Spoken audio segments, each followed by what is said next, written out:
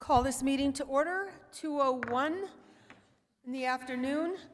May we have a roll call, please? Commissioner Adam Johnson, Present. Commissioner Justin Green, Here. Commissioner Hank Hughes, Here. Commissioner Lisa Kokari Stone, Present. and Chair Camila Bustamante. Present. We please stand for the Pledge of Allegiance. I pledge allegiance to the flag of the United States of America and to the republic for which it stands, one nation, under God, indivisible, with liberty and justice for all. I salute the flag of the state of New Mexico and the Zia symbol of perfect friendship among united cultures. Now we have a land acknowledgement. This Santa Fe County building is located on the traditional homelands of the Tewa people and the place known as Ogapoge, white shell watering place. We honor the land itself with all those who have deep connections to this land, as Santa Fe County is committed to being in relationship with the neighboring communities and all people who remain steward of this land throughout generations. A moment of reflection. County Clerk's Office, Gary Reed. Hi, Gary. Hi. Good afternoon. Let us take a moment to focus on the work ahead of us today. Being ever mindful of our decisions and in the best interest of our community, we take a moment of silence.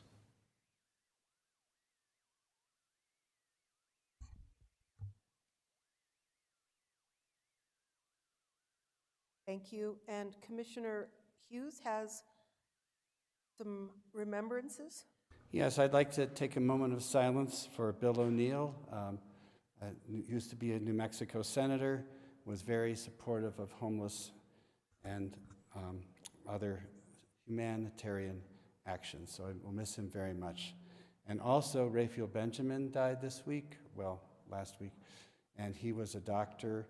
He was part of Veterans Helping Homeless Veterans, and also he was a veteran of Vietnam War, and he spent much of his life making it up to Vietnam by raising money for children in Vietnam.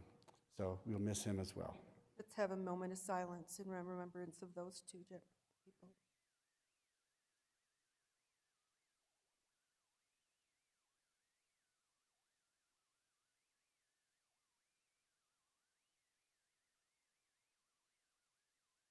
Thank you. You may be seated.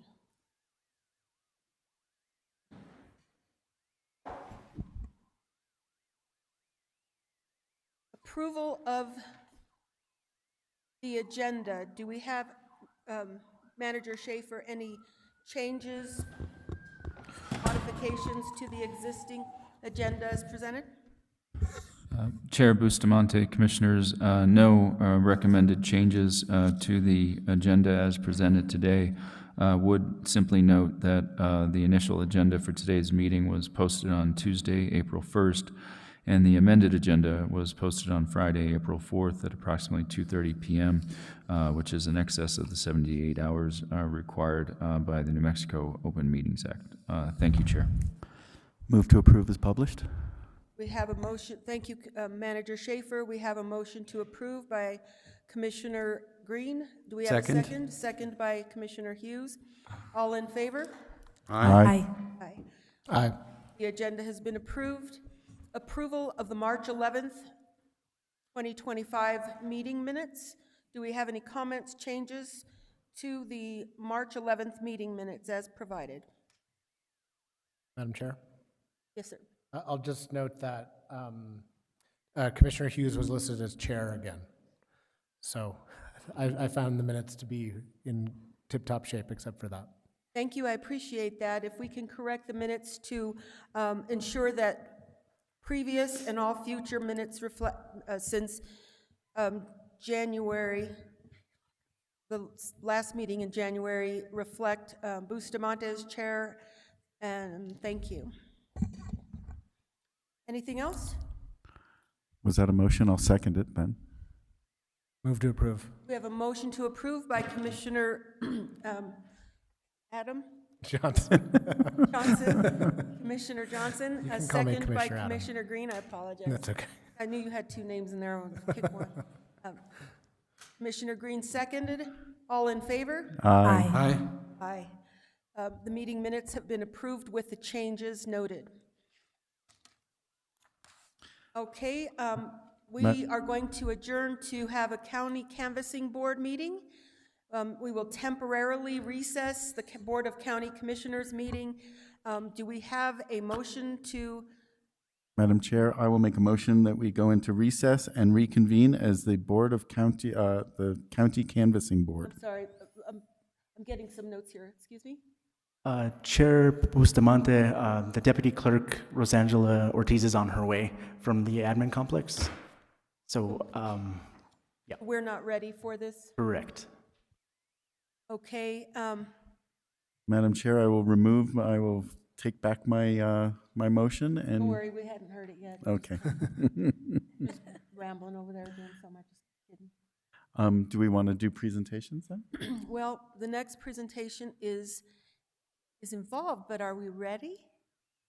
Oh, I see a resounding, we're so ready, and everyone in this chamber should be ready because this is so cool. So we have the presentations, a presentation by the National Dance Institute of New Mexico, NDINM. Thank you. Hello, County Commission. My name is Chanel Delgado. I oversee the Youth Services Division. And it is a great pleasure to present to the board today, highlighting the wonderful partnership between NDI New Mexico and Santa Fe County Youth Services. Santa Fe County has been a steadfast supporter of NDI New Mexico for many years, collaborating to provide comprehensive development for children aged 3rd through 5th grade. This initiative promotes physical development through dance and fosters emotional and social growth, creating a well-rounded foundation for youth in our community. In FY25, our partnership introduced a new curriculum and approach tailored specifically for children aged 3 to 5 years old. This initiative equips educators with essential concepts, engaging activities, effective strategies, and practical classroom management tools. It emphasizes the importance of focusing on the whole child, supporting physical development through the artistry of dance, while also addressing emotional and social growth. This expansion builds upon our historically funded efforts, which have focused on the instruction of 3rd to 5th graders. NDI instruction has consistently prioritized physical, social, emotional, and mental health with a mission to empower these young children to develop vital life skills such as teamwork, self-discipline, self-confidence, perseverance. In this enhanced framework, NDI New Mexico is dedicated to building resilience and promoting protective factors amongst our youth, laying the groundwork for lifelong positive habits and mental well-being. It is my pleasure to introduce a key figure in this initiative, NDI New Mexico's Artistic Director, Liz Salganek. She grew up in Santa Fe, where she trained exclusively in ballet, jazz, and modern dance, and performed in professional dance. She went to Barnard College of Columbia in New York City. However, returning back to her hometown here in Santa Fe in 2006, she has been with NDI New Mexico for 18 years. So we are very lucky to have someone like her in our community. And I'm going to pass that on to Liz.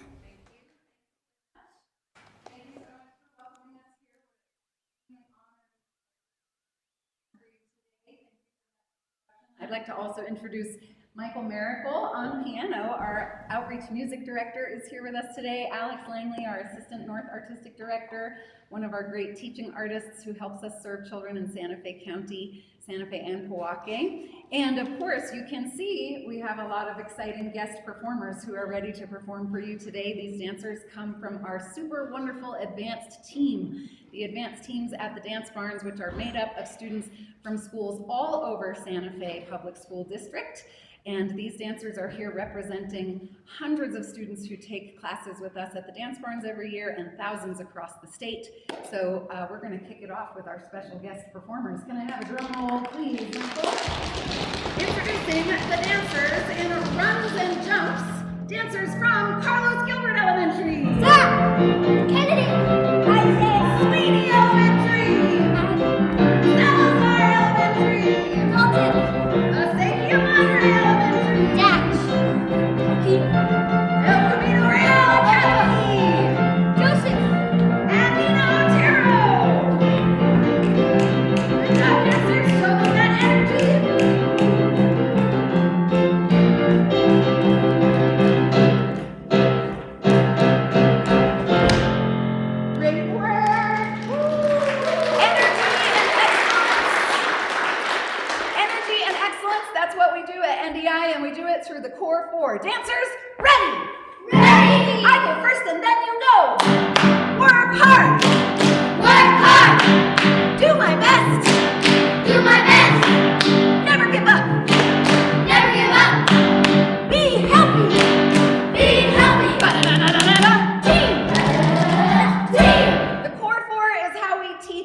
excellence and energy at NDI. Come home, dancers.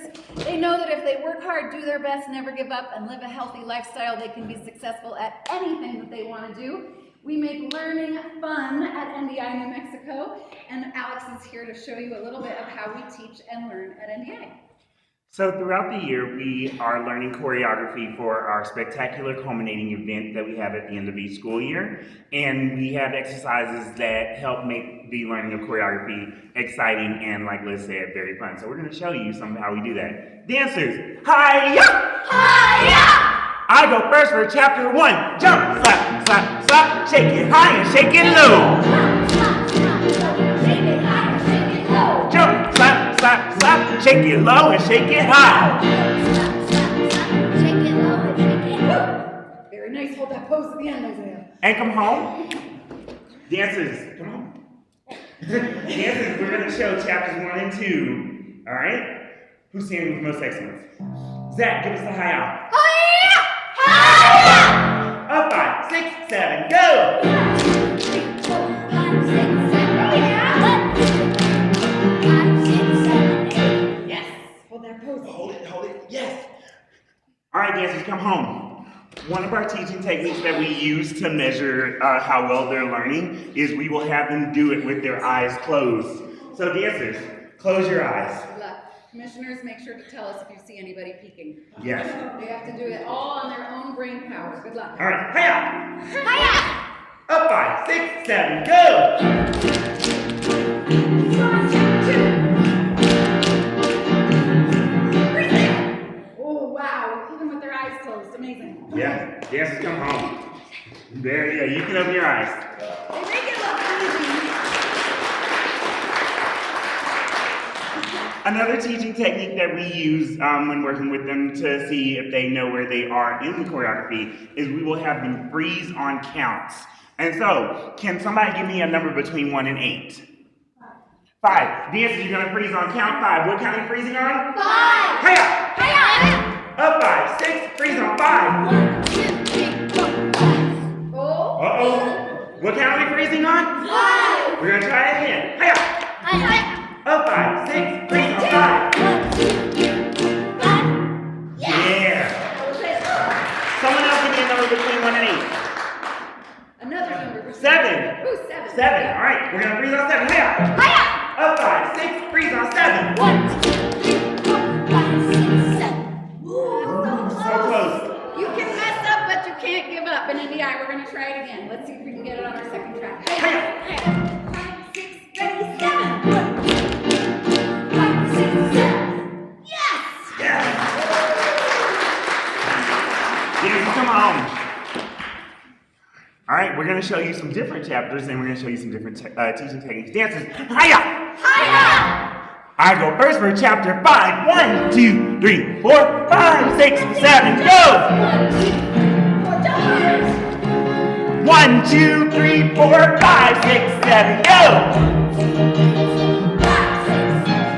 Hold it. Who's got crispy fingers? Yes, dancers, come home. We're going to show chapters 5 and 6, and I want to see who can jump the highest and who can get the lowest, all right? Hiya! Hiya! Up 5, 6, 7, go! 1, 2, 3, 4, 5, 6, 7, 8, 1, 2, 3, 4, 5, 6, 7, woo! Woo! Yes! Dancers, come on. I saw Isaiah get super low on chapter 6. Everyone hit the deck except for Isaiah. Good luck, Isaiah. All right, you're gonna do chapter 5 and 6. Up 5, 6, 7, go! 1, 2, ow! 5, 6, now jump some more! Whoa! Yes! Good job, Isaiah. Come on. Kennedy, hop up. We're gonna see Kennedy had some super high jumping, and so we're gonna have Kennedy do chapter 5 and 6. Hiya! Hiya!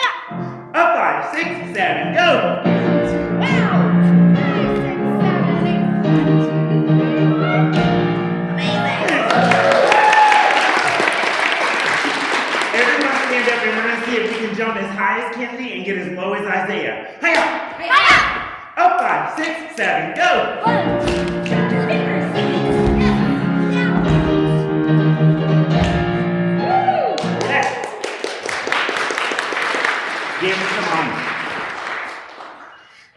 the end of the year, we put all of the chapters that they learned together to make a full dance for our culminating event. And so the dancers are going to now show you all of the chapters in their finale. Dancers, are you ready? Yes! High up! High up! Up 5, 6, 7, go! 1, 2, 3,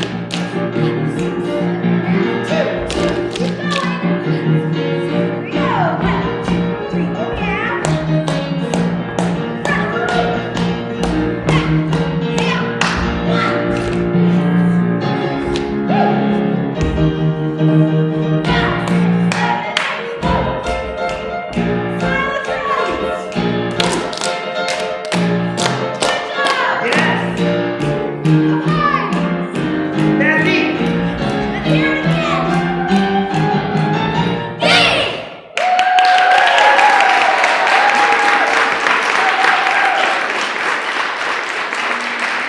Come home.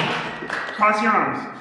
Repeat after me. I'm good, I'm good, I'm good. I'm good, I'm good, I'm good. I'm really, really good. I'm really, really good. I'm strong, I'm smart. I'm strong, I'm smart. Very good answers. Excellent work. Thank you.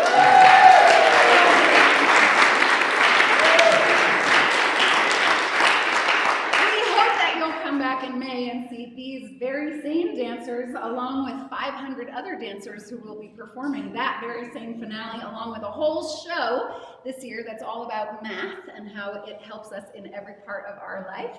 So you'll get to see the SWAT dancers perform again. I'm going to stick around and share a little bit more information about our programs, but for now we'll say goodbye to our dancers. Thank you, Michael. Thank you, Alex. Thank you, everyone.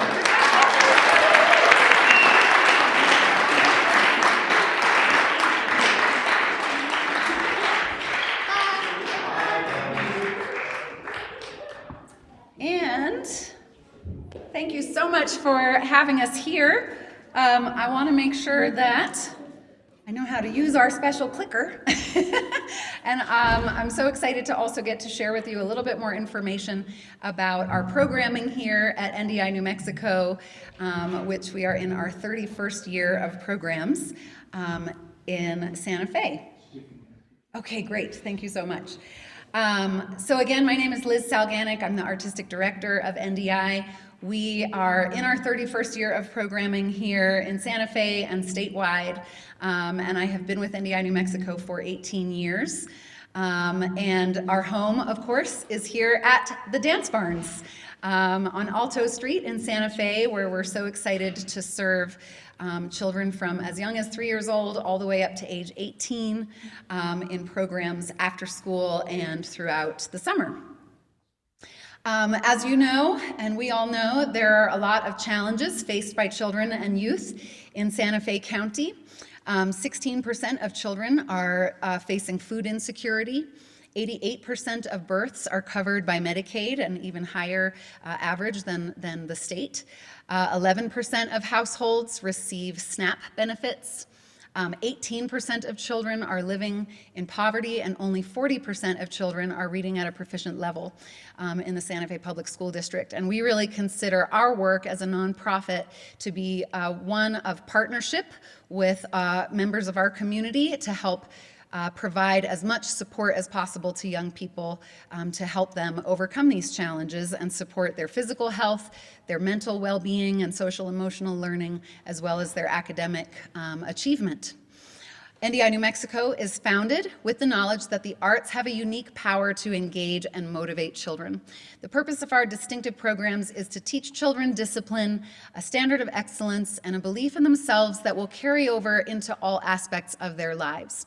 As you can see, we are an arts organization. We teach through dance and live music and put on incredible performances, but the dance is really the vehicle to the outcomes. And the outcomes are really about what you see here in our mission, about helping boost self-confidence and success for our young people. And that dance and joy and music are how we achieve those outcomes.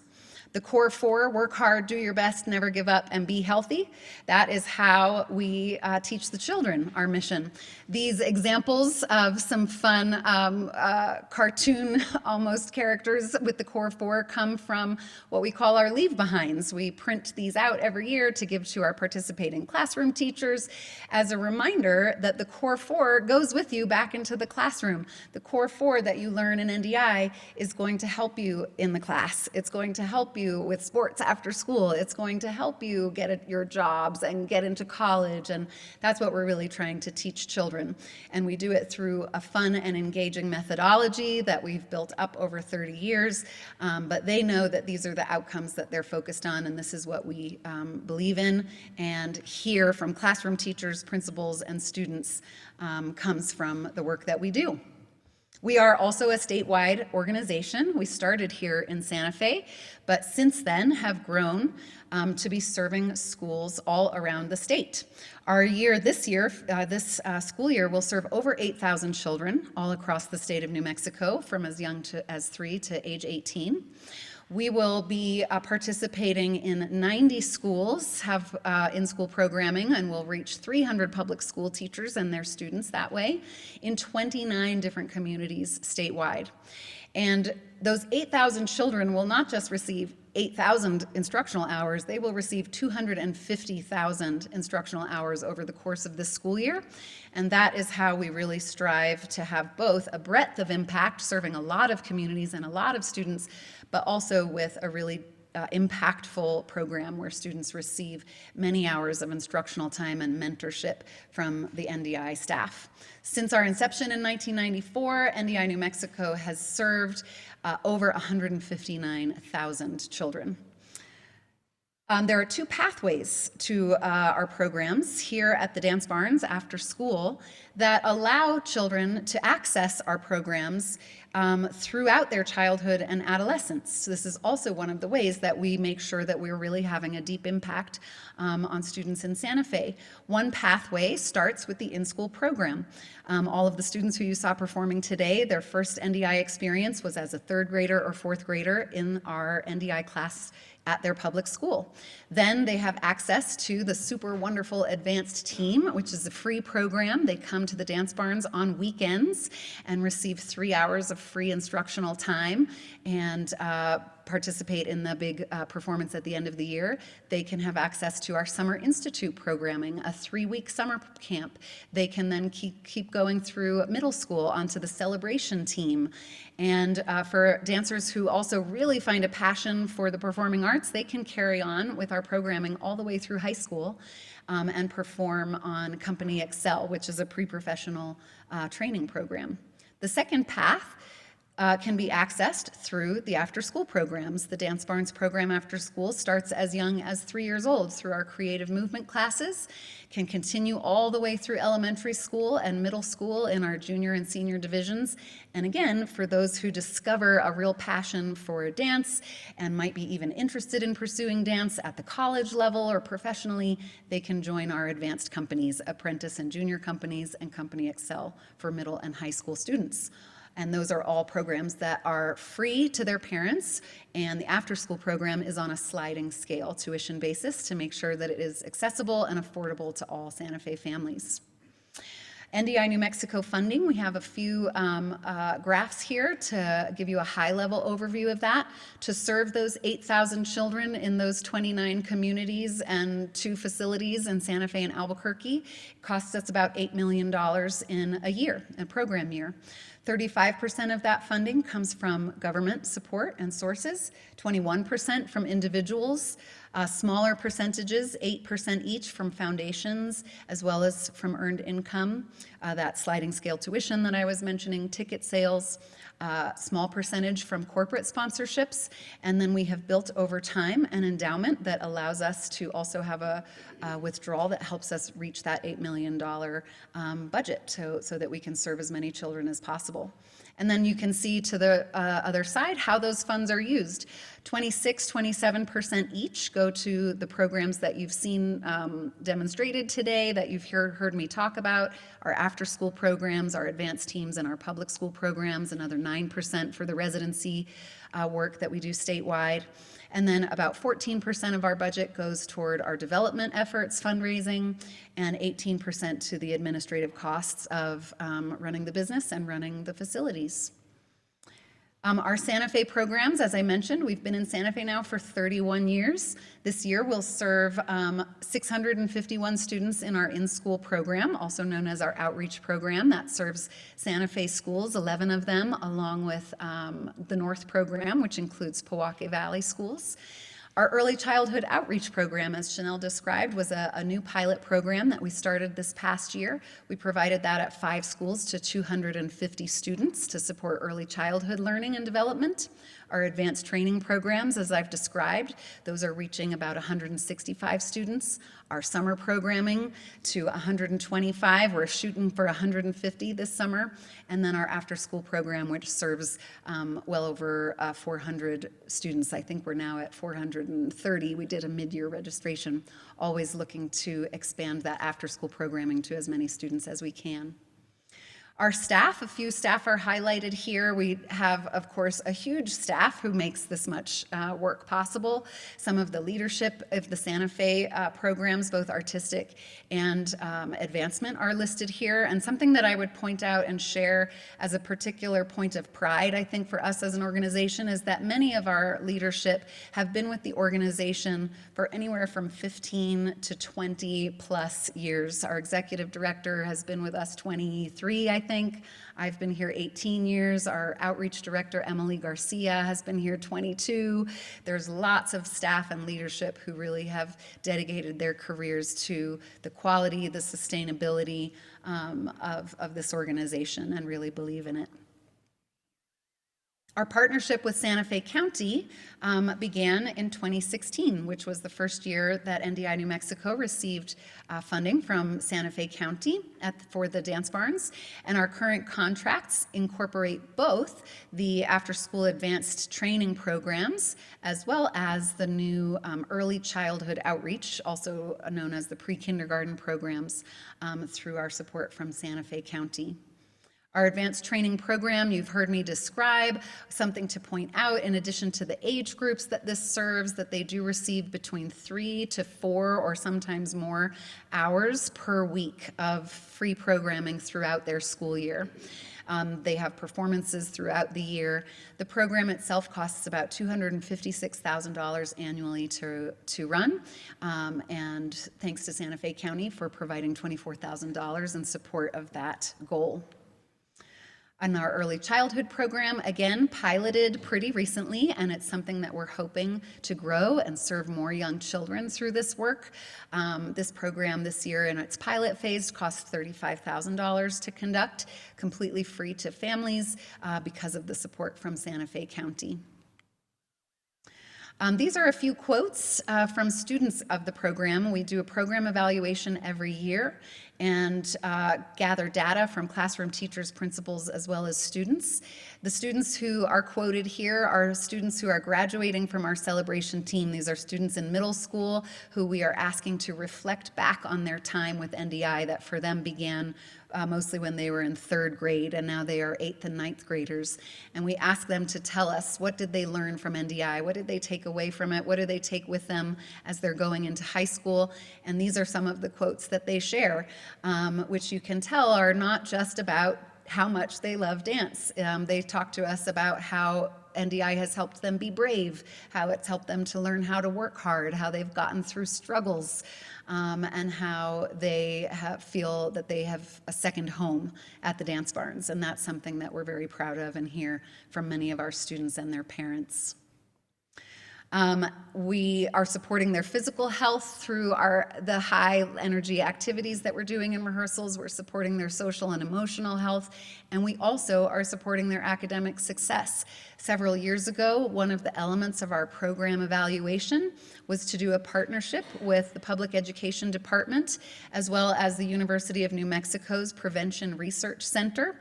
And we worked with UNM to be a third-party researcher for us, and we asked them to partner together with PED.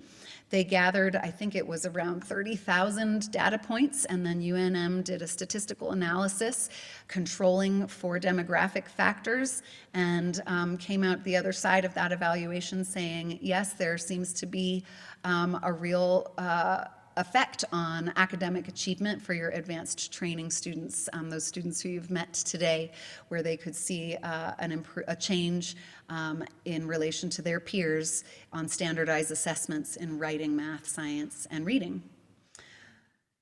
So, last but not least, I hope that you'll come and join us. We have our big performance, as we mentioned, at the Dance Barns in May. Students from the public schools through Santa Fe, our firefighters will be performing with them, and police officers from the Santa Fe Fire Department. We have classroom teachers and parents who perform with their children. We have the Tiny Tots kindergarteners who dance with us, and it's a huge culmination of all of our work. And the more community support we have at those events, the more we hear from students that they walk away from that with something that really sticks with them the rest of their life, what it felt like to work that hard for a year and have a huge public audience cheering them on in their culminating events. So we hope that you'll come and see one of our public performances or join us at our gala. Our show this year is Think a Mathemagical Journey. Lots of academic connections, getting into their imagination and learning how math can be fun and exciting and joyful, and is connected to music and dance. And I think that's the end of the presentation. I thank you so much for your time today. And of course, I'm here if you have any questions about our programming. Thank you again. Thank you so very much. That was lots of fun. It gave us a lot of energy up here. Good. And I'll open this to I want to thank you big time, but I think the commissioners have something that they would like to share as well. Commissioner Kokari-Stone? Thank you. I think I'm going to apply the 4 core every day moving forward and hang it in the county office. I think it's a good life journey to apply that. And I just appreciate you and the whole teams, and I'm really impressed with the numbers. And mostly, please thank all the young people for us. They were phenomenal, and I feel totally motivated and inspired. Thanks. Great. Commissioner Johnson? Yeah, thanks, Liz. Really wonderful performance. I applaud the kids, so please give them all of our thanks for coming out. My daughter is in first grade at Acequia Madre, so she's has something to look forward to, and We'll see I'm her really soon. pleased to see what you all are doing with the community, so thank you. Thank you. Commissioner Green? Thank you. Sorry, I'm sorry. did you? I saw yours first. Go ahead. Okay. Thank you, Liz. Thank you, Madam Chair. Just a big shout out. It's I've watched NDI over the years and have served on different organizations that have funded NDI, and always remark at how you use the vehicles that you use to organize, but then also to make other more deep points, right? It's not everybody's going to be a dancer, but dance can teach people about math, right? And so there's going to be a theme. Or in the past, an organization I was with, I was on the board of Buckaroo Ball, and we gave you all money to deal with anti-bullying techniques and how to deal with that. And it was like, how are they going to do that? And then you did it. And it was really kind of cool to hear the kids and hear how you sort of wrap something around that. And I appreciate that, I certainly need to dance more in my life. So thank you very much for getting these kids out there. Thank you. Thank you. Commissioner Hughes? Yeah, thank you. I enjoyed the enthusiasm of the kids. You could see it on their faces. They were very enthusiastic. And I also was impressed that they scored, in general, a GPA point higher than everybody else. So that's cool. Thank you. Thank you very, very much. You're going to make this senior presentation right after this one a little more difficult. So I hope they're ready to dance. I'm hoping they're stretching. That's where they are right now, right? And I expected on the slide where you were showing them going to high school that we were going to get in. Those of us who actually are seniors could really benefit for that kind of hopping around. We're really grateful. Thank you so much. Thank you, and thank you for your support. Madam Chair and Commission, is it okay if we take a picture with the youth? I am so grateful. I was going to ask, and we have certificates for the kids. Perfect, So thank if you can you. bring them out, we'll love to stand right here. Thank you.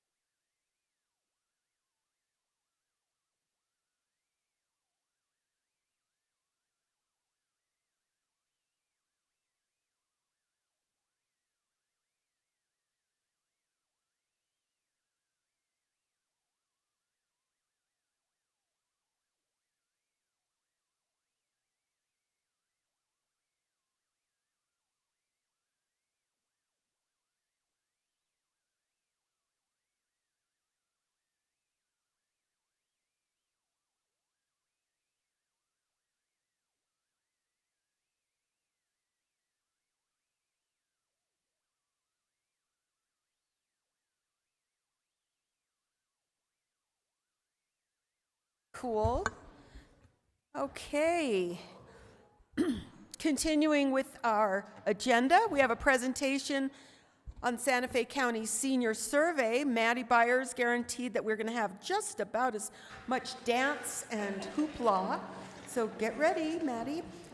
Go ahead. Thank you. Yeah. Thank you, Maddie. Good afternoon, Madam Chair, Commissioners.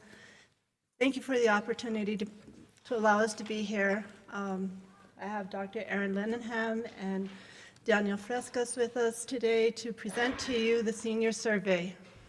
Right? Okay. Did you know that New Mexico's population is aging faster than the national average? And in Santa Fe, that's especially true. As our community grows older, the need for senior health care, personal assistance, food access, and transportation are on the rise. To help prepare for the future and to well-serve seniors, Santa Fe County is partnering with the University of New Mexico Center for Applied Research and Analysis to conduct a comprehensive survey that will help you to determine how to best apply and leverage resources now and in the future to come. Who can participate? Residents aged 50 and older, or those aged 18 and older who are caregivers to someone 50 and older. Your voice matters, so please take the time to weigh in. How to participate in the survey?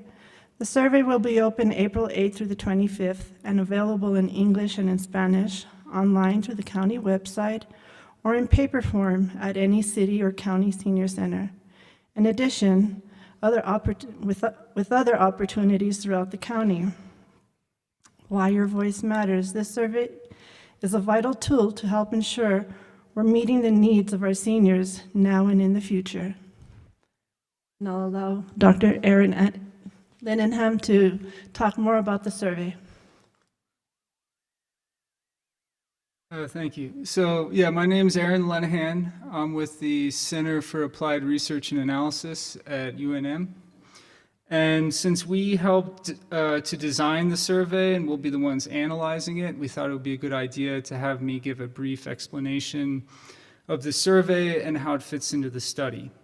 So basically, the purpose of this study is to understand the needs of seniors in Santa Fe County, so that we can plan or we can inform planning efforts for the next 10 years, planning of services for the next 10 years.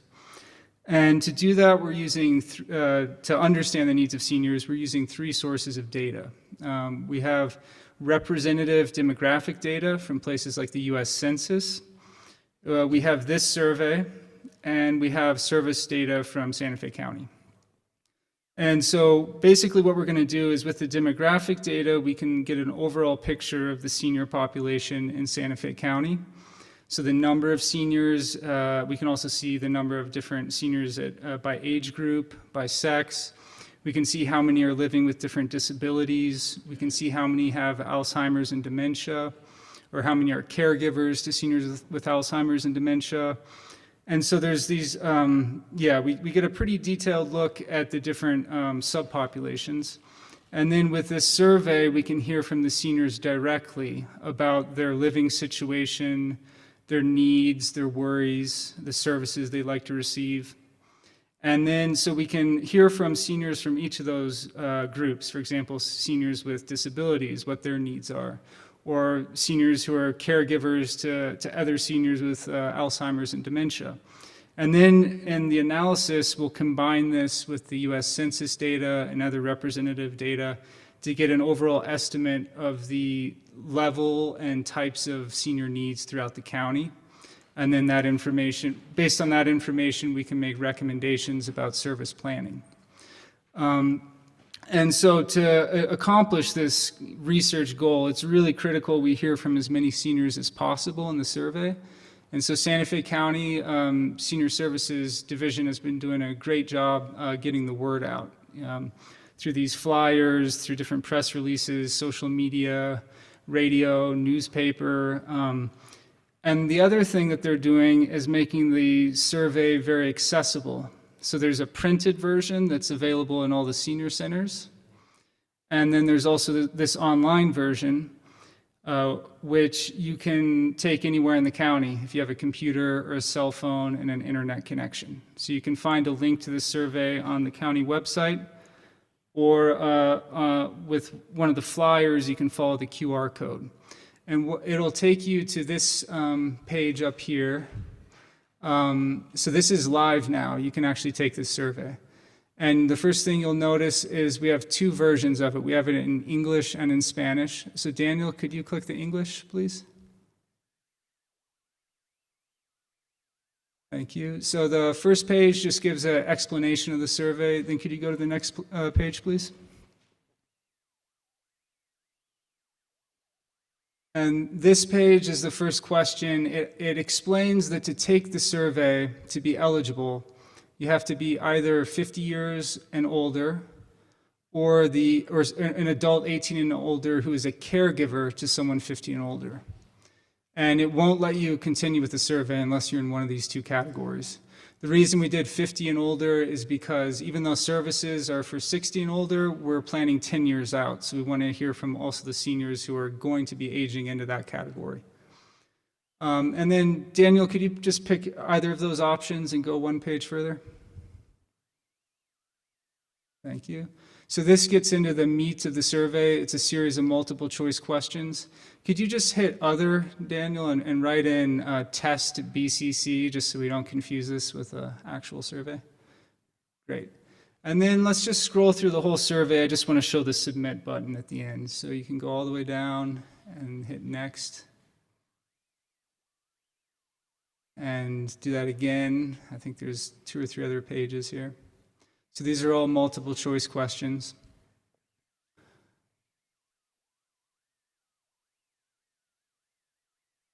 And then submit. And so there it is. Now we have your responses. You'll notice we didn't ask for a name or anything like that. We won't know who submitted it. But we have, your response is recorded now.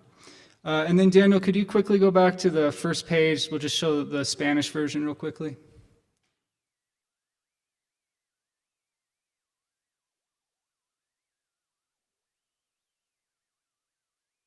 Yeah. So, si prefieres tomar la encuesta en español, te deja también. So, y si eliges español, te lleva a esta página donde explica la encuesta. De qué se trata, cómo vamos a usar los datos y cuánto tiempo lleva. And then could you go to the next page?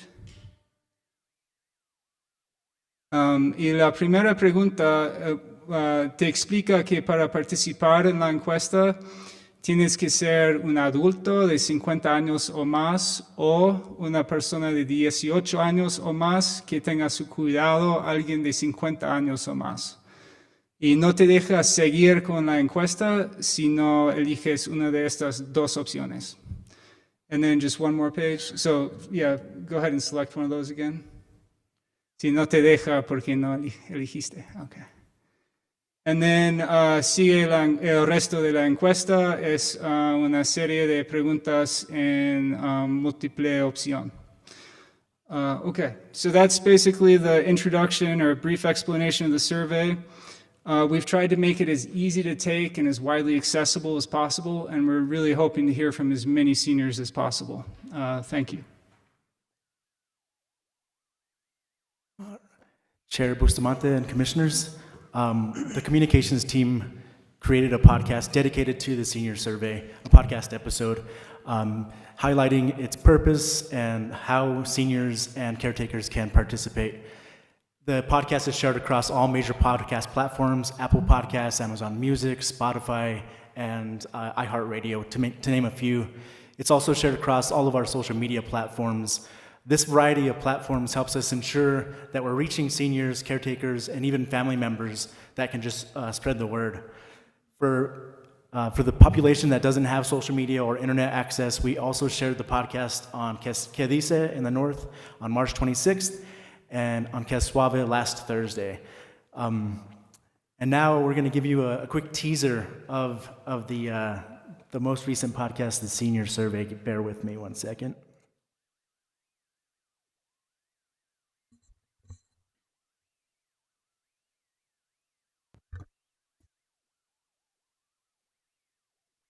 Before we begin the podcast, here's a quick PSA. Santa Fe County is partnering with the UNM Center for Applied Research and Analysis to help plan the future of senior services for the next 10 years. If you're 50 or older, or you're a caregiver for somebody that's 50 or older, we want your input through a survey. This survey is going to be available online, or you can pick up a hard copy at your local senior center, both in English and in Spanish. So mark your calendars for April 8th through 25th and help shape the future for senior services in our community. Welcome to Beyond County Lines. Today we're talking with City of Santa Fe Senior Services and Santa Fe County Senior Services. Beyond County Lines, your communities flow. Santa Fe County updates, everybody wants to know. Good afternoon. I'm Matilda Byers, also known as Maddie. I am the Administrative Program Manager for Senior Services for Santa Fe County. My name is Manuel Sanchez. I'm the City of Santa Fe Senior Services Director. So I have an icebreaker before we start. What's something that seniors today have that previous generations don't have? Access to the internet. That's something that we see in our centers where there's a generational gap, and some seniors are very open and willing to work with modern devices and the internet, and then we have some seniors who just don't want to touch it. Yeah, to give us a little bit of background, New Mexico statistically is the largest aging population in the United States. And so I could imagine that being in your situation, that there's a lot of growth, there's a lot of demand.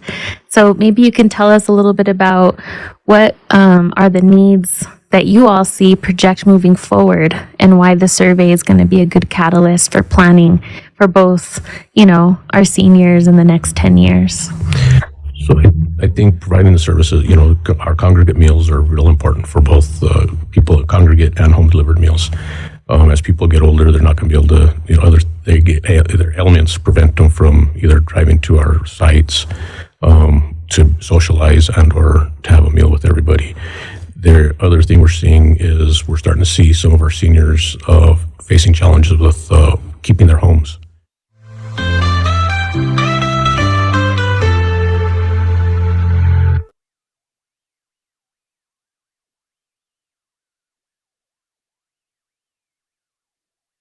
Thank you. We stand for any questions. Thank you very much. Do we have any comments or questions for Maddie? Commissioner Kakari Stone.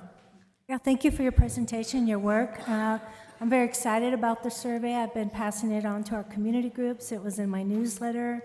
I'm taking it to community meetings, and I met with one of our city councilors today, and we're going to collaborate to get the word out.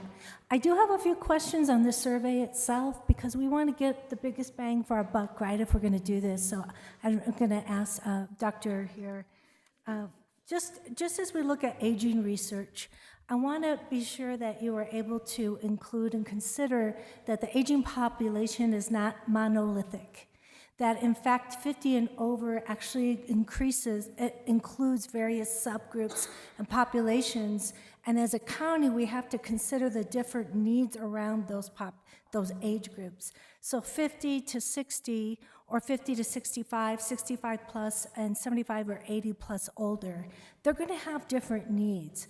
I also was curious why you put the caregiving max age at 50 years, because many caregivers that are taking care of their seniors are actually up to 60 or 70 years old in Santa Fe County. So we need to know what those needs are.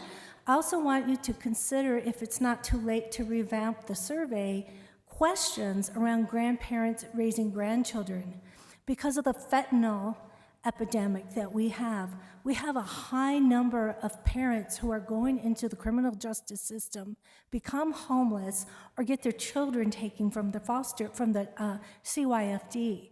Therefore, grandparents have very differential needs, and we're seeing an increase of that. So there's a lot of different type of questions that could be asked, I think, that we could consider, particularly around the materials. I looked at the survey recruitment materials. The font's way too small, so I was asking that you consider accessibility and readability types of standards that are used for people with visual impairments. And you pointed out rightly so, that the internet digital divide is amongst seniors. So how are we going to reach those aging, the 85 years and older? So thank you for considering those in your survey. Yeah, sure. No, that's a lot of good comments there. So a few things. Yeah, we definitely are aware of different subpopulations that we've designed the survey with that in mind. So for example, there's questions, we ask about age and ethnicity. We also ask about income, disability. We ask if they're grandparents raising grandchildren. And then we also have data in US Census data about, for example, the number of grandparents raising grandchildren, or the number of seniors under the poverty line. So yeah, we've definitely designed it with that in mind in terms of the subpopulations. Thank you. I didn't see those questions in the quick view of the Google survey. So I Oh, you didn't mean see just those. now?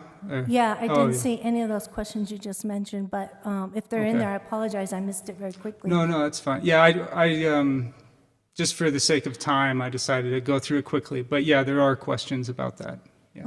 So you are and you will consider, because we want to be sure the differential needs as we invest as a county, the differential age group category needs, and if you could consider some unique questions and go to some of the aging scholars and aging research on that to consider. There's national surveys out there that you could pull some questions from. So I'm just asking you to consider that because we want to invest wisely as a county. Thank you. Okay, thank you. Yeah, unfortunately we can't really revise the survey at this point. It's open now, but we do have, we will have everyone's age who takes the survey, and we also have demographic data by age breakdown. So, and we even have projections out for the next 10, actually out next, I believe, 50 years for the age, the population size by age group. I think it's like by 5-year increments. Okay, thank you. So you said it's open now. How many people have taken it? When did it open? It opened today. Daniel, how many people? 162 have taken it. Well, I just want to say I think it's unfortunate that we're not considering the subpopulation needs. It's kind of a missed opportunity. So I just want to put that out there. And if we could think about methodologically, maybe updating the survey and including very distinct questions so we consider where to invest our county funds to the needs of the growing senior population here across age groups. Thank you. Okay. Yeah, respectfully, I believe we have tailored it to get at the different subpopulations.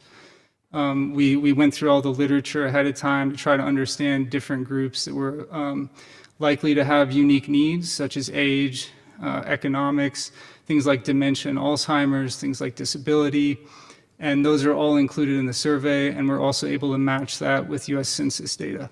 So we have planned ahead for that. I appreciate it, and I'll take a look at the survey, especially the ADLs, the activities of daily living you're mentioning, if that was included as well. Thanks. Thank you. Commissioner Green? Thank you, Madam Chair. Thank you very much. And I'm always impressed with how Senior Services is always trying to be dynamic and address each different population, either by geography or different group. And, to support what Commissioner Kakari Stone mentioned, I haven't gotten through all the questions here. I'm going to go take it, and I will put that I am a non-applicant of it in there, and I'll make sure that you can pull me out of the number if I go through it and hit submit. But the questions I have are like, there are some core services that we already do, right? Congregate meals and at-home meals. And are we asking questions about dietary restrictions or how we could better adjust seniors' dietary needs? Was there something to sort of further refine our food services?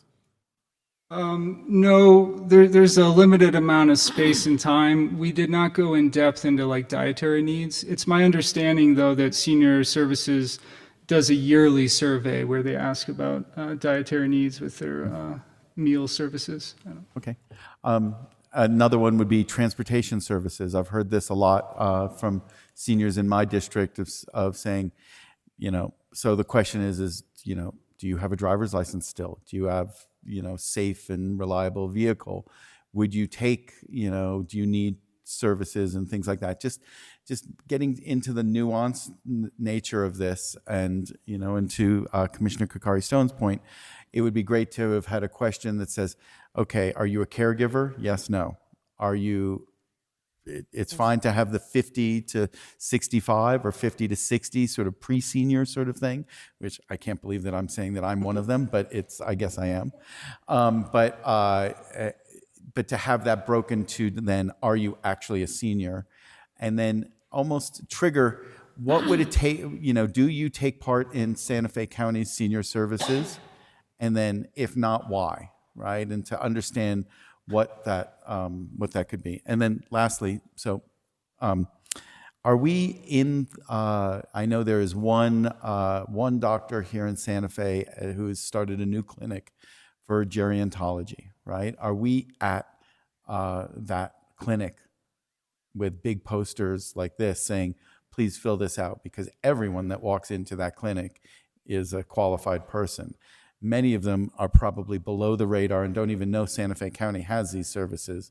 And it would be great to go, not to speak to ourselves, but to speak to the people that don't know that we actually are getting out there. Yeah, I can speak to the first two questions about, let's see, so we do ask about transportation, about the primary form of transportation now, and about what services they're interested in. Also, in terms of the caregiver, I understand that the separating by 18 to 50 and a caregiver to someone 15 over versus someone 15 over might seem like you're missing caregivers, but we wanted to be sure that people weren't, that they're answering consistently about themselves when they're taking the survey. So if and it says, it actually explains on there, if you select the over 50 option, that answer the questions on behalf of yourself rather than the person you're caring for. However, there are additional questions in there that ask if you're, for example, the caregiver to someone with Alzheimer's and dementia, and it also asks about service preferences in the next 10 years, if you think you're likely to need, for example, respite care services, and also grandparents raising grandchildren services, things like that. So there's always a bit of a trade-off in keeping us, we have to be very kind of, we're trying to fit as much into the survey as possible, but also make sure it's valid and that our interpretations are valid. So there's certain kind of trade-offs we have to make with that. But, and then in regards to the recruitment, that's maybe, I don't know if, Maddie or Ann, do you know about that gerontology?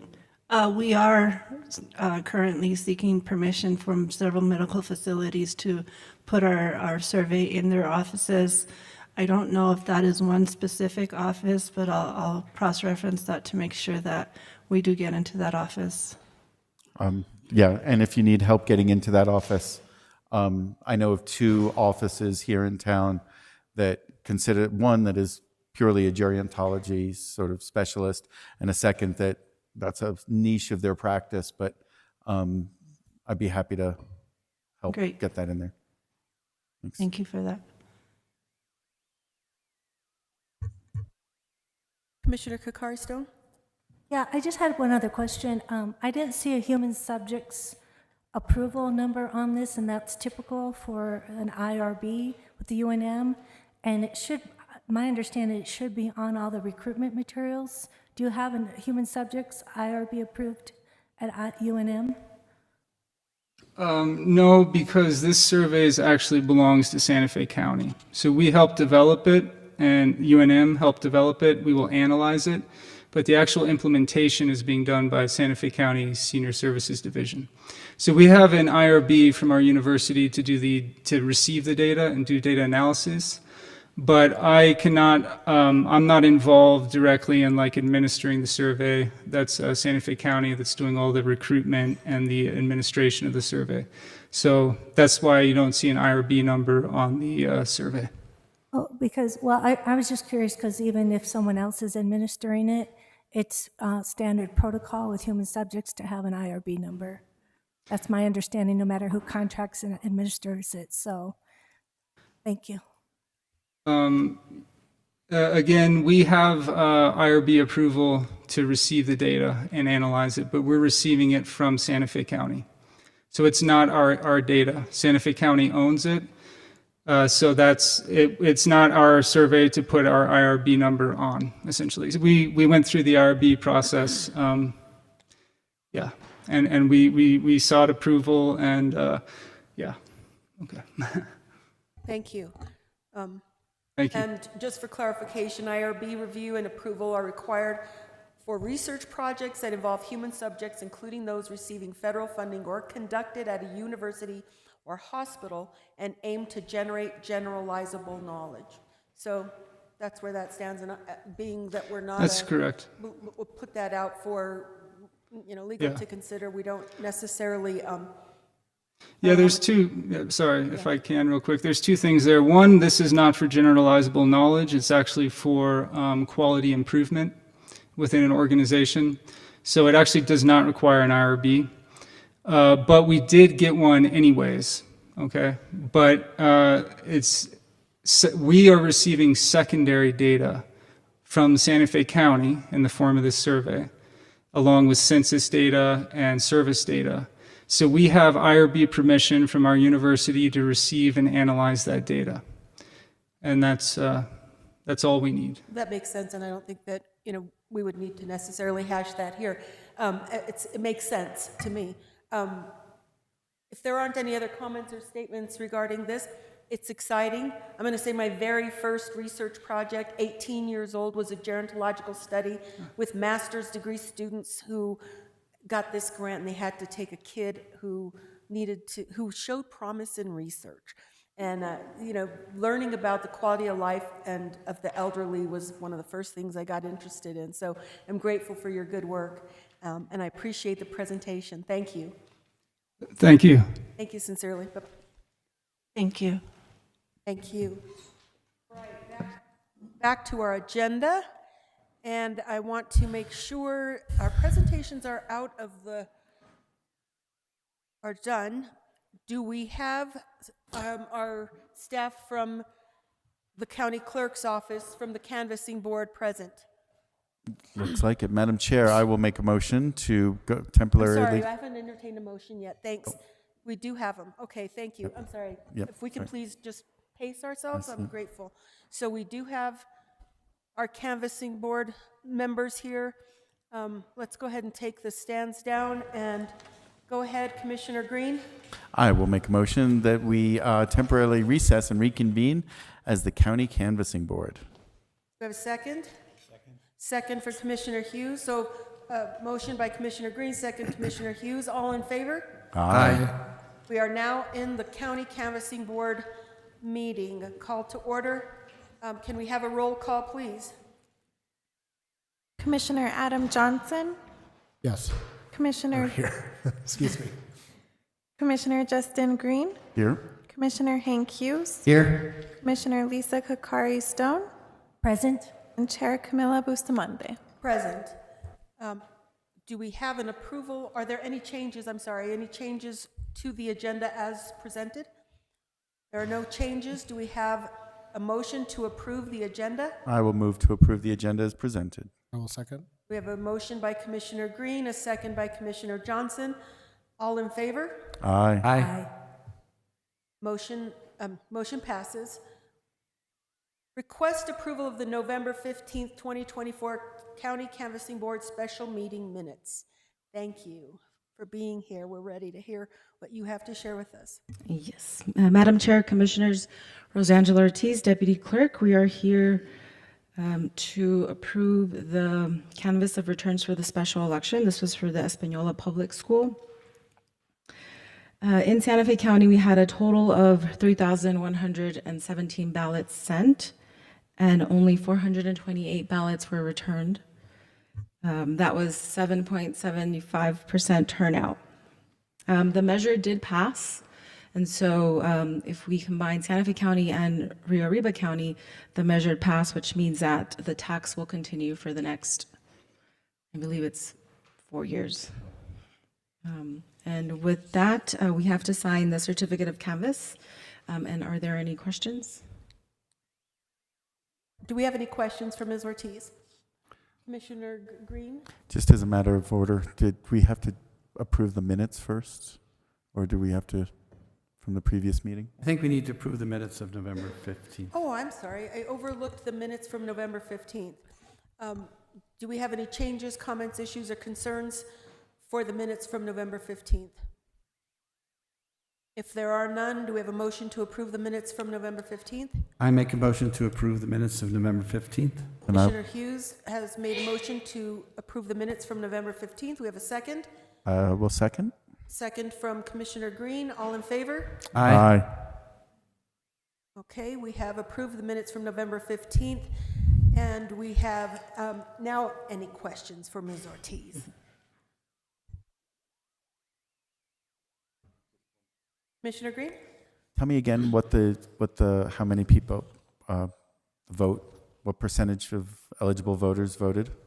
So in Santa Fe County, we had 7.75 voter turnout, and the district itself is 3,316. However, we do send a notice letting them know that there's going to be an election, and if we get that notice undeliverable, then we don't send them a ballot. So that is why only 3,117 ballots were sent, and only 428 were returned. And that's from Santa Fe County's side of the line. And then just for kicks and giggles, do we know how Rio Arriba County did? Yes, so they sent out over 17,000 ballots, and they had a little over 2,000 returned. And so in the Espanola Valley, is there that many more people in the Rio Arriba County side of the Espanola School District? Yes, we only have about 7 precincts, and so the majority of the district is in Rio Arriba. And it goes all the way up to like Hernandez and up into that area, and it goes deeper into Rio Arriba County? Yes, and so the district as a whole is about 20,000. Okay, great. Thank you for explaining. Any further questions? If we have no further questions, do we hear a motion to approve the April 1st, 2025 Espanola Public School District number 55 report of the canvass? I will move to approve as Motion presented. to approve by Commissioner Green, second by Commissioner Kakari Stone. Second it. Thank you. Thank you. All in favor? Aye. Thank you. Thank you. I'd like to hear a motion to adjourn and reconvene as the Board of County Commissioners. I will move to that Sorry, point. we go ahead and he made the motion first. He's moving towards it, and I'm going to look around. Okay. All right, so I will move to adjourn and reconvene as the Board of County Commissioners. we have a motion to adjourn and reconvene as Board of County Commissioners from Commissioner Johnson. I'll We have a second it then. Second from Commissioner Green. All in favor? Aye. Aye. Aye. All right, we are now officially back in a Board of County Commissioner meeting for April 8th. Okay, and we've done our presentations. And now we have consideration of Commissioner proclamations, resolutions, and recognitions, and other action items. So we have a request for approval of comments for the Santa Fe County Board of County Commissioners to the U.S. Department of Energy's National Nuclear Security Administration regarding Los Alamos National Laboratory's draft site-wide environmental impact statement. Commissioner Hughes. Yes, so you have the letter before you. We considered this 2 meetings ago, I think, and we added some changes at the suggestion of Commissioner Green regarding the effect of housing. And I made a couple corrections to be clear that we're against producing plutonium pits. I think the letter is fine the way it is, but I think Commissioner Green has an addition he wants to make. Commissioner Green? Thank you, Madam Chair. Thank you, Commissioner Hughes. The first detail that was pointed out to me by water experts was that where it states chromium, that we should be more explicitly, every time that comes up, it should say hexavalent chromium. So there's a couple places where it comes up as hexavalent chromium, but there are other places where it comes up as just chromium, and those are two different substances, and one is terrible and one is less terrible. So I think we should always have that listed in there. But more specifically, one of the areas that I was interested in this letter is speaking to the economic development of our area and how a site-wide environmental impact actually does extend to socioeconomic impacts as well. And that was pointed out to me by the chair, and I really appreciate her pulling that out and making that apparent. And so with that, I added the section on transportation and the section on housing, but I would also like to add a specific section on economic development. And I passed out to you all a quick little 3-paragraph statement. I'd happy to read it out for the record and to discuss it with everybody, if I may, Madam Chair. Please. Thank you. So under socioeconomic aspect, economic development.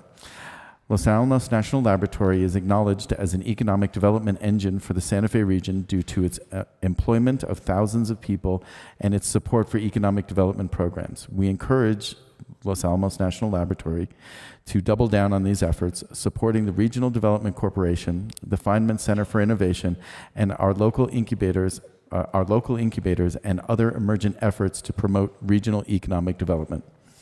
The federal Bayh-Dole Act directs our national laboratories to support the commercialization of intellectual property that the national laboratory system creates. We encourage LANL to provide increasing support for this with additional funding and resources for these collaborative projects to be located in Santa Fe County and Los Alamos area. Additionally, when Triad LLC took over operations in 2019, there was a commitment to invest in a long-range and significant economic development initiative. This is yet to be completed, and we hope to work with Los Alamos National Laboratory, Triad, or Battelle on this commitment, to be it for workforce development in STEM programs or other impactful projects that support the operations of LANL and the economic opportunity of our residents. And I'm happy to discuss. Well, and I rejected it at first. I mean, this came in Monday morning at the last minute, but I did not think this applied to the environmental impact of Los Alamos Lab. And I think it sort of detracts from our real concern is water contamination, which is coming from the lab. So, but I mean, it's up to the board. If the board wants to add this part, I just didn't feel that it addressed significantly enough the environmental impact. And also, I think this is a whole separate subject to address with the lab that isn't really environmental impact at all. But that's my opinion. Thank you, Commissioner Hughes. Thank you, Commissioner Green. Any other further comments? Commissioner Johnson? I read in the minutes from the meeting that we discussed this, which we approved today. We had discussed writing 2 letters because of separating these out, and so I guess I would be curious to hear Commissioner Green's reasoning behind submitting this here in the Swice letter, which is, as Commissioner Hughes points out, about environment. Commissioner Green, would you like to address Commissioner Johnson's question? Sure. Yes. Thank you, Madam Chair. Thank you, Commissioner Johnson. My understanding is that there are like things that we would consider pure environmental, water and air and things like that, and then there are other socioeconomic impacts. And economic development is by definition, a socioeconomic impact, and the lab has that opportunity to be impactful both to the positive side and to the negative side. And when we are given the opportunity to write a letter from all of us, we should state as much as we can, as many times as we can in the letter. And I would hope that this would be something that would, that we take as important as a board, is that economic development and their place in that. I wasn't saying necessarily that they should support things that don't relate to them, but I was trying to be as specific to things that are lab-based, and whether that's the Bayh-Dole Act and intellectual property tech transfer, or the investments that they promised 5 years ago, 6 years ago, that somehow due to COVID or whatever reasons they want to give, that they have not actually put in place. And so to remind them in this letter is a good opportunity to put it out there. Commissioner, you still have to. Can I follow up? Commissioner Johnson? Okay, so yeah, putting a pin in that. I guess so. I'm interested in putting it in theory, and I think that it's important. But I guess I would like us to discuss that there are 3 proposed options, right? That Lionel has given, which is the what is it called? The no action alternative, and then there's the modernized operations alternative, and then there is the expanded operations alternative. So why I want to put a pin in Commissioner Green's thing for just a second is that I think that the letter says on paragraph 1, 2, 3, we do not support any expansion or surge production of plutonium pits. I didn't see in the letter any sort of official stance from the commission, a clear statement that says we support the no action alternative, modernization, expansion. And so I guess my question for the commission is, shouldn't we be more direct about where we stand on those range of options, considering, that Commissioner Hughes, you added to the letter, we do not support any expansion or surge production of plutonium pits. I know that in the no action alternative, they are still proposing to produce pits, so we are choosing a 4th. But I think that it would be at least helpful for me to know what we're all signing on to just clarify that position. Thank you, Commissioner. Yeah, I see this as basically a 4th option, which is no expansion. What we're supporting. We don't support any production of plutonium pits. I do understand, Commissioner Hughes, that some of the when we say expansion of plutonium pits and the reparation or the, I would say expansion, but some of them are being used for to take some of those that have already spent a lot of time not being maintained. And it's been a question as to whether or not this takes that into account, or we just have it as expansion of plutonium pits above and beyond. And I think you state that in item, should we expand or surge plutonium pit production? Yeah, I'm not sure I understand your question. I think it was more of a statement. Okay. Commissioner Green. Yeah, to that point, they kind of gave you an A, B, and C, but there were good ideas in all A, B, and C. The one thing that I think that our board would probably agree with, and we can decide this, is that we're not really in support of the surge and the growth of the plutonium pit production.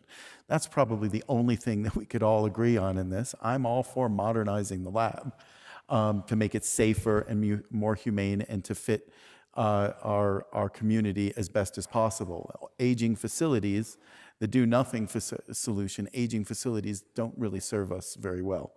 And then the growth of the program, there are some items within the growth of the project, of the labs, that are totally great things, right? There was wildfire mitigation, there were other things. And so for us to be able to, or to have to force fit ourselves, our solution, into A, B, or C, when we like things in A, we like things in B, and we like things in C, but we don't like one thing that is in A, B, and C, I think that's one of the aspects of this letter that I think we've threaded the needle properly, but I just wanted to make clear that we like aspects of A, B, and C. There's one thing in A, B, and C that we don't. Thank you. Commission, anything else? If there is nothing else, I would like to say, and I think it's in the interest of full disclosure, and I spent 17 years working for Los Alamos National Laboratory, both through the University of California and as a support contractor in the environmental area. And we used to joke that they could shut the laboratory down yesterday and we would still have a baby born yesterday that could retire cleaning this place up. That being said, I also want to acknowledge that I'm grateful that we have noted the importance of this, and it's a hard one to say that this is the economic engine in northern New Mexico that provides the most jobs. I think that if we were anywhere that we didn't need to have nuclear anything, I think that's something that everyone would want, and that's very, very difficult. For those who'd like to see it shut down tomorrow, again, there would still be certain jobs for that, but it comes with an awful lot of privilege to say we don't like the laboratory for everything the laboratory's brought, since it has brought actually good to people's lives for different uses in different ways. And I speak personally, as this was the case in my family and numerous family members who have benefited from the existence of Los Alamos National Laboratory. That being said, the environmental protection is critical. I'm grateful that this letter is very clear, and that's the reason for the SWICE in the first place. On top of all of those impacts that we have to the employees as they're working with these, I'm going to, in the interest of full disclosure, admit that it is personal, and I do have a craw that my father, after 21 years of work at Los Alamos, did get leukemia, and through a dose reconstruction, died at 56. And they did a dose reconstruction, and it was determined that it was part of his work at Los Alamos. And there isn't any amount of DOE money that takes care of that. And quite frankly, in the letter, it was quite insulting. $35,000 in the compensation for, and there's my dad's name. And I say that sincerely, so when we put these letters together, and being in a position where I'm going to vote on this letter as well, and to recognize that nothing can be taken lightly about what happens at Los Alamos National Laboratory. Yes, people are annihilated somewhere where we don't know, and I think most people think about that work that way. But protecting where we live, knowing our groundwater is consumable, that the air we breathe after a regular fire is not contained with all of the analytes that came down after the Cerro Grande. If we could prove and assure that all of that is going to happen, that's something that the laboratory would say, we guarantee that's not going to be the case. But on top of that, acknowledging that this is both a dark and a light for the people of northern New Mexico. So with that, I'd like to entertain a motion to approve the letter, either with the amendments that have been provided by Commissioner Green or as written. Do we have a motion? I'd make the motion to include the edits, but we can discuss too. Okay. And I think the edits have two parts, the hexavalent to add that, which should just be a minor edit, and then I would say that the more substantive edit. Well, it says hexavalent chromium right in number 2. I don't understand. It was somewhere else in the letter. I can find it, but just to make sure that it was in there. But maybe it got edited already. Okay. I think it's pretty clear in the letter, the hexavalent chromium. Okay, Commissioner Kokari-Stone? I don't want to go out of order here, but I wasn't ready to go towards a motion. I just thought I wanted to make an extra comment. We can make comments between motions, that's fine. Great. What I hear, and I appreciate Commissioner Johnson kind of laying out the options, is that we're actually asking for consideration of no action, meaning continued legacy cleanup and environmental remediation with no expansion. That is what I hear. The second thing, I'm listening to Commissioner Bustamante, which I think is real for a lot of our communities in northern New Mexico, is a number 10. If we're throwing in social economic impact, we could have a human impact statement here. I mean, this is a very comprehensive letter. It doesn't need to be extensive. And I think it recognizes the legacy, while it creates jobs, that Llano has had on intergenerational health, death, and wellness of our communities. So that's what I hear. So I'm hearing the need for a clarification that we're going for the no action modification with no expansion as a conclusion, and we're having a human impact statement. That's what I'm proposing. Thank you, Commissioner. Thank you, Commissioner Kakari Stone. Do you see where that would be included in the letter, Commissioner Hughes? Well, I suppose we need a separate paragraph at the end, right, that says, Number 10. So we would have a separate paragraph at the end, paragraph 10, that makes the recommendation as brought forth by Commissioner Johnson and Commissioner Kakari Stone? If I could clarify, 10 would be a human impact statement, and 11 would be the conclusion that sums up what we're really asking for again. we have to add that tonight. So what words are we adding? Oh, I see.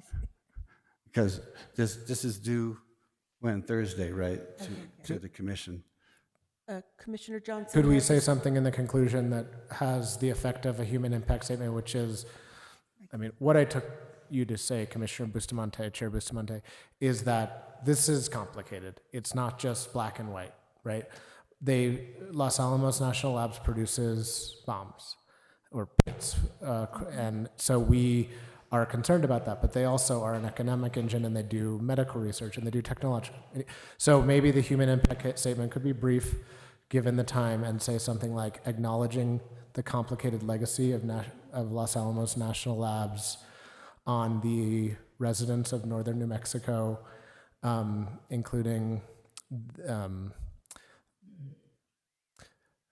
the economic benefits of the laboratory and its advancement of science, while also understanding that there are consequences, environmental consequences to its actions historically and moving forward.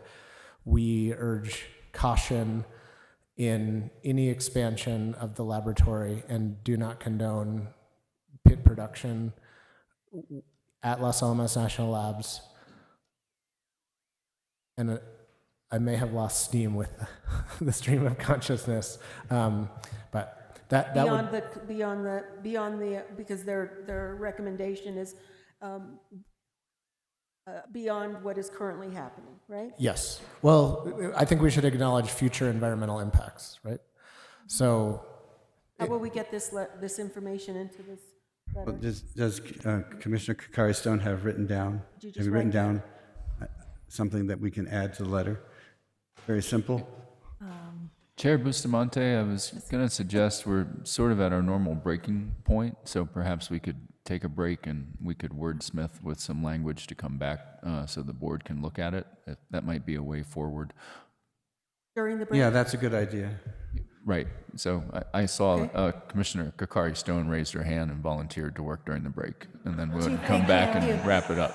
Manager Schaefer. Group editing doesn't work. Thank you for managing the meeting. We're grateful. I would like to take a break now. Do we usually call for a vote to take a break? No. We're going to go ahead and take a break. We will be back at 1:45 for public comment. And after that, we'll get some language on this letter. Thank you. Give me some. You did it. I was just taking.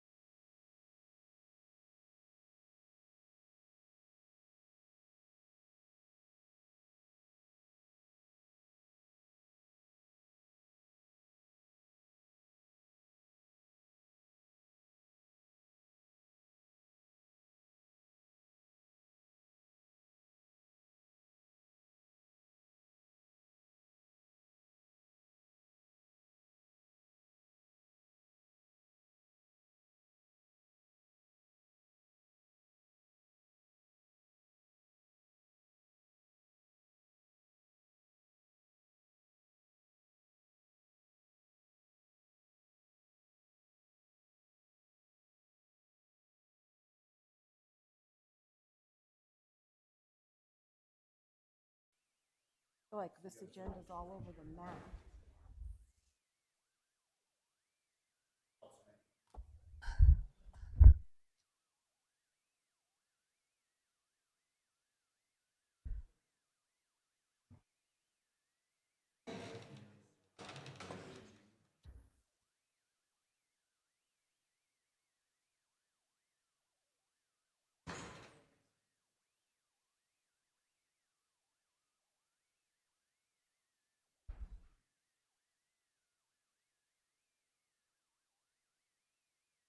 It is 3:45, the time reserved for matters of public concern.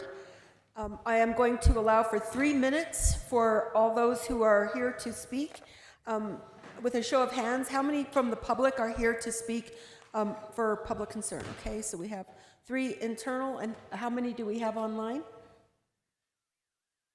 Chair Bustamante, we have 1 person online. Thank you. Okay, for those in the chambers, if you can please come up to the microphone, and you'll have 3 minutes to speak. We cannot respond to your case, but we will be listening. Thank you very much. And if you'll state your name, we appreciate it.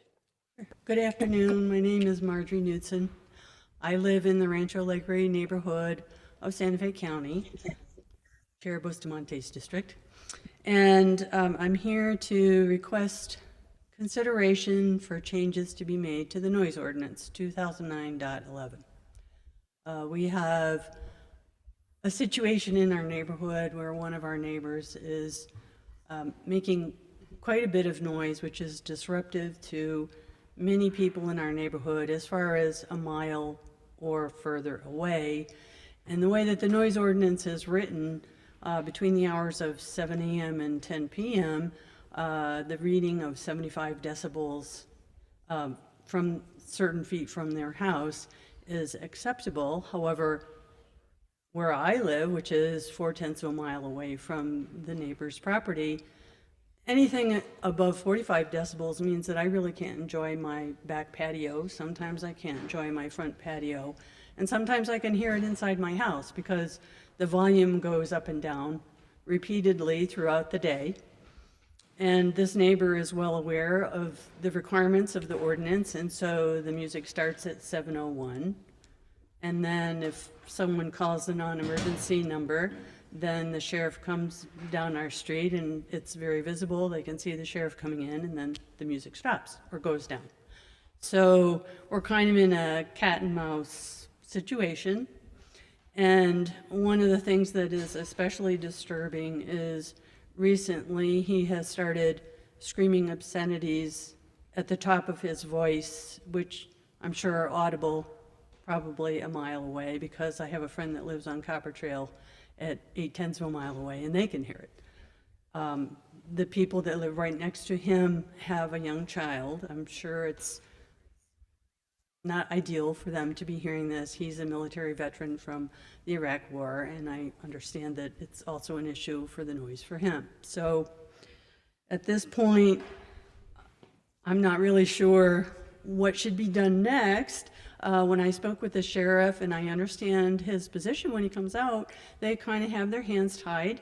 The ordinance is written in such a way, they come and they try to execute the requirements of the ordinance, but by then, the music has changed. The videos that I take are not admissible as evidence. This morning, I just ordered a new decibel meter, and I measured a maximum of 59 decibels, which is just under the limit. But it is definitely disruptive to me. So I would request that changes be made to the ordinance. I'm not really sure where to start, who to go to, or I'm happy to participate in any way you think would be beneficial. Thank you sincerely. You have any questions? We can engage, okay. but All thank right, you great. very much for bringing Thank that you. information forth and to our attention. Appreciate it. Next. Hi, I'm Julie Bennett. Thanks for welcoming me here again. My intent remains the same. My husband and I hope to motivate this board and county staff to quickly implement a robust TDR program before more irrigated land is lost to development. You've heard about our efforts to preserve our land, and we can't ignore the fact that we just lost a large development that would have housed hundreds of families. Each participant in a TDR transaction, the landowner, the developer, and the county planning and legal, are affected by and dependent on each other. Therefore, implementation of this program must be comprehensive and strategic. Successful TDR programs exist in many states and municipalities. We should study them, and we should seek counsel from someone who can steer us to success. Scott and I persist in pushing for the creation of a TDR bank as our highest priority because it's the cornerstone of successful programs. These are a few things I've gleaned from the research available.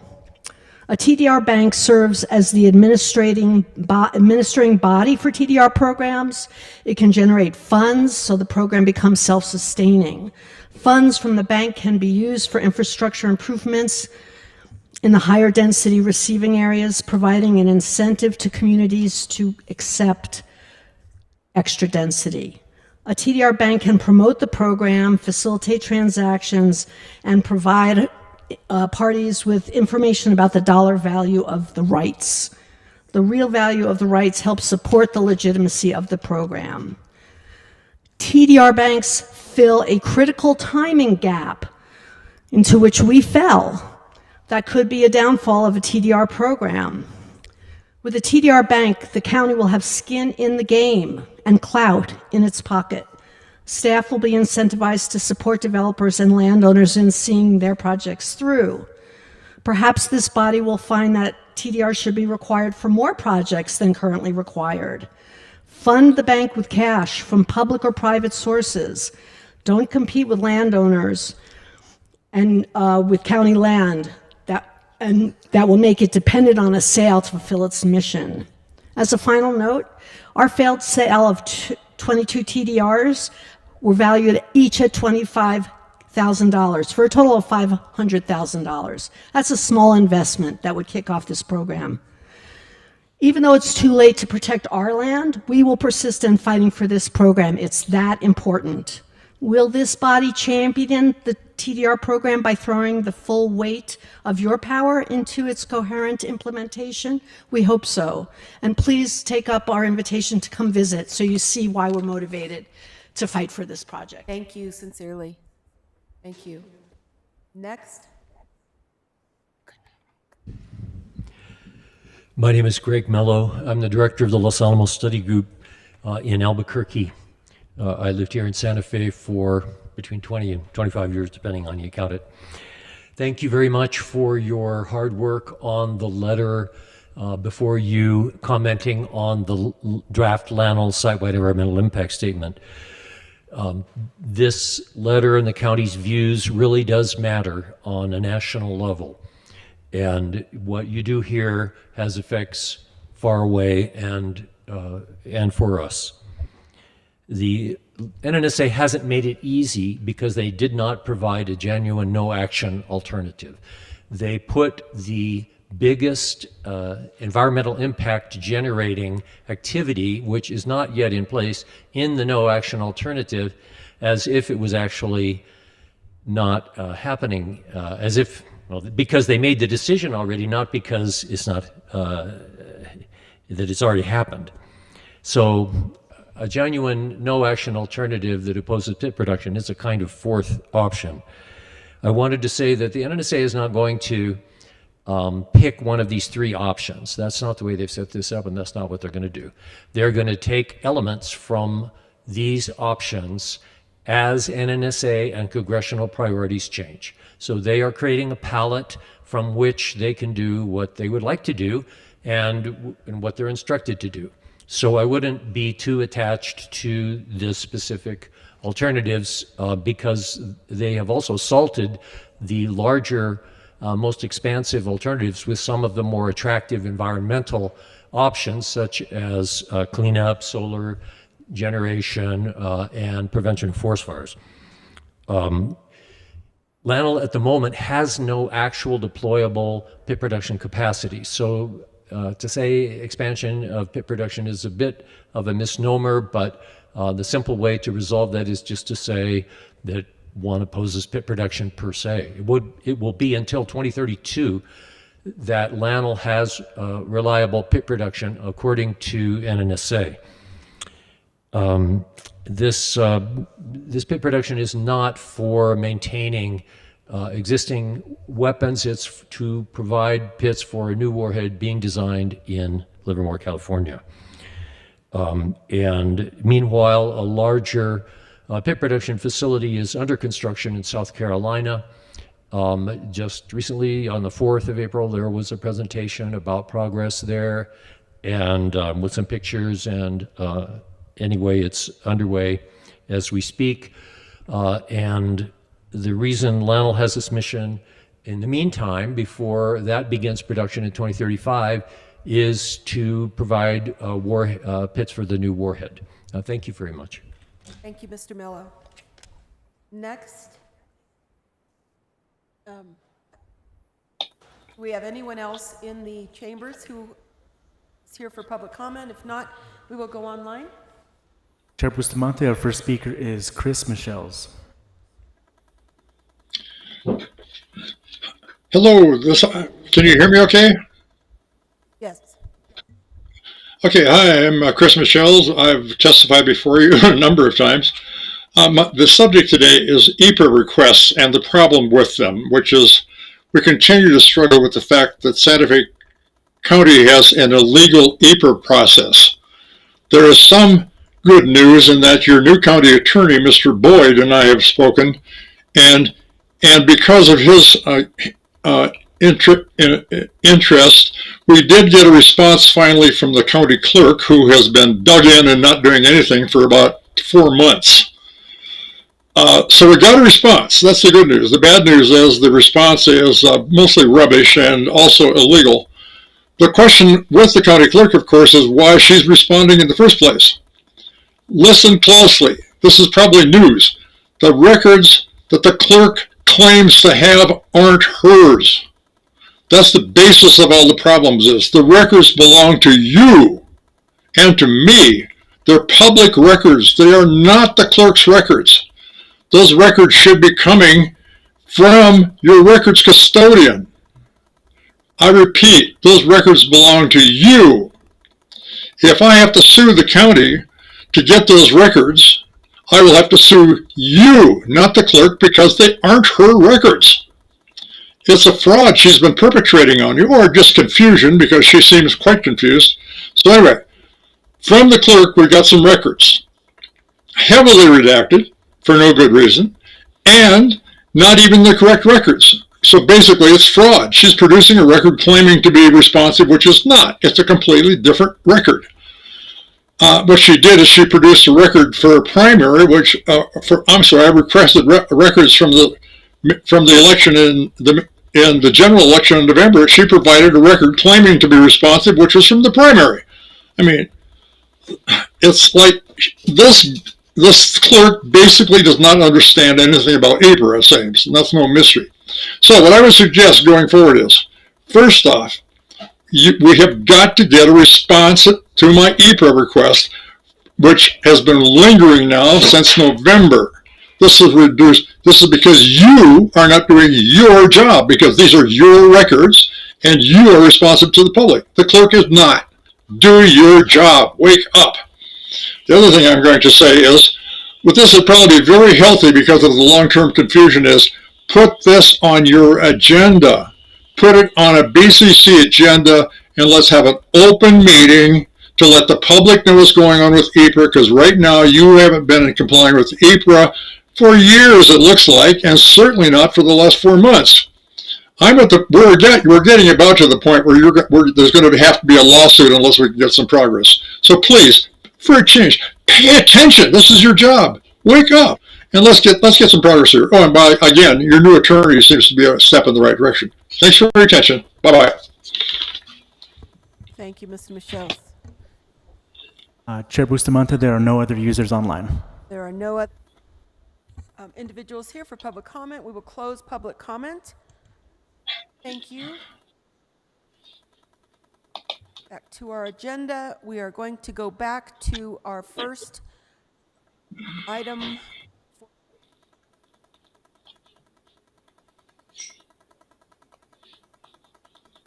Response to the DOE EIS. And we broke with the opportunity to refine some language. Commissioner Johnson.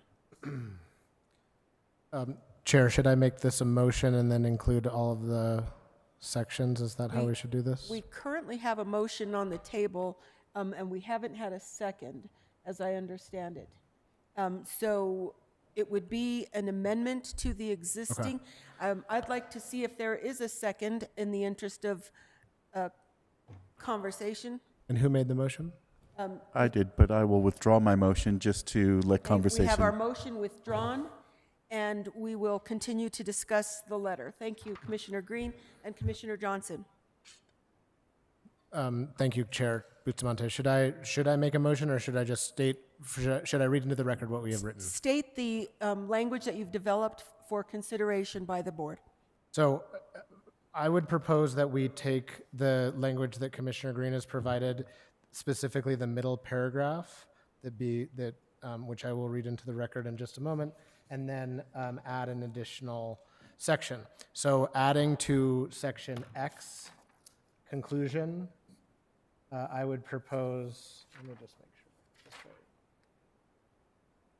Adding to section X, conclusion, the Federal Bayh-Dole Act directs our national laboratories to support the commercialization of the intellectual property IP that the national lab system creates.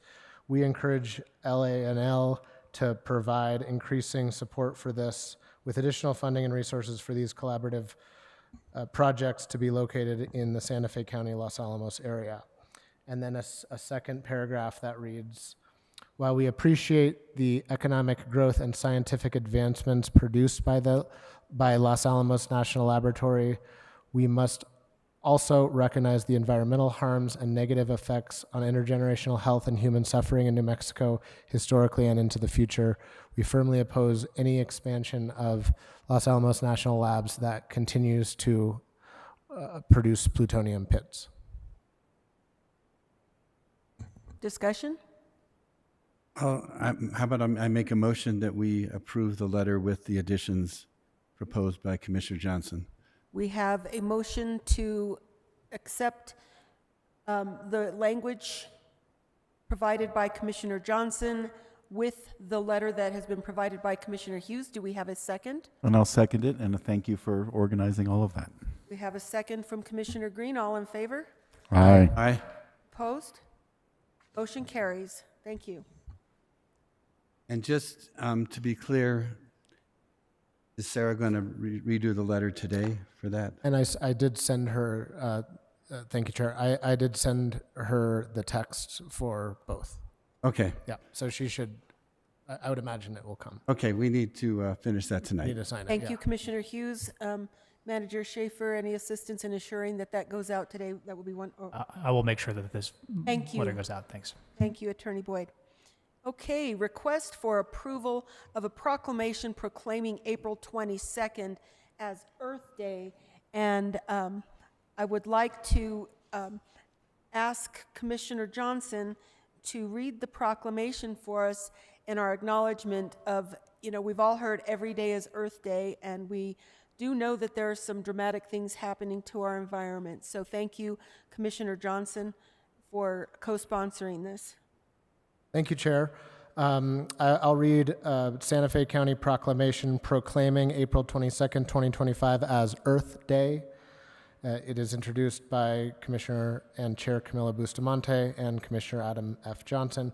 Whereas the first Earth Day was celebrated on April 22nd, 1970 in the United States and is commemorated annually to celebrate the beauty of our planet, recommit to actions that promote a healthy environment, and to maintain a peaceful, just, and sustainable world. And whereas all people of this earth, no matter their race, gender, age, income, sexual orientation, or national origin, have a right to a healthy environment. And whereas humankind is facing tremendous global challenges affecting every community, including degradation of ecosystems, mass extinction of species, and climate change, and whereas the people of Santa Fe County are empowered to act locally to affect global change, and whereas Santa Fe County and our citizens, organizations, and businesses have shown dedicated leadership on environmental concerns by addressing issues such as energy production and use, greenhouse gas emissions reduction, low emission transportation, water conservation, farmland conservation, urban forest and habitat protection, waste prevention, and environmental equity, and whereas successful Earth Day celebrations were held from 2021 to 2024, culminating in the installation of a green stormwater infrastructure at the Hondo Fire Station number 2 on April 20th, 2024, and whereas the county will be coordinating the giveaway of 165 trees for students K through 12 to plant in honor of this year's celebration, and initiate the rollout of a nature-based climate solutions NBCS program to include healthy flora and fauna habitat resource, educational tools, and certification opportunities for registered community members participating in Earth Day celebrations. And whereas we acknowledge that to meet the goals of Earth Day to raise awareness, trigger positive action to protect our environment, and help guide local decision-making, the Board of County Commissioners of Santa Fe County will provide leadership, employ the expertise and talent of our community, and engage the hearts and minds of our citizens. Thank you very much, Commissioner Johnson. Comments, statements regarding Earth Day? Commissioner Green, I saw you. No, just thank you for organizing this. This is a great tradition that we uphold here. And yeah. Thank you. Commissioner Hughes? Well, maybe you want to make a motion, but I think we should need a motion to pass the proclamation. I appreciate the proclamation. Thank you. Thank you. Commissioner Kakari-Hosto? I make a motion to pass the proclamation on proclaiming April 22nd, 2025 as Earth Day. I'll second it. As a point of discussion, when I hear about 165 trees given to students K through 12, I picture them rolling to the front of the bus on the floor, rolling back with napkins around them on the bottom that they have kept them moist. So when we see that part that says coordinating the giveaway, I hope it's not at school and somewhere close to a little hole that these kids can put it in right away, or we're going to have 12 trees planted. No disrespect to the young people, but I think handing a kid a tree with a wet napkin has proven to not necessarily thicken our forests. Madam Chair? Yes, sir. I just wanted to thank you for including me in this tradition and for spearheading the Thank you sincerely proclamation. for taking the lead on sharing this with our community. So all in favor? Aye. Aye. Opposed? Thank goodness, because we were going to chase the non-Earth people. Just kidding. All right, onward to I believe now we are at our consent agenda. Do we have any questions, comments, concerns from the consent agenda that anyone would like to pull, or do I hear a motion to accept the consent agenda as presented? Move to approve the consent agenda as Second. presented. We have a motion to approve the consent agenda as presented by Commissioner Johnson, a second by Commissioner Green. All in favor? Aye. Aye. Motion carries. Resolution numbers, please. Item 6A is Resolution 2025-040, and item 6B is Resolution number 2025-041. Thank you very much. Appointments and reappointments, there are none. Miscellaneous action items. Item A, resolution to authorize Santa Fe County Manager or designee to sign and submit applications to NMDOT. Good afternoon, Chair. Good afternoon, Commissioners. Hi, Travis. Thank you for being here. Am I loud and clear? Perfect. So this resolution is to authorize the county manager or a designee to sign the application for a permit or any other relevant documents for the permit to install utility infrastructure within the right-of-way of NMDOT. So this specific resolution is tied to the Cresta Ranch development, where a portion of their infrastructure is going to be along the NM14, and NMDOT has decided that the permit application has to come from Santa Fe County because we will eventually be the owners of that infrastructure. Through discussions with NMDOT and our legal, we reached a conclusion where we would submit the application for the permit, and then the developer and the contractors would submit their own construction permits. And then once the construction is complete and the dedication process is complete, they would push the permit for Santa Fe County to hold the easement within the right-of-way for our infrastructure. So it's a pretty basic resolution. It's going to have to go forward in order for us to get this infrastructure installed and for the development to proceed. I stand for any questions. Thank you, Travis. Are there any questions? Commissioner Hughes. Yes, I just wonder, where did Cresta Ridge get the water rights? So I actually don't know that off the top of my head. Oh. That's something I should know. It looks like you support. Yeah, through the ULITA process. I'm not sure if they brought their own water rights or if they paid through the fee in lieu process. Madam Chair, Commissioner Hughes, I'm pretty sure they paid us a payment in lieu of, and I think they were one of the last ones under the previous price before it was adjusted, so that's my recollection. Okay, Thank you. thank you. Anyone else? Do I hear a motion to approve or deny? I'll move to approve a resolution to authorize Santa Fe County Manager designee to sign and submit applications for New Mexico Department of Transportation permits to install utility facilities within the public right-of-way for water and water line extensions for the Cresta Ranch development, and sign any and all documents necessary or proper to obtain such permits. And I second that. We have a motion by Commissioner Johnson, a second by Commissioner Hughes. All in favor? Aye. Opposed? Motion carries. No, resolution number, please. Item 8A, resolution number 2025-042. Thank you. Thank Item you. B, resolution to replace policies for community centers.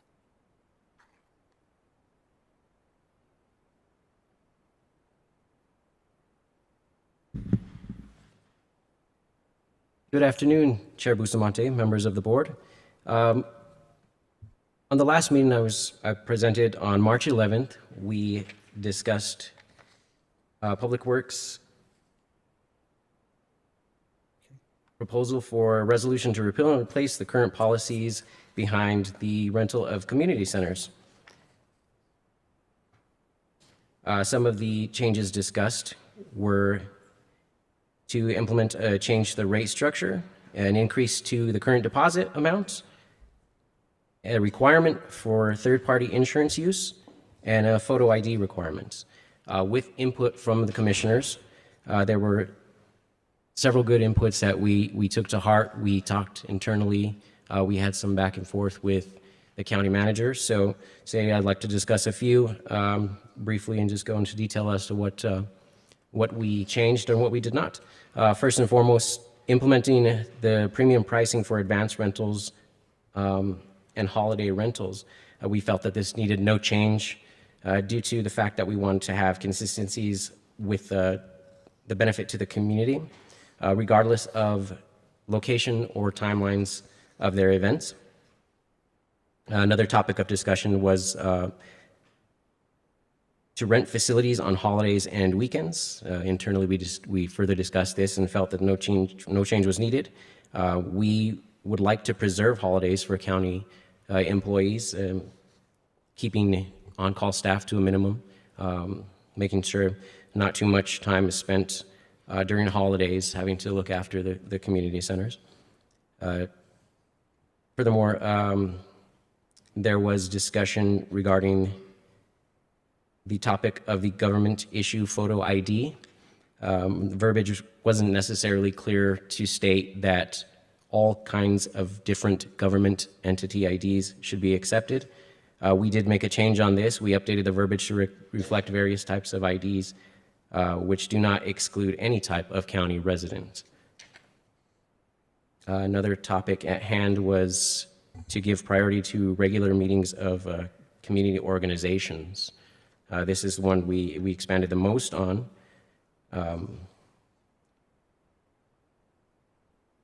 The change included definitions for the organizations, and we felt that organizations shall be given reasonable opportunity to renew their regularly scheduled meetings before the dates are offered to others for rental. This currently does codify, I may have misspoken last time, but this does codify what we currently do. We always try to give priority to the organizations, making sure that they have their first come, first served basis. With this proposed resolution change, we'd like to make it concrete in adding that verbiage into there. Additionally, the county shall give preference to community organizations and registered organizations, and the county manager or designee may approve a reasonable number of weekend day regular meetings. I'll note that a lot of work went into all of this, the resolution change, the proposed resolution change. I personally want to thank County Manager Schaefer for all your input, along with your team, the legal team, all of Public Works. We had a lot of input. The community reached out to us, the organizations, and with that, I stand for any questions. Thank you. Do we have any questions? Commissioner Green. Thank you, Madam Chair. Thank you for putting this together. You know, we are here to protect the, the community assets, the assets of the county, and to make them as available as possible. And I'm disappointed that we couldn't figure out how to make premium pricing, because I know that people are going to squat these and book up things ahead of time. And if somebody wants to book something a year in advance and to take it off of our inventory, they should pay a premium for that, period. That is our asset that we should be protecting and making it as available as possible to people that maybe 3 months in advance have to think about it and shouldn't have to say, oh my God, all of these prime dates are already booked a year in advance. So I'm pretty disappointed that we couldn't figure out how to put premium pricing in for people who can think that far in advance. If I need something a year in advance for Mother's Day, I should pay for it. And I think that that's a disappointment there.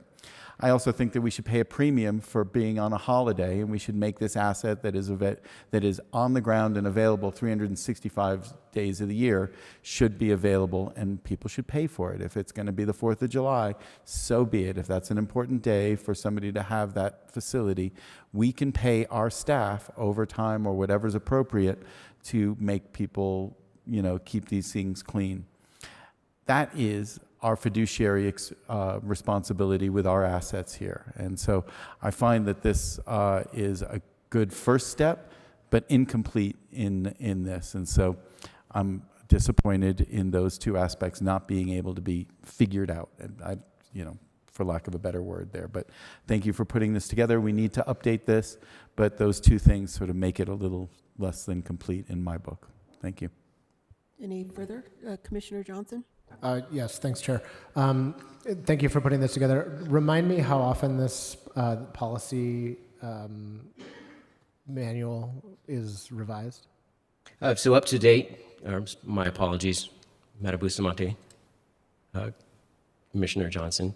Up to date, it has not been updated since 2015. Now, we're proposing to update the rates on an annual basis dependent upon the CPI changes. And would those be subject to the approval by the County Commission? They would not. We're putting the verbiage in here to specify that from this point forward, dependent upon the rate increase or decrease, we would adjust accordingly. Is there a future date, 10 years from now, 5 years from now, that we will see these again, or is this just set for now? So we did leave specific verbiage in there stating that these policies can be amended if the need be. So and I asked that, thank you for those answers. I asked that just to see, I appreciate the change to preference for community organizations, but I would like to see data after a year or two as far as, is that working? Does that feel equitable, or does it feel unfair because some situation that I can't, imagine is arising. So I'm sort of interested in seeing this again, not in a year, but in 5. Yeah, very good. I'd like to personally say that the metrics are an important figure that I'd like to turn back to, not only on this, but all other areas of my professional life. So that's a good point. I'd like to also see it at a year's point. Maybe with the construction of the Cerrillos Community Center, we're going to see things change. Obviously, with this coming to light, I hope that there's more opportunities for more individuals to understand that there is a need, or rather a desire for these centers to be used, and if so, let's see. Yeah, absolutely. Okay. Thank you. Thanks, Chris. Further discussion? So the conversation about the ROs and the COs and having that year out is very important. The difference between the registered organizations and the community organizations, in my opinion, and as I read it, is that the community organizations, and I've witnessed through at least one community, and now through more, as I've been commissioner, or since I've been commissioner, is that those community organizations do a lot of work on behalf of the county in some respect. They have meetings, have brought people to the PFAS conversation, and have been very active on things that we would otherwise rely on staff for.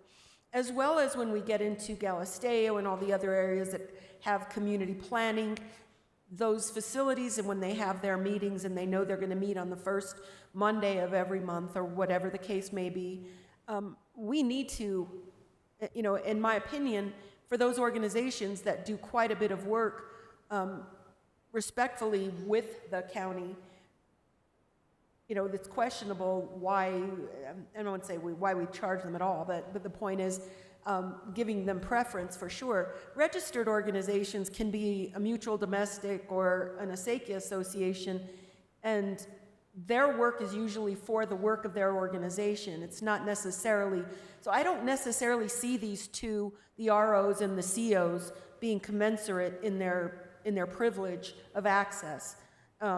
I think it's important that the mutual domestics and the ASACIA associated folks are able to have that location close to where they are, but I do see it as a different need and access. That being said, I don't think that I would recommend any change, but I do want us to recognize the importance of that distinction. The other issue would be the access. And I hope we get here someday, people who have, and I'm saying something, and I know it's never as easy as what we think we're saying at the, at the moment, but people with Airbnbs have a swipe card or a lock key, and it's that easy. When we think of people being on call during a weekend or during a holiday, what would they need to do? Plunge a toilet? I don't mean to minimize it, but I'm wondering what the immediate, be on call 24/7 when someone's using it on a day, could possibly be. That being said, I don't have any recommendations to the changes, and I do sincerely appreciate the effort that you've put into this. Do we have a motion to approve the changes or any modifications as provided? I'll move to approve a resolution to repeal and replace policies for community centers. We have a motion to approve by Commissioner Johnson. We have a second. I'll second. By Commissioner Hughes. All in favor? Aye. Aye. And I'm opposed. Commissioner Green is opposed, for the record. Thank you. Thank you, Madam Chair. Very good. Thank you all. All right.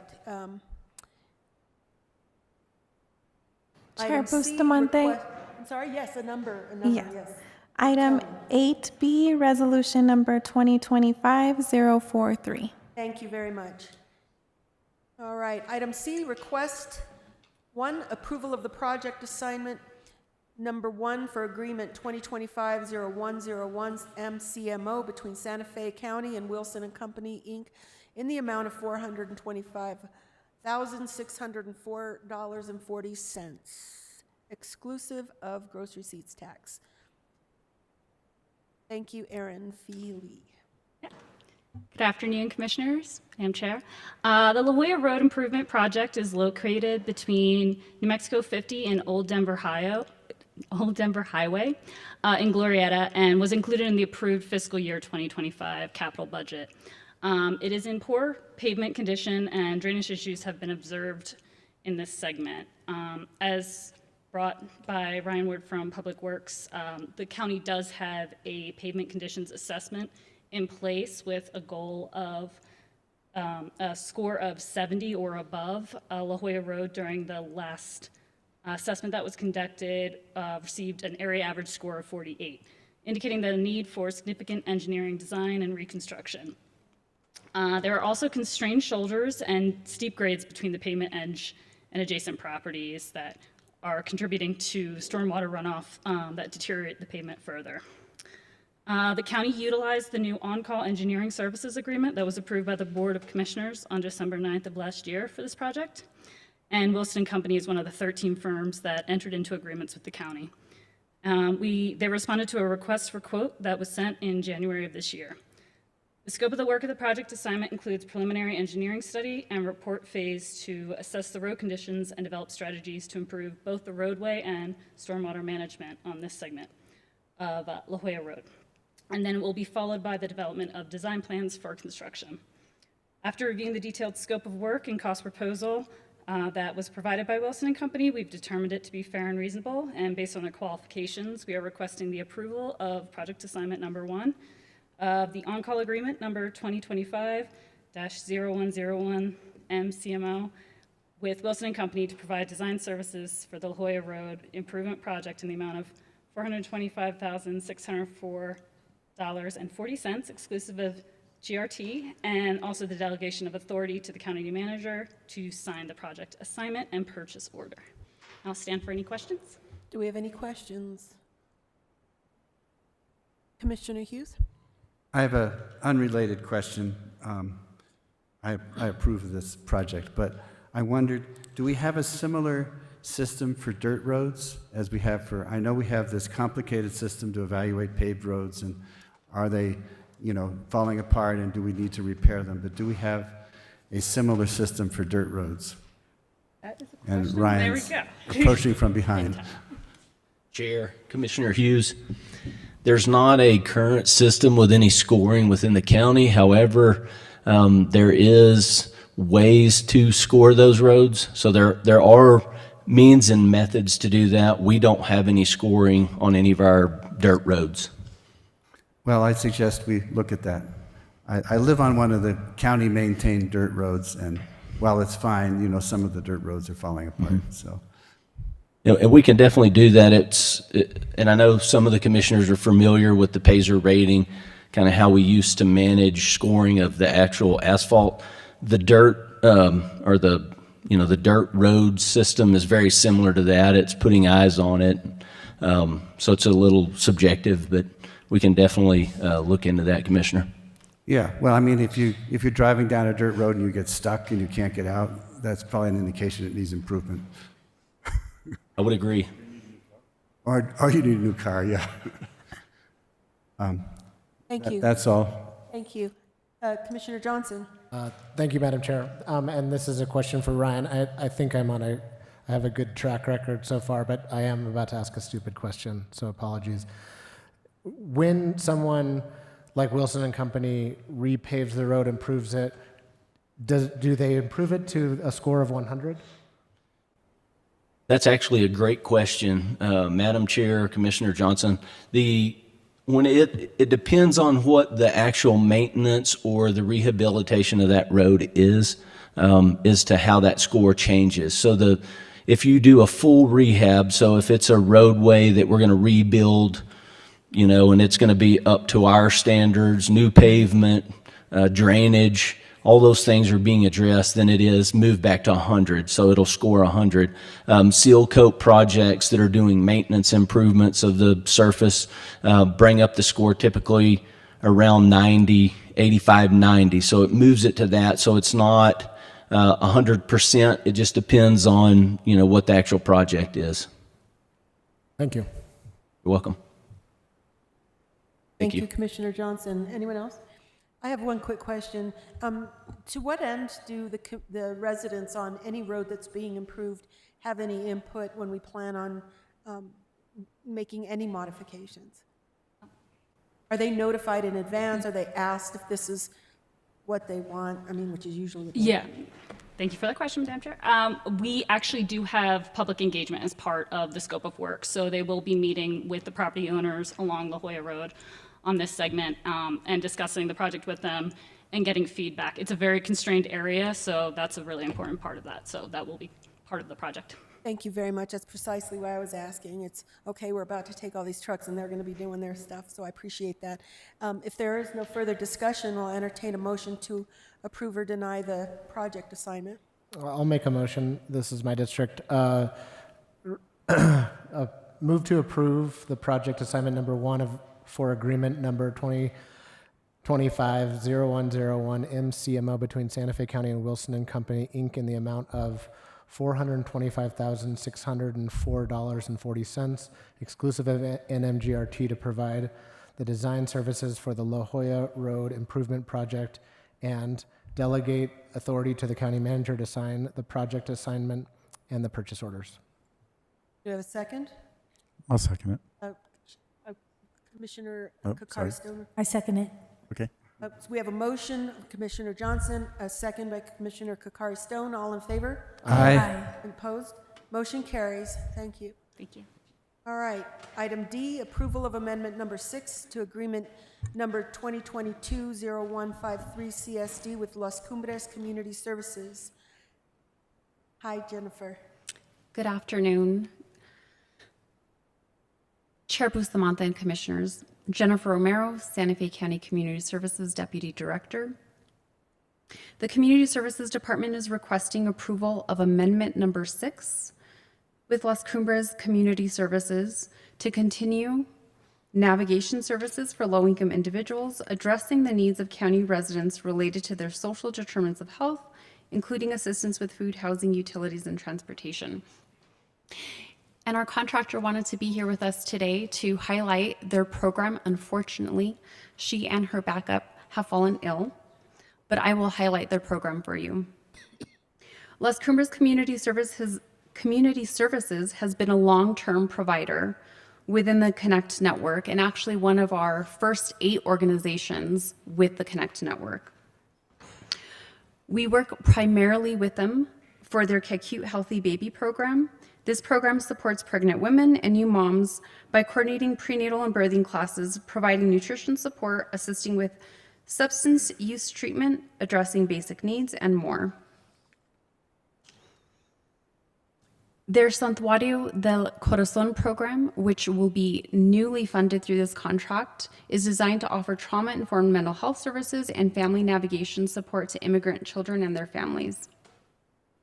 Since February of 2022, when we started this contract, and including this contract year, Las Cumbres has served 360 clients in the Cute Healthy Baby program. That is unduplicated individuals. If you add their families, that is many more who benefit from the program. Over 200 of those individuals were served directly utilizing the Santa Fe County funds. The Santuario del Corazón program, which again we have not funded in the past, but hopefully through this contract after today will.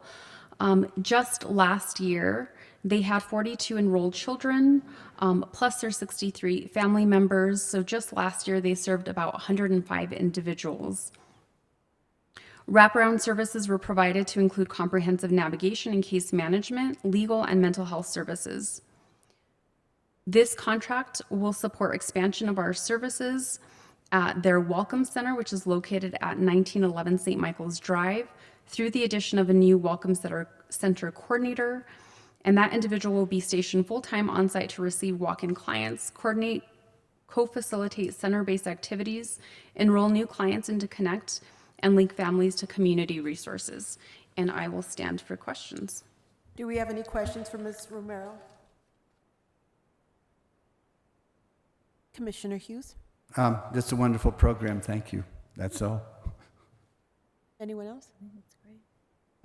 Very good. Thank you for your for this information. If there is a motion, and just, you know, the recommended action, if you don't really have to read the whole paragraph, just not you, Jennifer, the people who make the motion can read just the recommended action or even part of it, because we have that information for those who might wonder. I'll make the I motion. move for. Go for it. Go ahead. Okay. Let Commissioner her. Kakari-Stone? I make a motion to approve amendment number 6 to agreement number 2022-0153. Second. We have a second. We have a motion by Commissioner Kakari-Stone, a second by Commissioner Hughes. All in favor? Aye. Anyone opposed? Motion carries. Thank you. All right. Item E, resolution number 2025 blank, a resolution requesting a budget increase to the Roads Project Fund 311 in the amount of $100,000. Yvonne. Madam Chair, Commissioners, Joseph Scala from Community Development, Growth Management Department, are here to present this budget adjustment for a grant from the Department of Transportation. And I'll pass it over to Joseph to talk about the grant itself. Good afternoon, Chair Bustamante and members of the board. Glad to be here. I guess I can do that. There you go. Better posture anyways. In January of 2024, the Growth Management Department received one grant from NMDOT to develop a transportation safety and emergency access route study and report on major county maintained roads, including Double Arrow Road and La Barberia Road. This appropriation will be used to contract an engineering firm to develop a transportation safety and wildfire emergency access route study on major county maintained roads in the Santa Fe foothills, Cañada de los Alamos, and Cañoncito communities, including Double Arrow Road, La Barberia Road, County Road 67, which is Old Santa Fe Trail, County Road 67A, which is Cañada de los Alamos. The completion of this study is the first step in addressing the need for additional access in the Santa Fe foothills, Cañada de los Alamos, and Cañoncito communities. The Santa Fe County Hazard Mitigation Plan in 2016 identified these communities as areas of high risk, so additional access routes are critical for enhancing emergency access and evacuation capabilities. These additional routes would allow for quicker response times and more efficient management of wildfires, as well as bolsters community resilience by ensuring more efficient and orderly evacuations. Furthermore, developing this route is in line with the strategic planning and risk assessment directives of the National Fire Protection Association standards, which advocate for improved infrastructure to effectively reduce wildfire hazards. These additional access routes are necessary to protecting the well-being of these Santa Fe County communities. Additionally, the Santa Fe County Community Wildfire Protection Plan specifically identifies La Barberia Road and Old Santa Fe Trail as high-risk roads, emphasizing the danger of having only a single entry and exit point. I stand for any questions you may have. Do we have any questions? Commissioner Green. Thank you very much. I agree that there are a lot of single lane or two lane roads that and neighborhoods that only have one access point. I'm wondering, was New Mexico 475 and New Mexico 592 not put into this because those are state roads and we're only concerned in county roads? I imagine that is the case. This report and study will identify other roads to consider. These were just for the appropriation itself called out La Barberia and Double Arrow Road specifically. We included the other two roads because they are major county maintained roads that should be considered, but it's not limited to just those four roads. Okay. I would hope that in the study that we do look at 592 and 475. Okay. Great. I'll note it. Thank you. Thank you. Thank you. Further questions, Commissioner I Johnson? just want to thank you for bringing this forward and for the grant. It's good to see that support for these communities. These are extremely, they're located in rough terrain, these neighborhoods, and increased access is essential to fire evacuation and preparedness. So when the time comes, I'd like to make a motion. If there are no further comments, are there any further comments? We have a motion to, Move to approve a resolution requesting budget increases to the Road Projects Fund 311 in the amount of $100,000. And I'll second it. we have a motion by Commissioner Johnson, a second by Commissioner Green. All in favor? Aye. Motion carries. Thank you, Joseph and Yvonne. All right, Chair Bustamante, I have a resolution number for that. thank you. Item 8E, resolution number 2025-044. 044, thank you. All right, now we are to matters from the county manager. Miscellaneous updates and some legislative stuff. Thank you, Chair Bustamante and commissioners. First, wanted to comment on and thank everybody who helped put together the March 29th wildfire mitigation and preparedness event. Unfortunately, I wasn't able to personally be there, but I believe that the event was well attended and generally received positive feedback from constituents. Wanted to also acknowledge those from outside the county who participated in making the event a positive experience.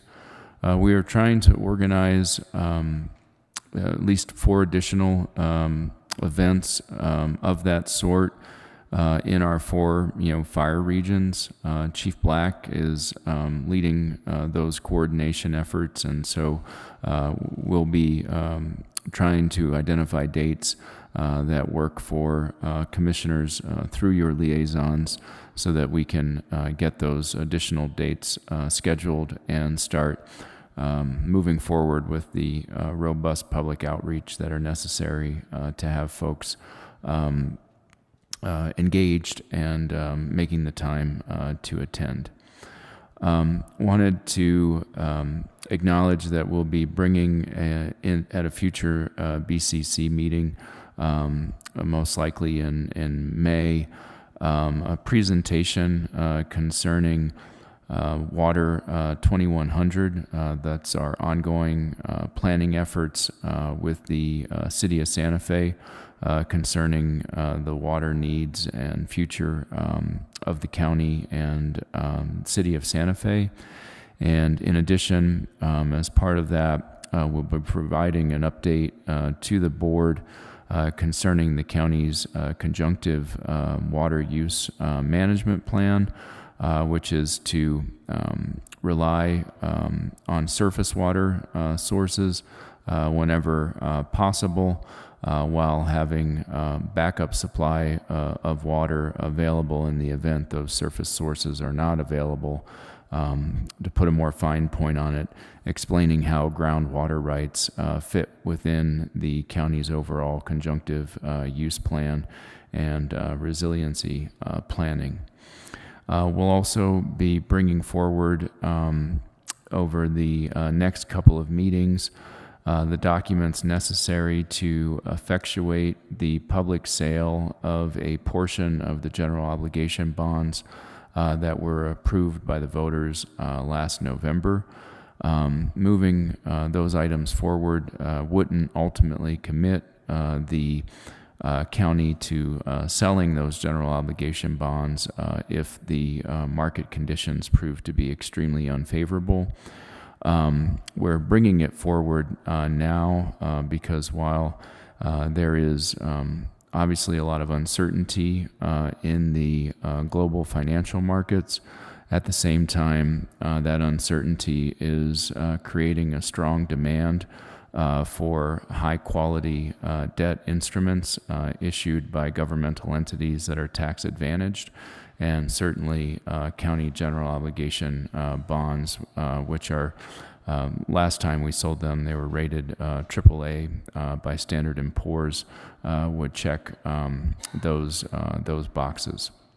And finally, the probate judge, Cordelia Montoya, wanted me to bring to the board's attention and the public's attention that last Wednesday she did officiate a memorable ceremony for 5 same-sex couples at the administrative complex at 240 Grant.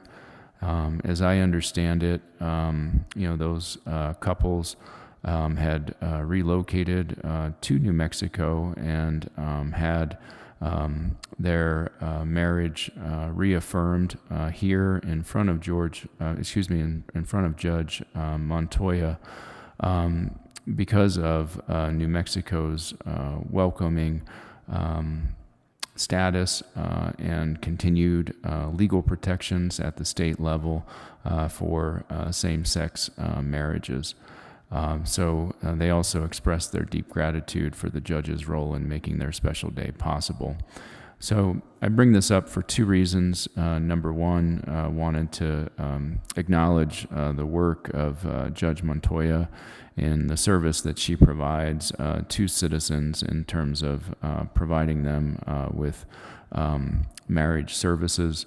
And then secondly, it underscores that what we do as a state, what we do as a local government matters in terms of broadcasting and codifying our values, and that folks from outside of the state and outside of our community take notice. Those are my miscellaneous updates. Thank you, Chair Bustamante. Thank you, Manager Schaefer. Item B, first session of the 57th Legislature.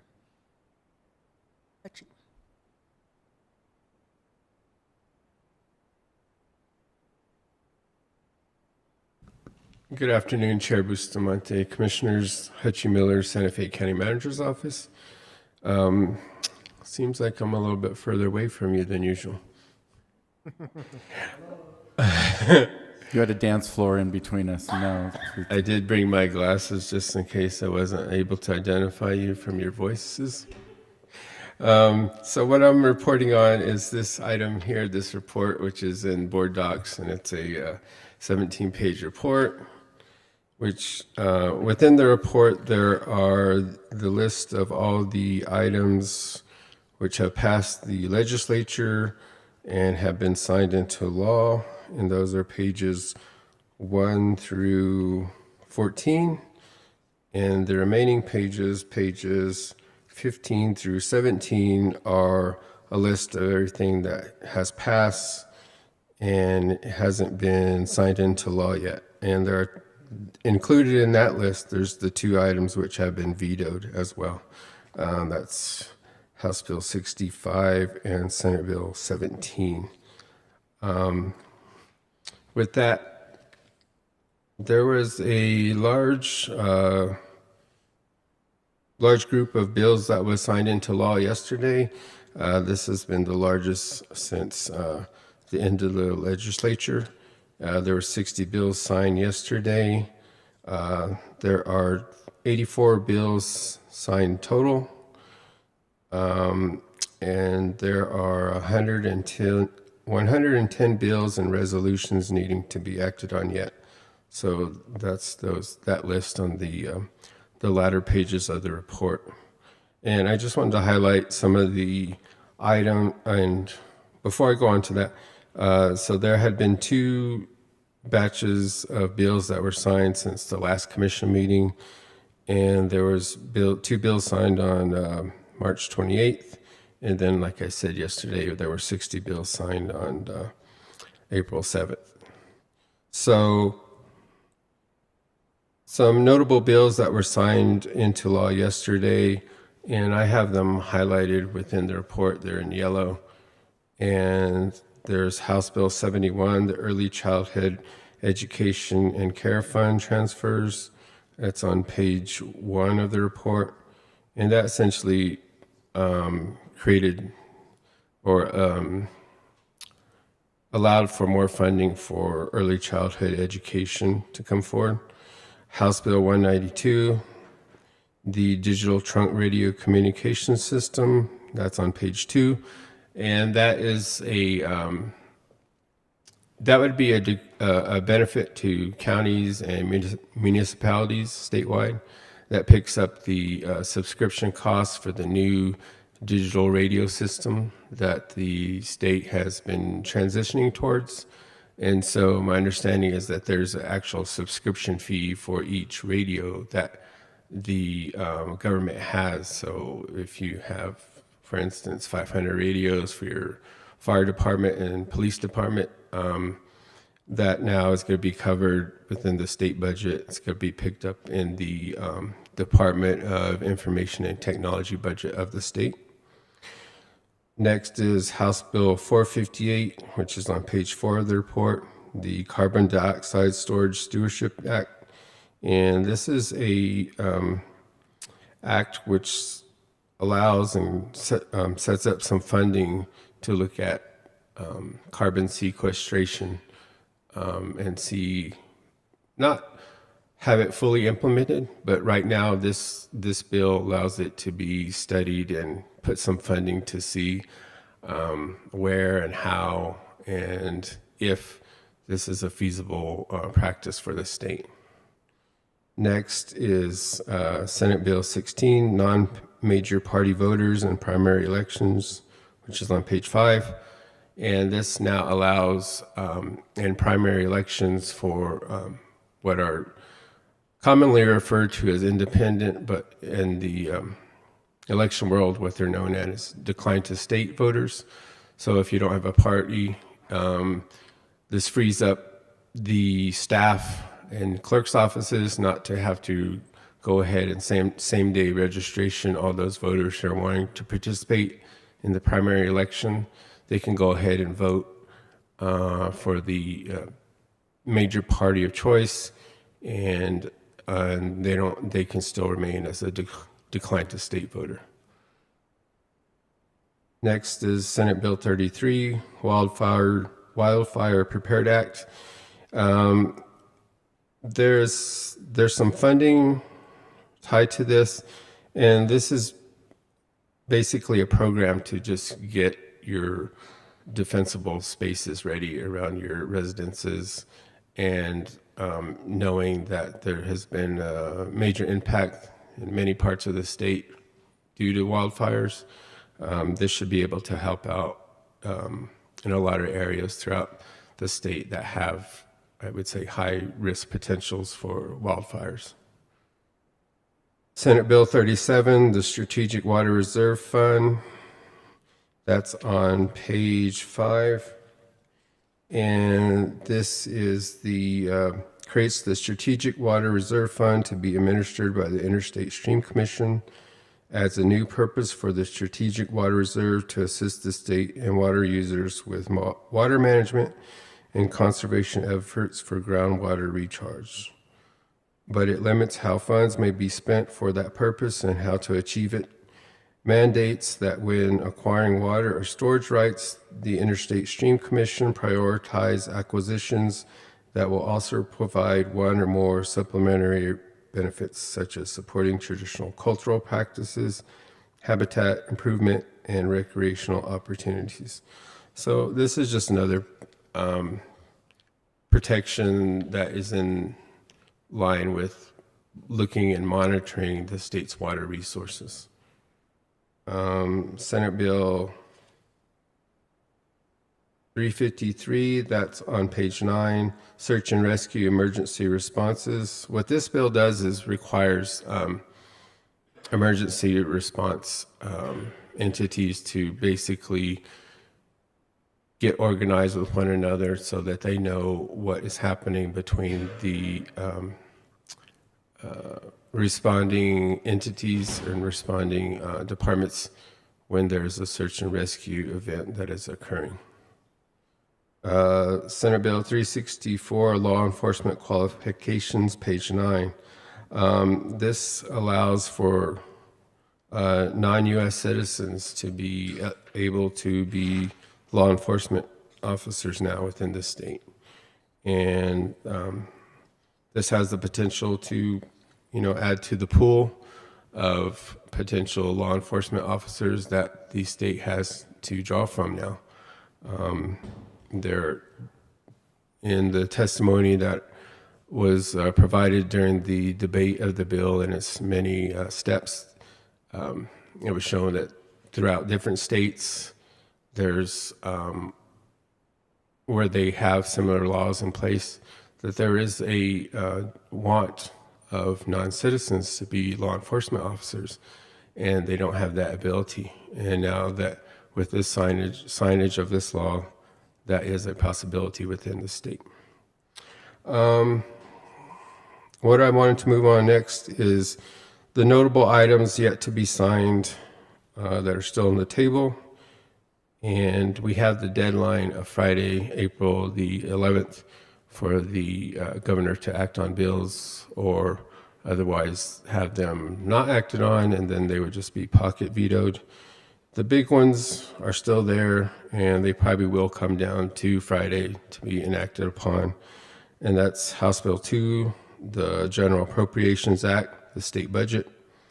House Bill 14, which is it's labeled as the Earned Income Tax Credit, but that is the tax package that includes all the new tax rates or tax cuts or tax credits that the state will be imposing.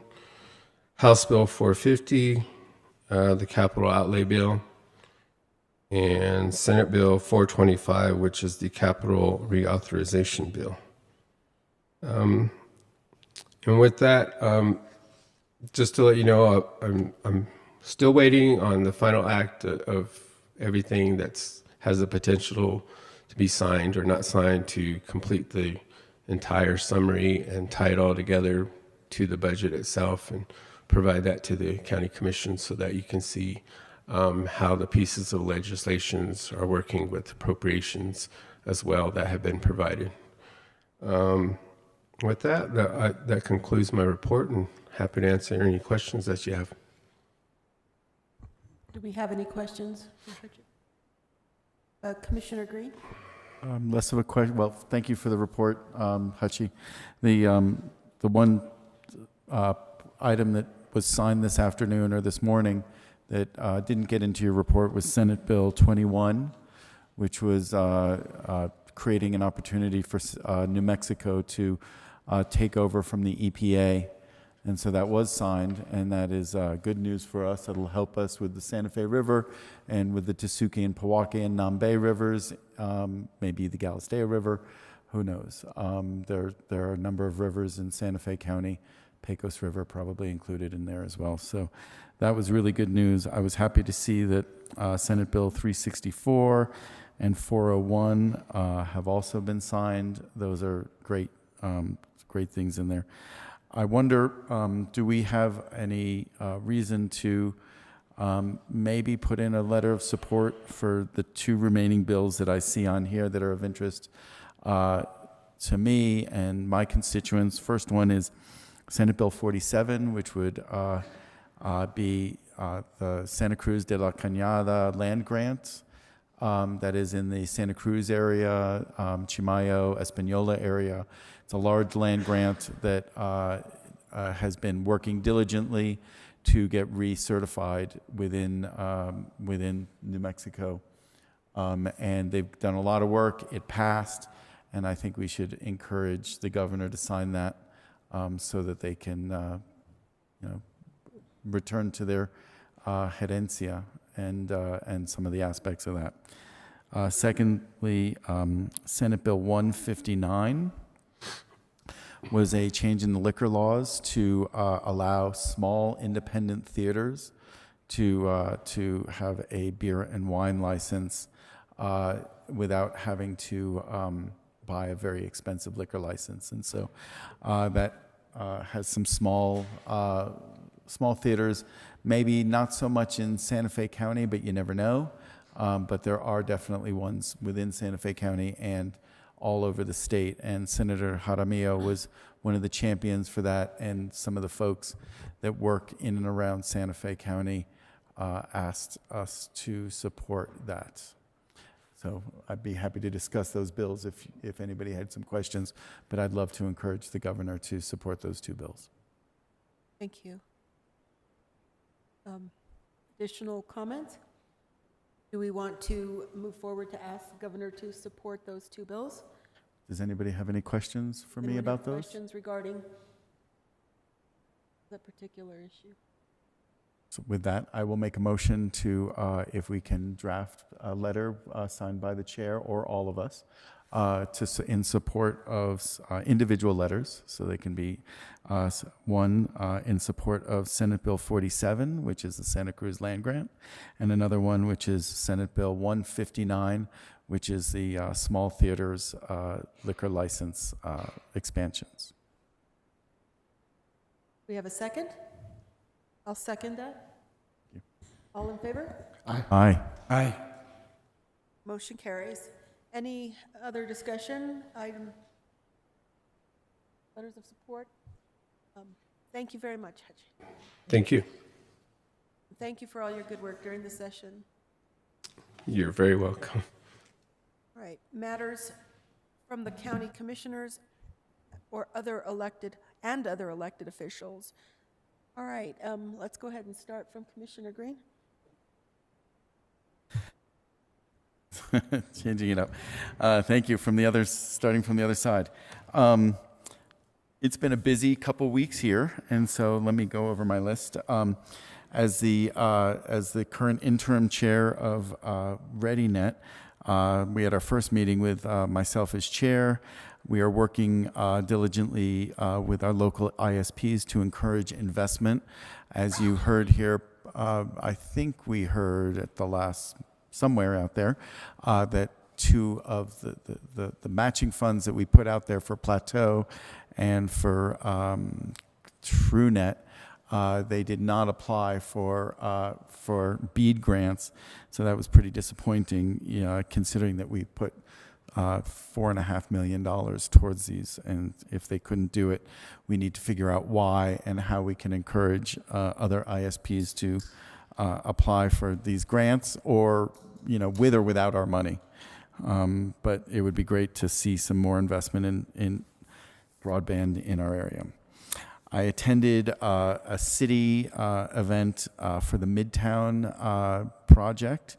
It was very well attended. It was showed some optimism that maybe there's going to be some progress at Midtown, and some of the management folks up there mentioned that they would be coming to Santa Fe County to discuss something soon, but they were very cryptic about it, and so I look forward to talking to them about it when the time comes. Buckman Direct Diversion, as I mentioned, I'm the chair this year, and in our last meeting last week, we passed the draft budget, which will come before us in the next few weeks, and we responded to the SWICE, very specifically focused on water quality, because that's what Buckman Direct does. Next, I was also took part in a city housing information and resource session. It was organized by the city's affordable housing, land use, and economic development departments.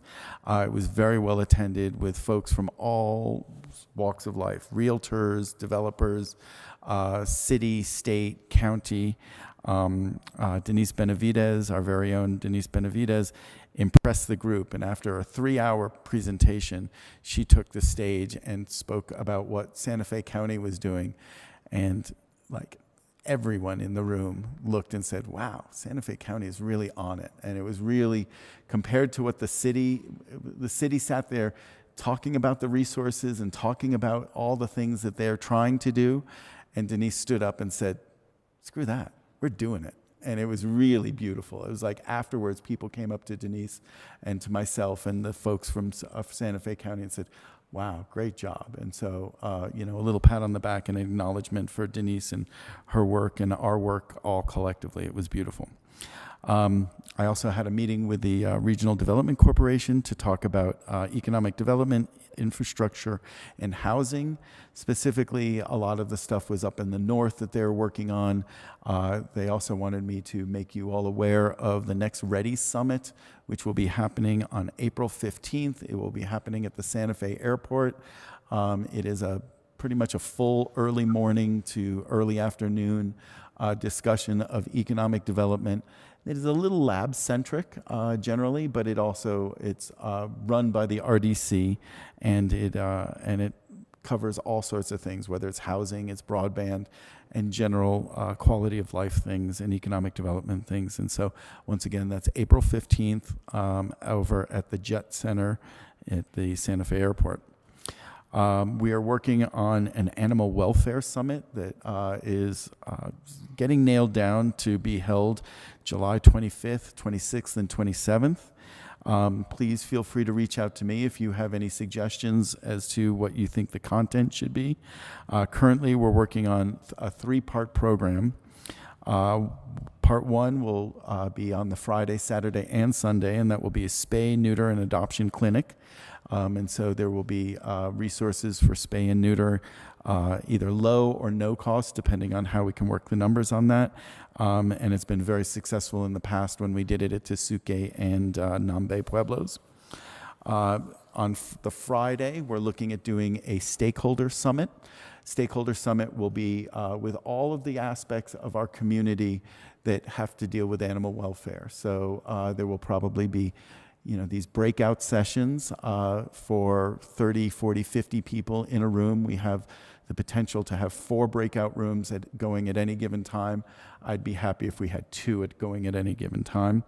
And that will be like animal welfare in the adoption space, animal welfare in the healthcare space and veterinarian care, animal welfare with our homeless population, animal welfare for our farm animals, animal welfare for our wildlife. And all of these areas have potential for breakout sessions, and I'd be happy to include anybody here that wants to give a suggestion, who we should talk to bring in to be a part of these breakout sessions, and how we can bring these issues to the forefront and solutions that we can get behind here. And then lastly, on the Saturday and Sunday, we're going to have a conference space that will be a provider showcase for all of the vets, the adoption agencies, the pet stores, the wildlife centers. We hope to have 4-H come up. And 4-H is very strong in southern New Mexico or southern Santa Fe County, but less strong in northern Santa Fe County. So we hope to have some of the 4-H groups come up and showcase their animals and get kids that are up in the north interested in 4-H so that this can be a countywide thing. So please feel free to reach out to myself or my liaison, Amber Baca, to discuss anything regarding to the Animal Welfare Summit. 2 last things here that are more future-based. One, we've got Good Friday coming up on April 20th and Easter on April 22nd. We will, in our district up in the north, we will have the pilgrimage. If anybody would like to come walk with me or to organize any of that, I'd be happy to do that. I think this year I'm going to walk from Espanola side of things on 76, but we haven't fully figured that one out. But I would love to walk with anybody who wants to. And if it's more than 2 of you, we will notice it. Lastly, this is a request for the county manager. In the past few weeks, we've spoken about a green waste drop-off free days in the next few weeks while we have this sort of early fire season, but before fire season catches up to us. I'm wondering if it's possible that we get in the next week or 2 those dates definitively defined so that we can have folks in our communities clean their yards, and then have a free way to dispose of it, conveniently, affordably, and more importantly, before any fires make it too late. And with that, thank you for your time, everybody. Thank you, Commissioner Green. Commissioner Hughes. Yeah, a couple things. One is a lot of constituents have been very concerned about the use of Rancho Viejo well as transfer of water rights to it, including accusing me of colluding with the land developers. So I think there is a misunderstanding about that. I'm glad we're going to have some presentations. I hope people will attend that. And some of the concerns are legitimate. I mean, the well may indeed have impact on local wells, not necessarily, but the hydrology study should determine that. So I hope people will come to that, but also that we will somehow distinguish between development and our backup system for water. So hope to bring all that in occurrence. I have an hour with Hank scheduled for April 24th, which I will address it then as well, and other things. So 5:30 p.m. April 24th. And I think we may need to consider in our budget a TDR bank.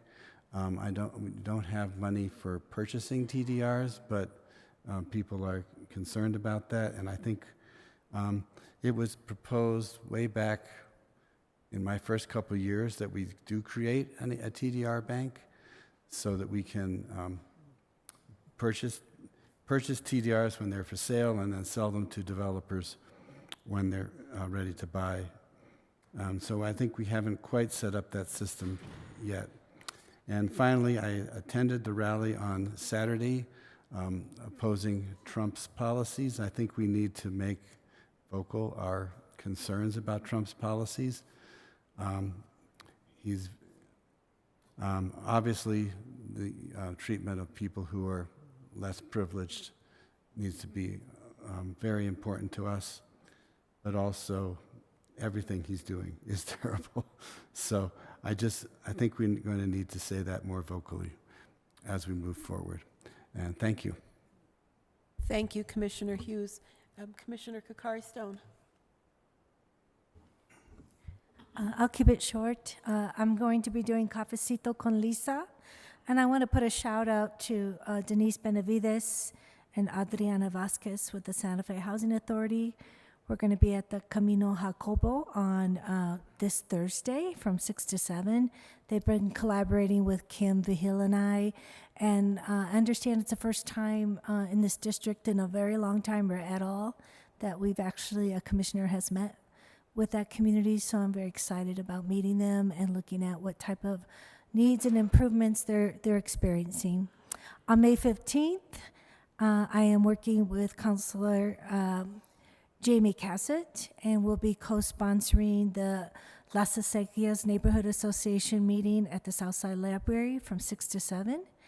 And I think I'll stop there. Thursday, Kim and I are going to be touring for the first time on my end the Buckman Direct Diversion facility, and I really look forward to that. Thank you.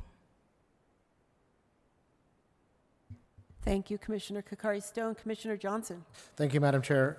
I had a meeting with the Forest Service in regards to some issues surrounding mountain bike trails in Cañada de los Alamos.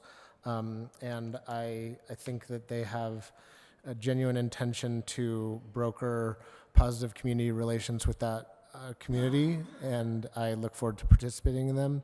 I also spoke with them about the potential for early warning fire detection systems. I've mentioned this before, but I think that it's something that we should investigate further as a commission, especially as budget comes up. And with regard to water, I'm grateful to the county manager's office and the utilities and future sort of strategic planning around water, both in the county and the city. I look forward to seeing that. I want to reiterate what Commissioner Hughes said. I've also received some constituent concerns about groundwater backup, and I think that there is a persistent misunderstanding about dense development, especially in our identifiable growth areas, wherein there's an assumption that groundwater is being used to quench the thirst of those developments, and that's not the case. So hopefully this presentation will give a little clarity, and we should continue to reiterate that. I also think that we should discuss the TDR bank going forward. So I just wanted to put it in with that. I also attended the rally. I thought it was an amazing showing. It was snowing. It was kind of a beautiful morning for Santa Fe.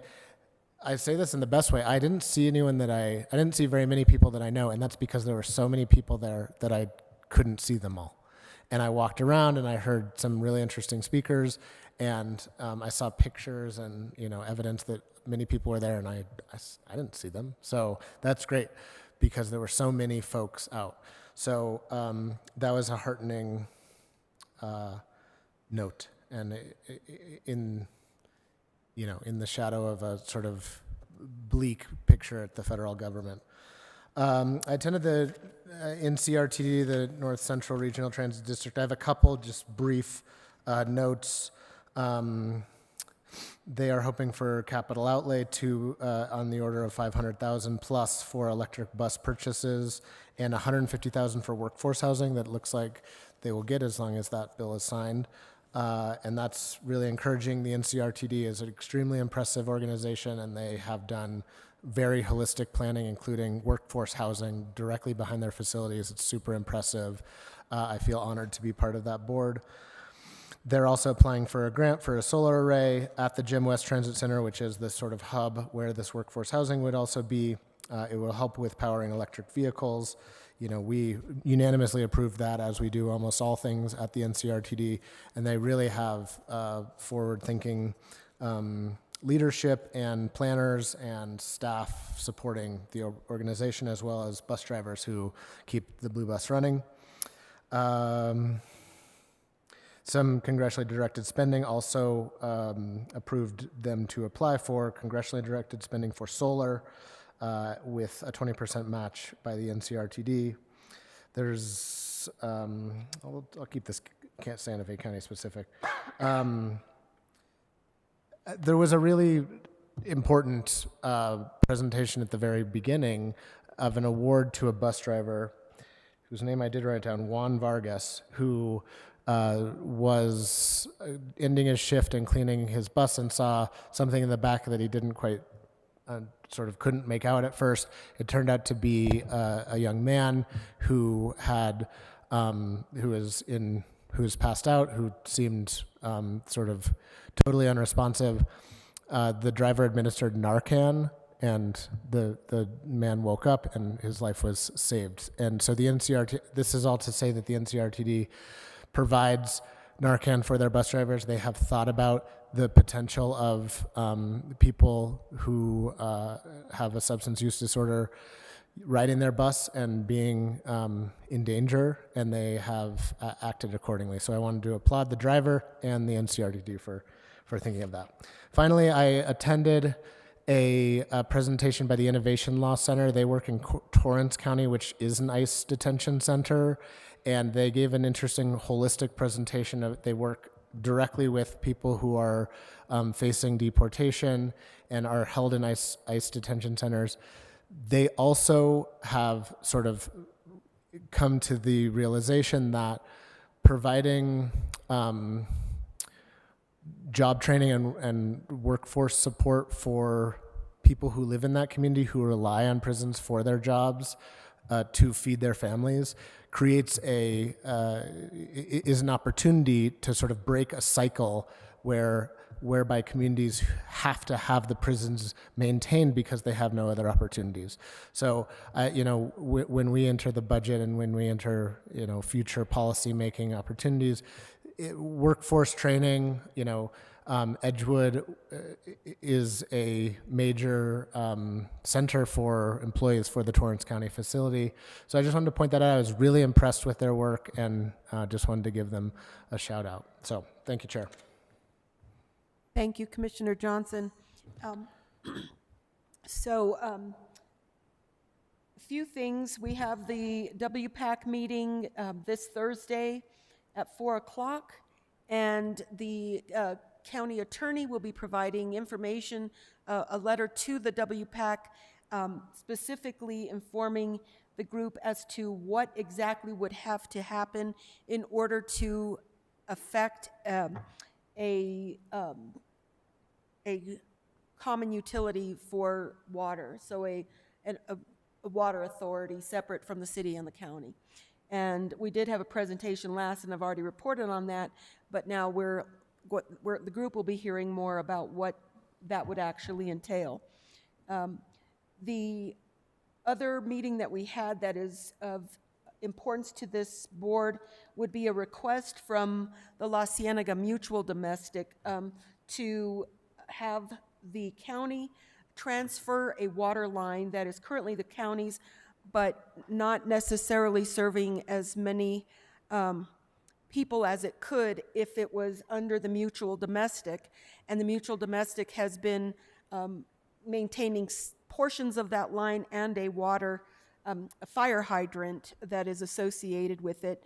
So their understanding is that it would definitely provide better fire protection in the area and specifically on Teresa Lane. And it would bring the water system, just newer lines, because literally they're working within the Mutual Domestic with parallel lines, and the Mutual Domestic lines are dated and will need to be changed. And they have money for those lines. Their preference would be to assume the lines of the county and then transfer those over. There is some assurance, though we never know what the future holds, is that ultimately or eventually that Mutual Domestic would become part of the county-wide water utility. So it would provide people more water and access for emergency support. So that is on the, let's call that on the agenda, but it's something for us to consider as it'll come up. And then the other big issue is the request from Los Alamos National Laboratory to be a consulting body on an MOU. And I'm going to read something to you. It is specifically for the National Historic Preservation portion of Section 106 in the NEPA process. We have not, what we have done as a board is we did extend support for the Caja del Rio National Monument. There is concern that this power line is going to go right through that and it has adverse effects. And what I'm about to read to you, and I apologize or appreciate your allowing me to do so, without a shawl and a rocking chair, I don't read very well. But that being said, portions of the proposed route were altered multiple times to avoid direct physical impacts to culturally sensitive areas and traditional cultural properties. And the proposed route would avoid ground disturbance within historic property boundaries.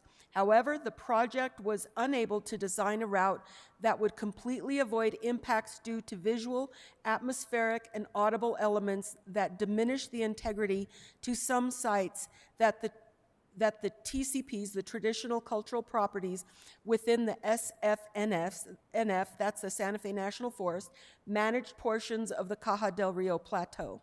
Therefore, the NNSA is in consultation with the Santa Fe National Forest determined that the EPCU would have adverse effect to historic properties, which requires under Section 106 NNSA to resolve those effects through the development of a Memorandum of Agreement, an MOA, pursuant to that determination.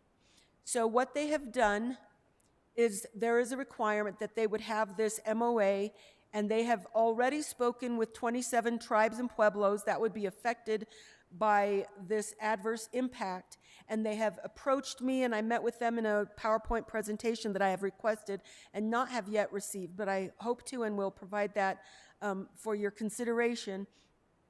And the 27 tribes and again our regional pueblos, and they have asked us to be a consulting body for that MOA.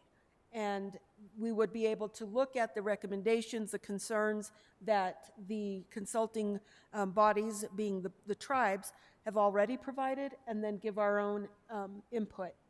So I'm mentioning it now and ask now and actually direct the county manager to please put this on the agenda for April 24. What is our next agenda? The 25th?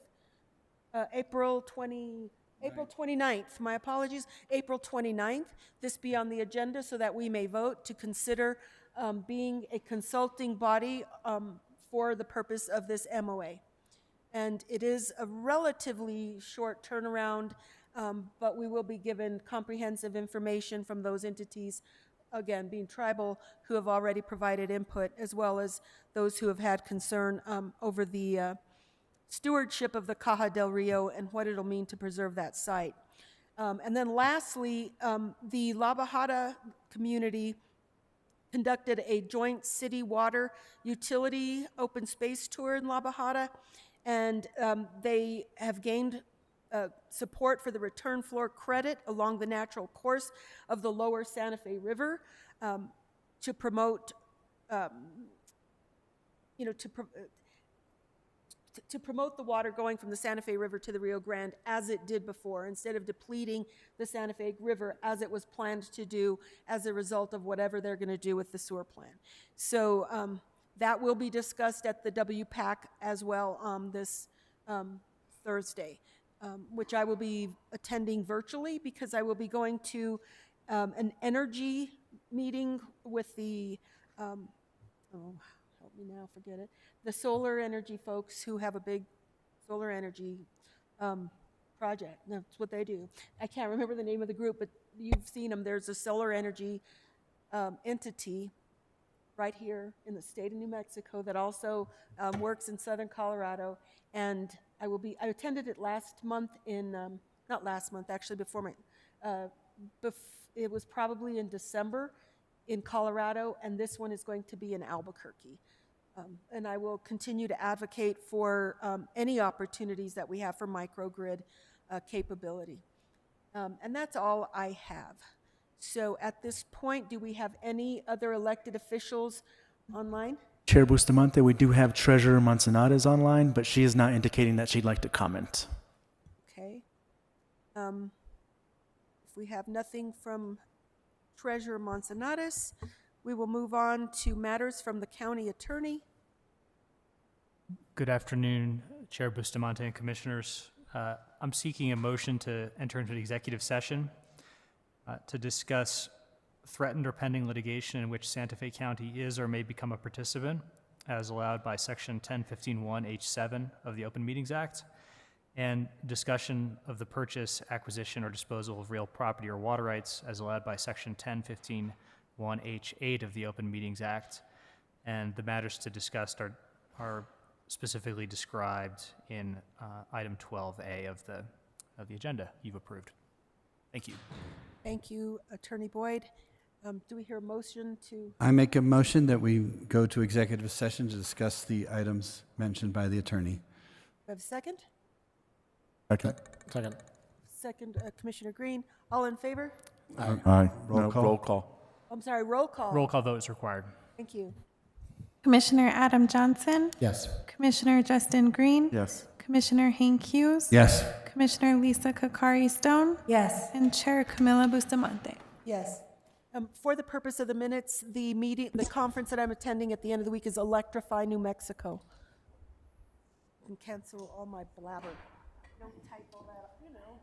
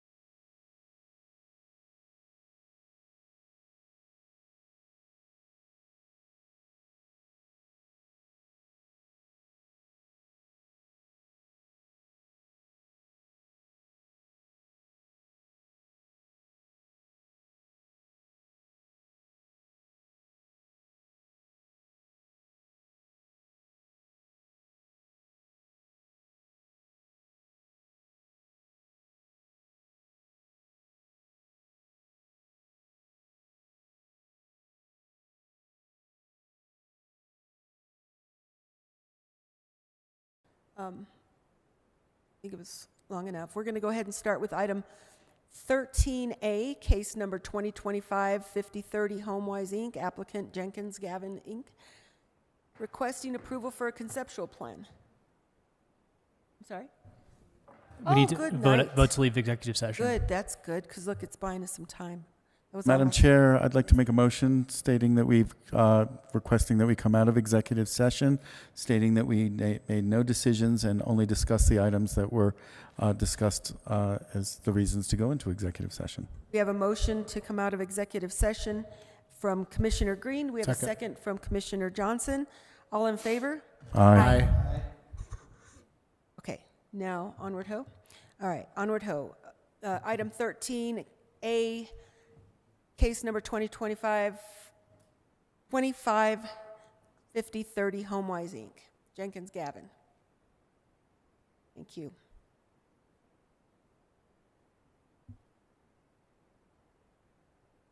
Hello, Mr. Quintana.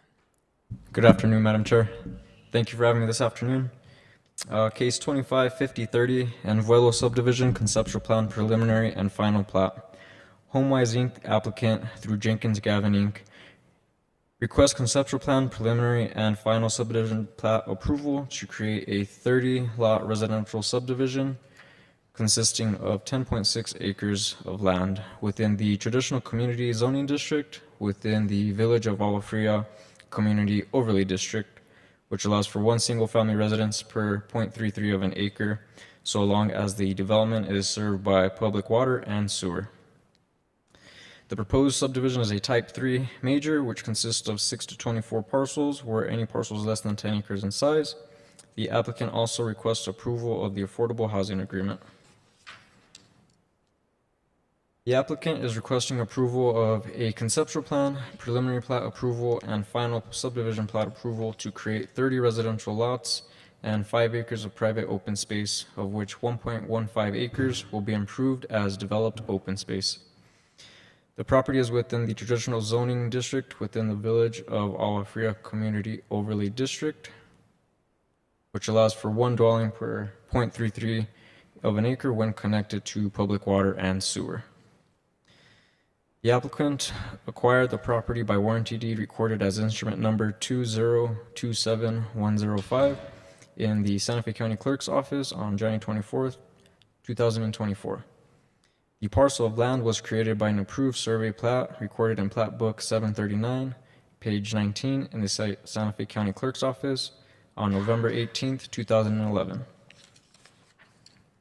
This application has been reviewed for compliance with the applicable standards set forth in Chapter 7 of the SLDC as follows: access and roads, fire protection, landscape and buffering, lighting, signs, parking and loading, water supply, wastewater and water conservation, open space, protection of historic and archaeological resources, terrain management, flood prevention and flood control, solid waste, and affordable housing. Staff's recommendation. Staff has determined that the application for conceptual plan, preliminary plat, and final plat for Envuelo subdivision is in compliance with the subdivision and design standards set forth in the SLDC. Staff recommends approval for conceptual plan, preliminary plat, and final plat, subject to the following conditions. Madam Chair, may I enter these conditions into the record? Yes, thank you. Thank you. I stand for any questions. Questions for Mr. Quintana? I have quite a few, but I can. Okay, anyone initially? Okay, we'll go ahead and start with Commissioner Kokari Stone. Yes. Hello, Mr. Quintana. I'm going to go a little slow because I really read through everything and I appreciate all the exhibits. So I have one question. You cite quite a bit of the codes, the Santa Fe County Sustainable Land Development Codes, and I looked through these again. And I have a question regarding the traditional communities, and that you said the New Mexico Historic State Preservation approved this. How could they approve this if this is a traditional community? When I read the codes, it states that all traditional communities should be preserved, and ultimately, while the State Historic Preservation Division can review it and approve it, it's really up to the BCC and the county to make approvals on traditional communities and historical villages. So this is within the jurisdiction of the historical village and traditional community, correct? Madam Chair, you're correct. And if I may, the historic preservation review is for archaeological resources. It has nothing to do with the actual development itself, but for archaeological resources. That's not what I read in the, it says it's not just archaeological resources, but if I go to the chapter 7, it's also for historical villages and preservation of villages as well. Yes, so ma'am. Did you get a full report from them and they said they approved this? Madam Chair, correct. Commissioner, as one of the exhibits listed and identified through SHPO, they have approved the project as there's no, let me pull that so I can read it directly as what their approval was. Okay.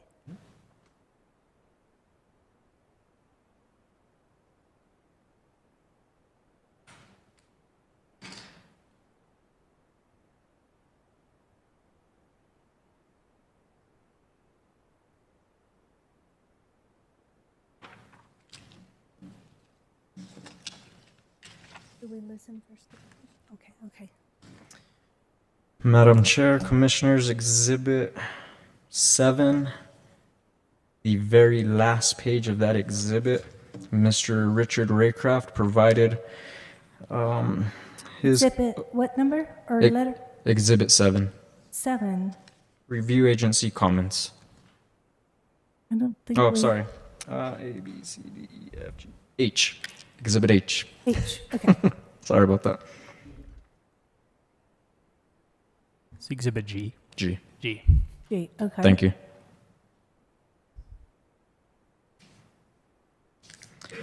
According to the state, it does not contain any historic property. This project will have no effect on historic properties. So to me, that's oxymoron. If it's a traditional village and a historic property, how could they determine it doesn't have any historic relevance on this land? It's part of the Agua Fria Village Historical Community. So that was one of my questions, and I think from the exhibits and the documentation I see, this seems a little bit of a gray area. And actually it's very clear that it is a historic village, so I'm not certain how the state determined that. That's my main question to start with. Madam Chair, Commissioner, I do not have an answer for that as I am not the state who reviewed it. Okay, thank you. The other question I had is according to when you cite the codes, it said that reports had been done. Was there a transportation traffic safety report completed as part of reviewing this development? Madam Chair, Commissioner, that is correct. The applicants have submitted a TIA, which was sent over to the city for their review and approval, as Rufina Street is a city and maintained road. I just want to say this is in District 2, my district, and this is one of the priority issues on top of about 3 others, but traffic safety on Agua Fria Village and not having the infrastructure for new development yet with only having one road as the artery. And when I look at that map, I'm not certain how the city approved it and that we can say that we have a viable traffic safety report. There is no real plan, what I see here in the documents provided, for assuring traffic flow and infrastructure. Madam Chair, Commissioner, if I may defer to the applicant when she gives her presentation, she may be able to give you more detail as to that, but the city did go through and give approval. There will be right in, right out, and also a left turn designation done. Okay.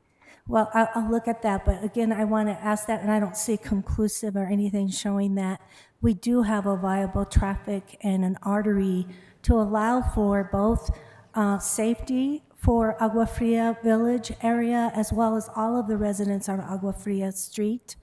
The other question I have here has to do with community organizations. As a Board of County Commissioners in the county, We have the Sustainable Land Development Codes, right? And they've been updated in 2016, and you cite those. But we also have a process in which we recognize Agua Fria Village as one of 8 community organizations affiliated or approved with the county. Based on that, the county requests and considers the community plans. I have just as thick of a binder as our codes from the Agua Fria Village that I've been trying to wade through, which really identifies the critical priority of considering the community and the traditional contours of the land, people, place, and culture that's important for the county to consider in land development. So as a commissioner board, I want to say that I wanted to ask the growth management and your unit and shop, had you considered the Agua Fria Village community plan in looking at this development? And I want to say in preface, I'm totally for affordable housing. This is critical, but we have to do it smart. So I want to know how the community organization's plan was considered in this development. Madam Chair, Commissioner, thank you for your question. And yes, this was sent over to our planning department as a part of the SGMP and the SLDC. This project fits within that development plan that the county has. No, that's the county plan, but this is we have, as a community organization, the Agua Fria Village submitted to the BCC and the county for review of this Village of Agua Fria Community Plan in 2006, July, which stands. And I just want to know, how does our county, when considering development, you're coming forward and saying it's approved, how we consider community organizations' plans? Does the county Sustainable Development Code succeed and supersede the community's plans, or do we just totally disregard the community plans?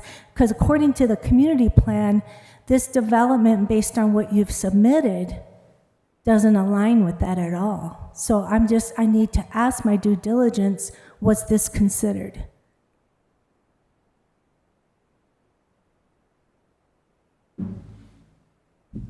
Chair, Commissioners, yes, the plan would be submitted, but that would be through planning. Planning is a different division inside growth management. Growth management will look at the plans that are adopted by BCC. A community, they create the plan, it goes through the community planning process, it comes for BCC as an ordinance change and is voted on. And then when these projects come in, they go to the planning division, at which point in time they review the SGMP and an overlay, if it's inside of an overlay, to make sure that it fits with what's needed. And so the report back from planning was that it did meet the current adopted plans. Okay, so take me back again. So you're saying that the Division of Growth Management doesn't look at this, but the Planning Division looks at the community organization's community plans. Correct. Planning is a division of growth management, but it is not building development services. And do we have a review here in the documentation you provided that they approved it?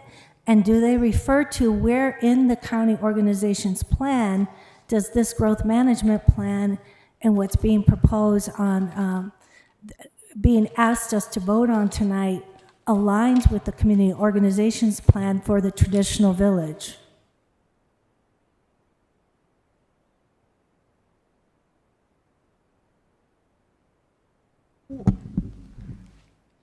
Madam Chair, Commissioner, same exhibit, page 10? I mean, water and wastewater? No, ma'am. G. We have 2 reviews from our planning department, one dated March 14, 2025, the other dated March 3rd from our planning department, both each stating that the design and the application submitted meets both of those criterias. Both of what criteria? As the ones that were discussed as the Agua Fria Community Plan through the SGMP and SLDC. Well, I would have to defer. I'm not certain, having met with community partners, not particularly around this issue, but I'm not convinced based on what I see here. You're saying they approved it, but I'd like to have seen a review on how it was approved and how I would like to see bullet points of how it aligns, or even a side-by-side, the Sustainable Development Code and what you have approved with the community organizations plan. Because again, this is a traditional village. So we're saying that the state office said, well, we're not violating anything culturally or traditionally according to Chapter 7 of our Sustainable Development Codes, but yet it's still a traditional village. So in reading everything you provided, my conclusion today, and I know we're not going to vote yet, is that we don't have enough information. At least I don't as a commissioner and a commissioner for District 2. I don't have substantiated information to make an informed decision. Madam Chair, Commissioner, if I may to assist you in making that determination tonight, as we do have from county staff Nathaniel Krell online that could potentially assist in answering that question you have. I don't have any further questions right now, but I will defer to my other commissioners. Thanks. Do we have other questions? For Mr. Quintana at this time. Questions for the applicant? The presentation. Okay. I just want to thank you, Mr. Quintana. I know you're doing your job, but so am I, so I hope you forgive me for asking tough questions. Madam Chair, Commissioner, not at all. Bring them all forward. I appreciate you. Thanks.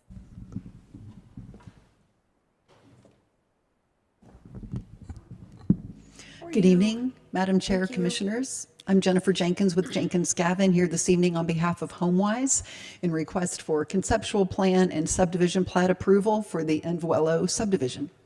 And I'm ready to be sworn. Yes. Please raise your right hand. Do you swear to tell the truth, the whole truth, and nothing but the truth? I do. For the record, before you testify, please state your name, address, and that you are under oath for your testimony to be considered valid. My name is Jennifer Jenkins, 130 Grant Avenue, and I can confirm that I am under oath. Thank you. Great, thank you.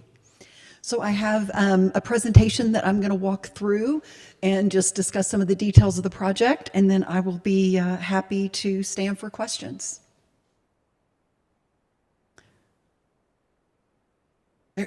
There we go.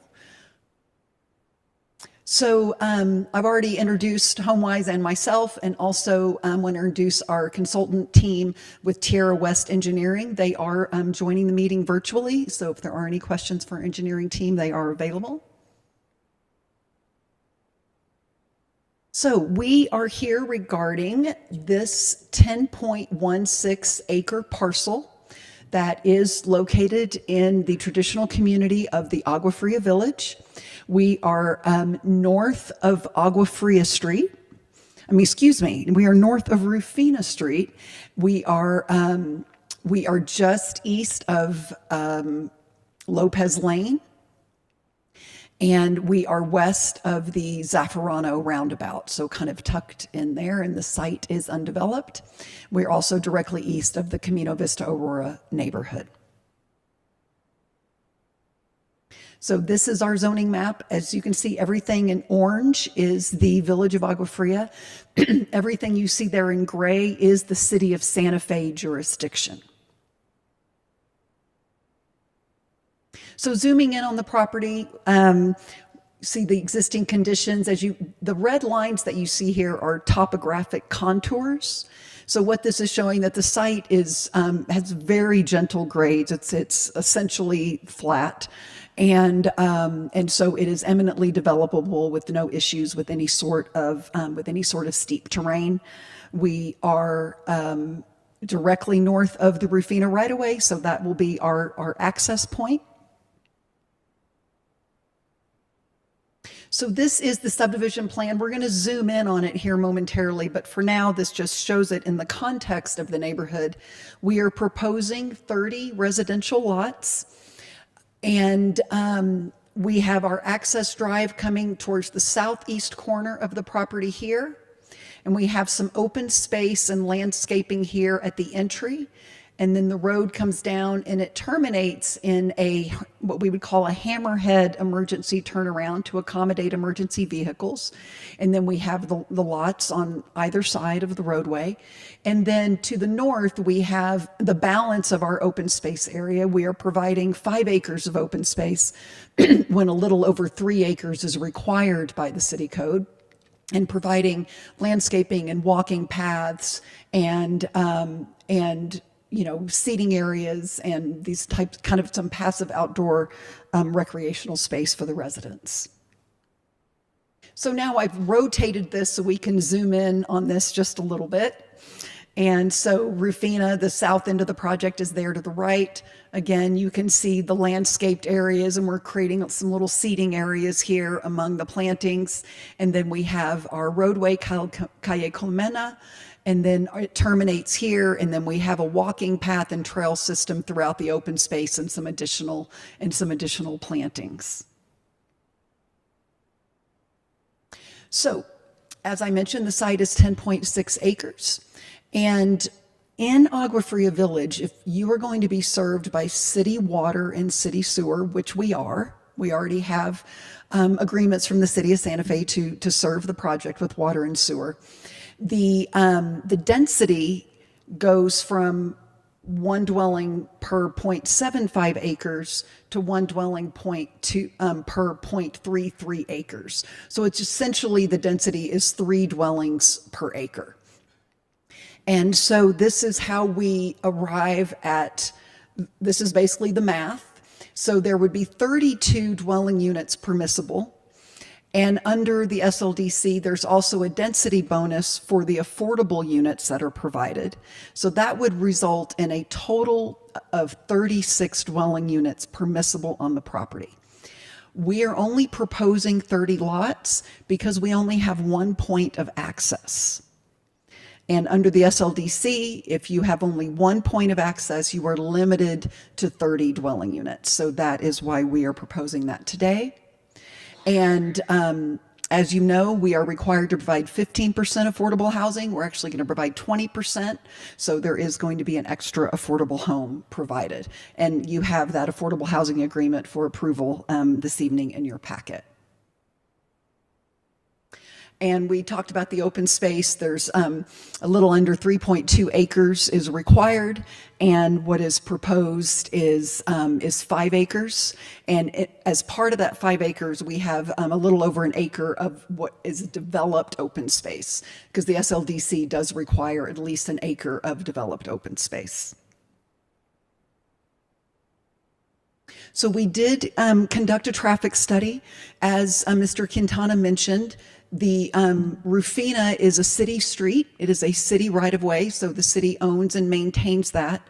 So we were required to engage with the City of Santa Fe Public Works Department with respect to the traffic study.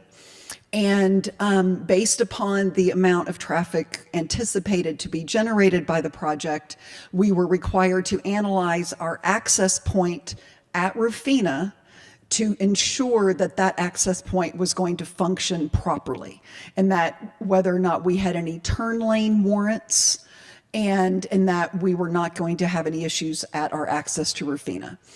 So when we talk about traffic studies, we talk about levels of service, and this is also documented in the SLDC, that we look at intersections and how do those intersections function. Level of service is based upon delay, like how much delay does a vehicle experience moving through an intersection, whether it's signalized intersection, unsignalized, or a situation like this where we have a stop sign exiting the community onto Rufina Street. And so it's a grading system. So level of service A means there is minimal delay, and it goes B, C, D, all the way to F. And F means this intersection is failing, that the delay is excessive, and there needs to be some sort of mitigation for that intersection. So once all of these homes are constructed and occupied, this access has a level of service A on Rufina Street. So really minimal delay. We will be constructing an eastbound left turn lane into our driveway. That was warranted so the traffic study did assess what turn lanes would be required. And so I'm going to show you on the next slide. So zooming in, so this is the existing condition. So there's an existing median right here. And then our driveway's coming in at this sort of southeast corner. And so this actually works really well because we are able to construct our turn lane within this existing space here where the median is located. So that will create safe turning movements. So as cars are eastbound, they will be able to get out of the travel lane and get into the turn lane to wait to make a safe left-hand turn.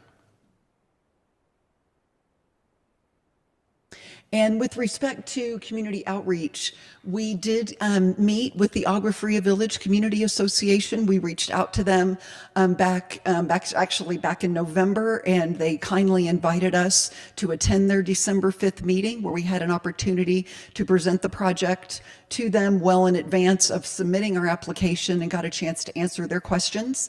And then subsequently, we had our formal pre-application neighborhood meeting where we also had neighbors in attendance and got to present the project and address any questions.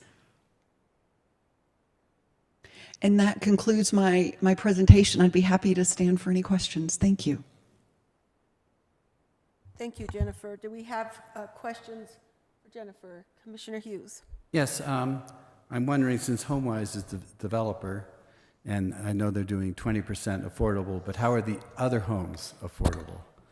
Are they so-called, I mean, they're market rate, but are they going to keep them affordable somehow? Yeah, so HomeWise's program, so there's always the designated affordable units, whatever that percentage might be, which differs on a project by project basis. And then the quote unquote market rate homes are always below market. So they that is their practice, and that is how they do that throughout their communities in Santa Fe. And are they doing anything in particular to keep them below market? Well, it's just the way they price them. But so on the below market homes, there will not be any sort of affordable housing lien on those homes that would kind of run with the property like there is on the 20% affordable homes. If I think that was your question, Commissioner Hughes. But on the initial sale, those homes are priced below market. Okay. You don't know what below market is, I suppose. Well, we have a little bit of time between now and when these homes are actually on the market, so it's a little hard to predict. What I can tell you is that under they have some current communities where they're currently selling homes, and the below market homes are in that $300,000 to $400,000 range. But it's just kind of depend on has a lot to do with where construction costs go in our current unpredictable environment, and when we have a fair amount of work to do before we're ready to start building homes. Okay, thank you. You're welcome. Thank you. Anyone else? Commissioner Johnson. Thank you, Madam Chair. Thank you, Ms. Jenkins. I may have missed this in the packet, but and this is just approval of a site plan. Is there an idea of how large the homes are on 0.33 acres? So the homes are going to range in size typically from around 1,200 square feet up to about 2,000 square feet. Okay, so 1 bedroom to 3 bedroom? Usually 3-bedroom homes, typically, okay. Yes. Thank you very much. I see that on the site plan, and if you don't mind scrolling back. Sure. Absolutely. Is there are 4 lots that are a little larger, is that right? There are, okay. At the north end, that's correct. And the other lots appear to be evenly divided at 0.33, correct? No, the lots, I'm really glad you brought this up, Commissioner Johnson. So the SLDC does not actually regulate lot size. It regulates density. So in order to determine what your permissible density is, it's a calculation of taking the 10.6 divided by 0.33, because you can only have one dwelling unit per 0.33, and that is how you achieve what your permissible density is. So our lot sizes range from about 5,400 square feet up to about 6,500 square feet. And then we decided to do some larger lots at the top just to accommodate some larger kind of family homes. And those are up there are around 20,000 square feet. Okay. No, I'm sorry, 10,000 square feet. I misspoke. So on these, back to this image, thank you. I know that the units were listed. It appears that the market rate home, well, the four larger lots will likely be market rate, but there will be market rate among these smaller parcels as well. Correct. So would, I think a concern for people who perceive affordable housing to be, they have a certain conception about what goes into that house, right? The one that's designated for affordable versus one that is market rate. Can you speak to what the differences between those units would be? There are no differences. It is the same construction methodology. Now, would the interior finishes, in terms of somebody, maybe buying a market rate home, may decide to do some upgrades in terms of their countertops or, certain fixtures in the home, they would maybe have an opportunity to do some upgrades. But even the affordable buyers have opportunities to do that. So, but no, this is the same. When you drive down the street, you will not know. You will not know. You will not know which are the affordable homes and which are the market rate homes. Okay, that's helpful. So a consumer wouldn't be able to tell what. No, sir. Thank you.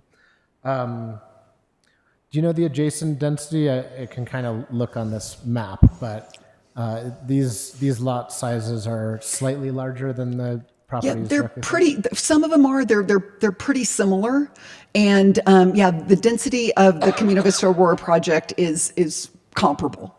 And it's actually more, it's quite a bit more dense. If you look at it, you can see here that, the lot sizes are comparable, but most of their project is filled with lots. And so the density here is going to be closer to, 4.5, 5 per acre. And would these include a backyard feature, or it's hard to tell from? Yeah, absolutely. So these are going to be, this is, pretty traditional. Everybody's going to have a 2-car garage. They're going to have a front yard. They're going to have a backyard, and their homes and, side yard setbacks. And so, these will be kind of, traditional, family homes in that regard.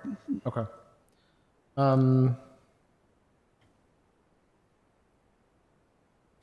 I'm gonna put it into it there, and I may have another question as we go forward. Thank you, Ms. Jenkins. Great, thank you.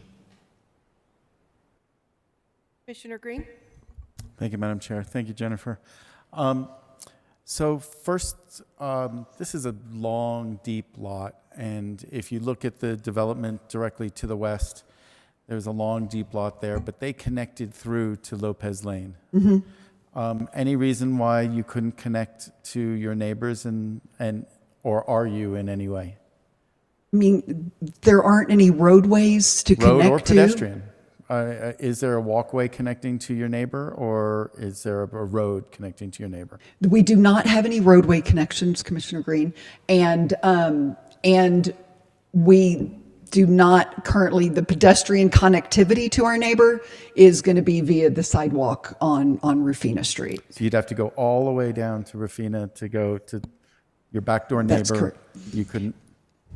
Absolutely, and part of the challenge with that is that, for example, with Camino Vista Aurora, as is true in most of the county, the streets are private, the parks are private, the open space is private. And so neighborhoods, in my experience, tend to be reticent about, because they have the obligation and financial burden of caring for those spaces, and to create kind of an open door, if you will, that allows. I love the idea of that kind of porosity between neighborhoods. I think it's really important, but it becomes really challenging when there could be a perception that it's going to somehow increase a neighborhood's maintenance obligations with respect to opening those spaces to the surrounding area. Okay, so it looks like in that neighboring development directly to the west that there's a park in there. Yes. That's a private park, or that's a Yes, city? absolutely. It's a private park. Okay, like if I'm trying to stitch my neighborhoods together, you have so much open space in this project that if you shifted those lots away from that park to a point where you mirrored the park onto your side, you'd start to stitch the communities together, even if it's a fence and a volleyball net and they can just play over the fence. You know, you're at least communicating some way, park to park, and that someday you could start to stitch these things together instead of just having it as a, you know, the back wall of somebody's house with graffiti on it. Sure. And the same thing, like one of those lots connecting through with a wide enough walkway so that people can start to, you know, live with their neighbors. This is, we're here to build housing, but we're here to build communities. And if you don't connect through or leave a way to connect through, you're sort of just dooming us to suburban dead ends. So, you know, we are happy to explore that kind of, we've actually talked about that internally, and we are happy to do that. And it could end up as a pathway to nowhere because we don't have any rights to that park. Well, but you do have plenty of space. Like if you shifted everything, I mean, you have so much open space in the back. You're maxed out on density. You know, if I had this property, I would be trying to figure out a second way out so I could build more and stitch it to my neighborhood so I could be, you know, friends with my neighbors. Sure. And a couple of points I would like to make on that, if I may, Commissioner Green. So we are connecting our water line into Rufina. The water line comes up, and then we have to loop the water line back into Camino Vista Aurora. And this is designed very intentionally relative to the infrastructure needs.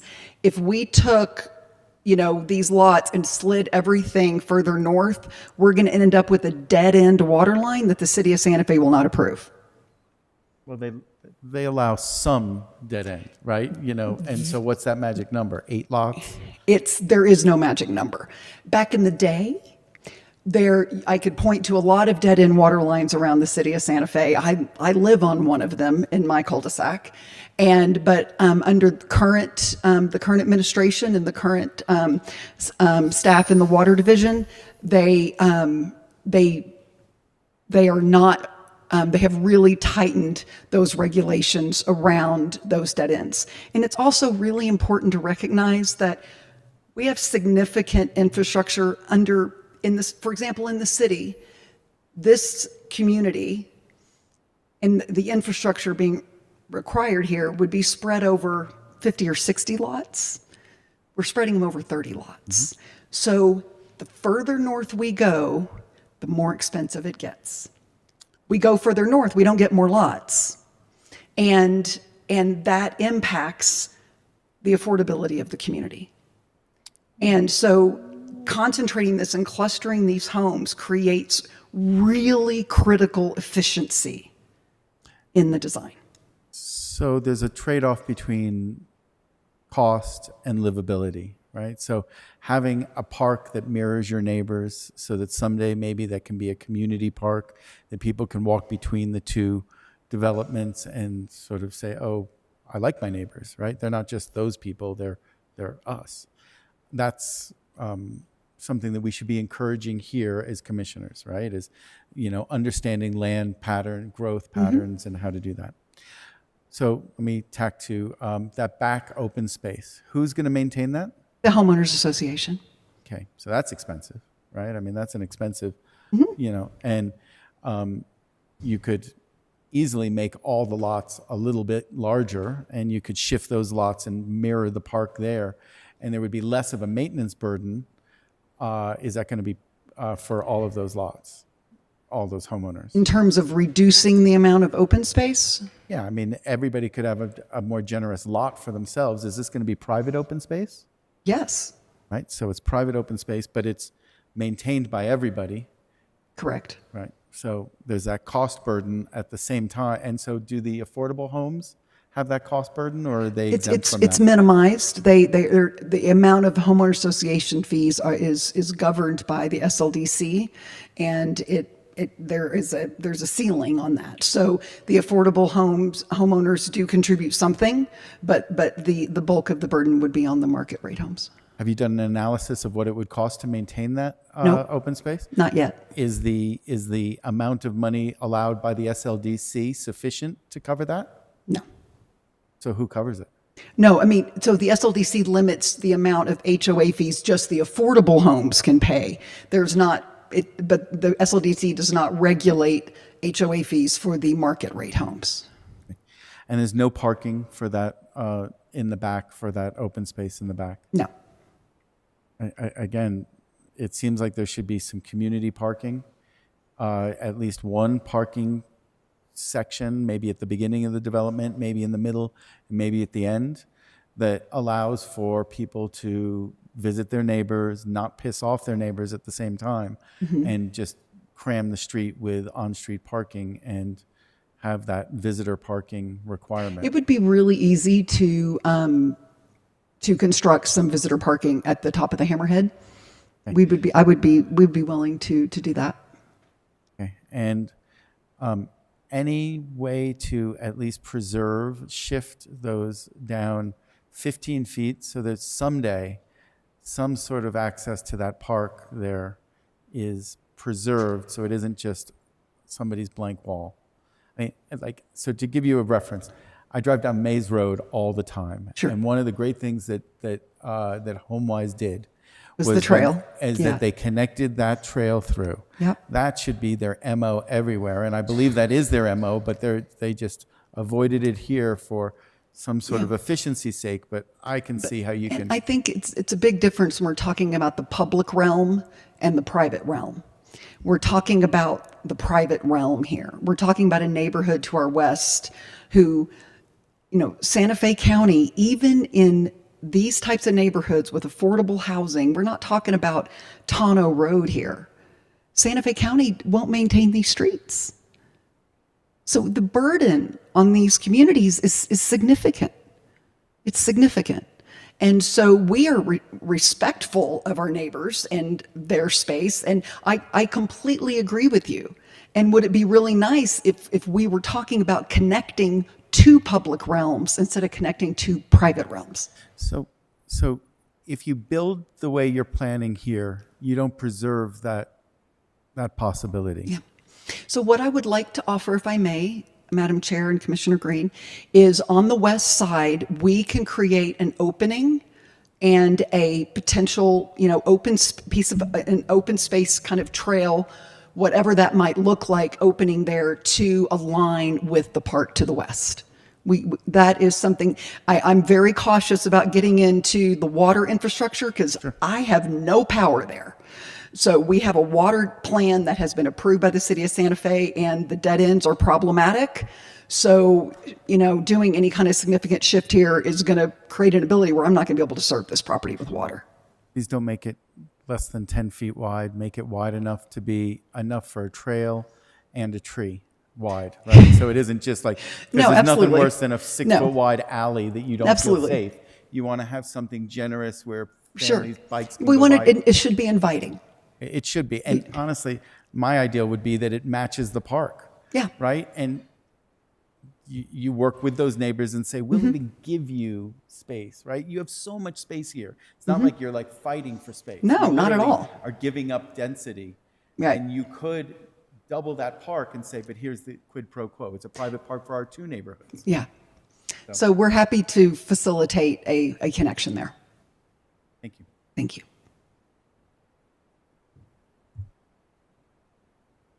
Commissioner Johnson. Thank you, Madam Chair, and thanks, Jennifer. I'm heartened by that. I think that if there were a ribbon to the park midway down Camino Vista Aurora, pointing towards Yes. Camino Vista Aurora, and that park in the middle. I also note, through a little bit of putting myself in a map, that there is a park on Camino Vista Aurora at the north end, and there's a 90-degree angle, sort of. I'm forgetting my geometry terms, but I could imagine a connection point there. Hypothetically, would it be possible for the HOA to negotiate access to that in the future? I mean, we could absolutely have the conversation, and we're happy to open up the dot. And we're going to be, we've communicated with them. We had residents from this community attend our neighborhood meeting, so we have, visibility with the neighborhood. And as we start construction, we're going to obviously be working with them a lot to mitigate, because it's going to be annoying and noisy, and as it is, but so we're happy to explore what those opportunities might look like, because that might give them trail access, whereas I think both access points would be ideal, right, in an ideal world, because there's increased access to sort of green space, open space, but that might actually benefit the adjacent community as well, because there's access to this trail system. So just speaking hypothetically about that, and I think I agree with Commissioner Green that when we are thinking about planning, right, we do it oftentimes in these long strips, and it is even gesturing towards that sort of connectivity is something that we should always be mindful of, and so maybe there could be one on the right to the east, just as an idea, because these are places that have, future, someday something will go there. Not sure what, but it is open land in the middle of, the ring around the city. I know this is in the county limits. So I just want to underscore that. And I think I am heartened by your willingness to sort of consider that connection point. Sure, absolutely. And the north one as well would be great. Thank you, Commissioner Johnson. I have a question for Commissioner Kakari-Stone and possibly for Manager Schaefer. Did the Agua Fria Community Association approach either of you regarding a request for tabling, given a lack of understanding of what overrides the SLDC and what the role is of the community organizations, and specifically the traditional village roles? Was there ever a request that was provided to us as a county for a tabling of this particular subject? Chair Bustamante, commissioners, I believe that was submitted today, and I believe what I hope was reported back was that was a request that would be appropriately made by the community organization to the board, in that Growth Management Department staff did not think that the tabling was appropriate. It wouldn't be a request that would be advocated by them, but that the community organization itself was free to make that request directly to the board. Commissioner Kakari-Stone? Due to the nature of the vote tonight, I recuse myself from those conversations. However, I do understand that the Agua Fria Village Association, and I went back through my emails prior to tonight's vote, had requested from the county and our growth management some explanatory procedurals and processes regarding the community organization's community plan, how that interfaces with growth management and the Sustainable Land Development Code. And to date, they have not received any clarification. Therefore, Agua Fria Village, separate from tonight's vote, but related to this, as a community, and if we look at our 4 goals here, Chairperson Bustamante, sustainable, healthy, safe, and transparent. It is in the opinion of Agua Fria Village that this hasn't been quite transparent because they're not certain on what trumps what, and they don't, as a community, experience being included in this plan. And even with Commissioner Green's question, and as well as Commissioner Johnson's questions, it's clear that this is a segregated plan that has a development that's very isolated, even visually, and has very limited access. You may as well put a gate at the front of it. in my opinion, based on what I heard, with limited planning. So I just think the planning is still unbaked here. And if there is a possibility to consider tabling, I don't know if this is appropriate time, I would move forward that so there could be more inclusive, transparent, and clear planning that meets our fuller goals that we have, the sustainable, healthy, safe, and transparent, and consider some of the questions being asked here tonight. Thank you, Commissioner Kakari-Stone. It's your district, and you could absolutely make a motion to do that. I'm not sure that you would necessarily have support from the entire board, but I am going to express some sincere concern. I have spent historic time doing traditional historic villages, and it is a lot of work. And it isn't clear to me, and I did ask for some clarification, but what troubles me more is that the constituents asked for information specifically to this. Mine specifically a whole other community that's a traditional historic community. And basically what I've seen is sort of this dismantling now over a period of time, and I'm looking at new people who are here who were not working in what was called land use. I apologize, because that's always my default, and I can't recall its planning department, and now I understand that there are two different arms, and sometimes I apologize because I'm about to sound frustrated, so I guess I might be. If you do talk to each other, the traditional historic community plans matter. And I apologize, Jennifer, but I hope that you'll take this. When you're asked to go to their meetings and they have a number of people, that holds more weight than 7 people going to your meeting. That is a community meeting.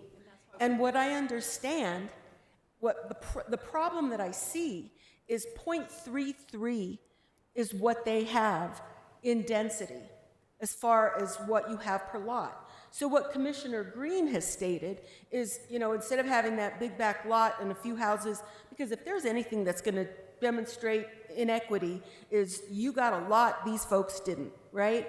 And they have 2 steps to the curb and, a rock to throw out back. That's my opinion, so it's not worth anything.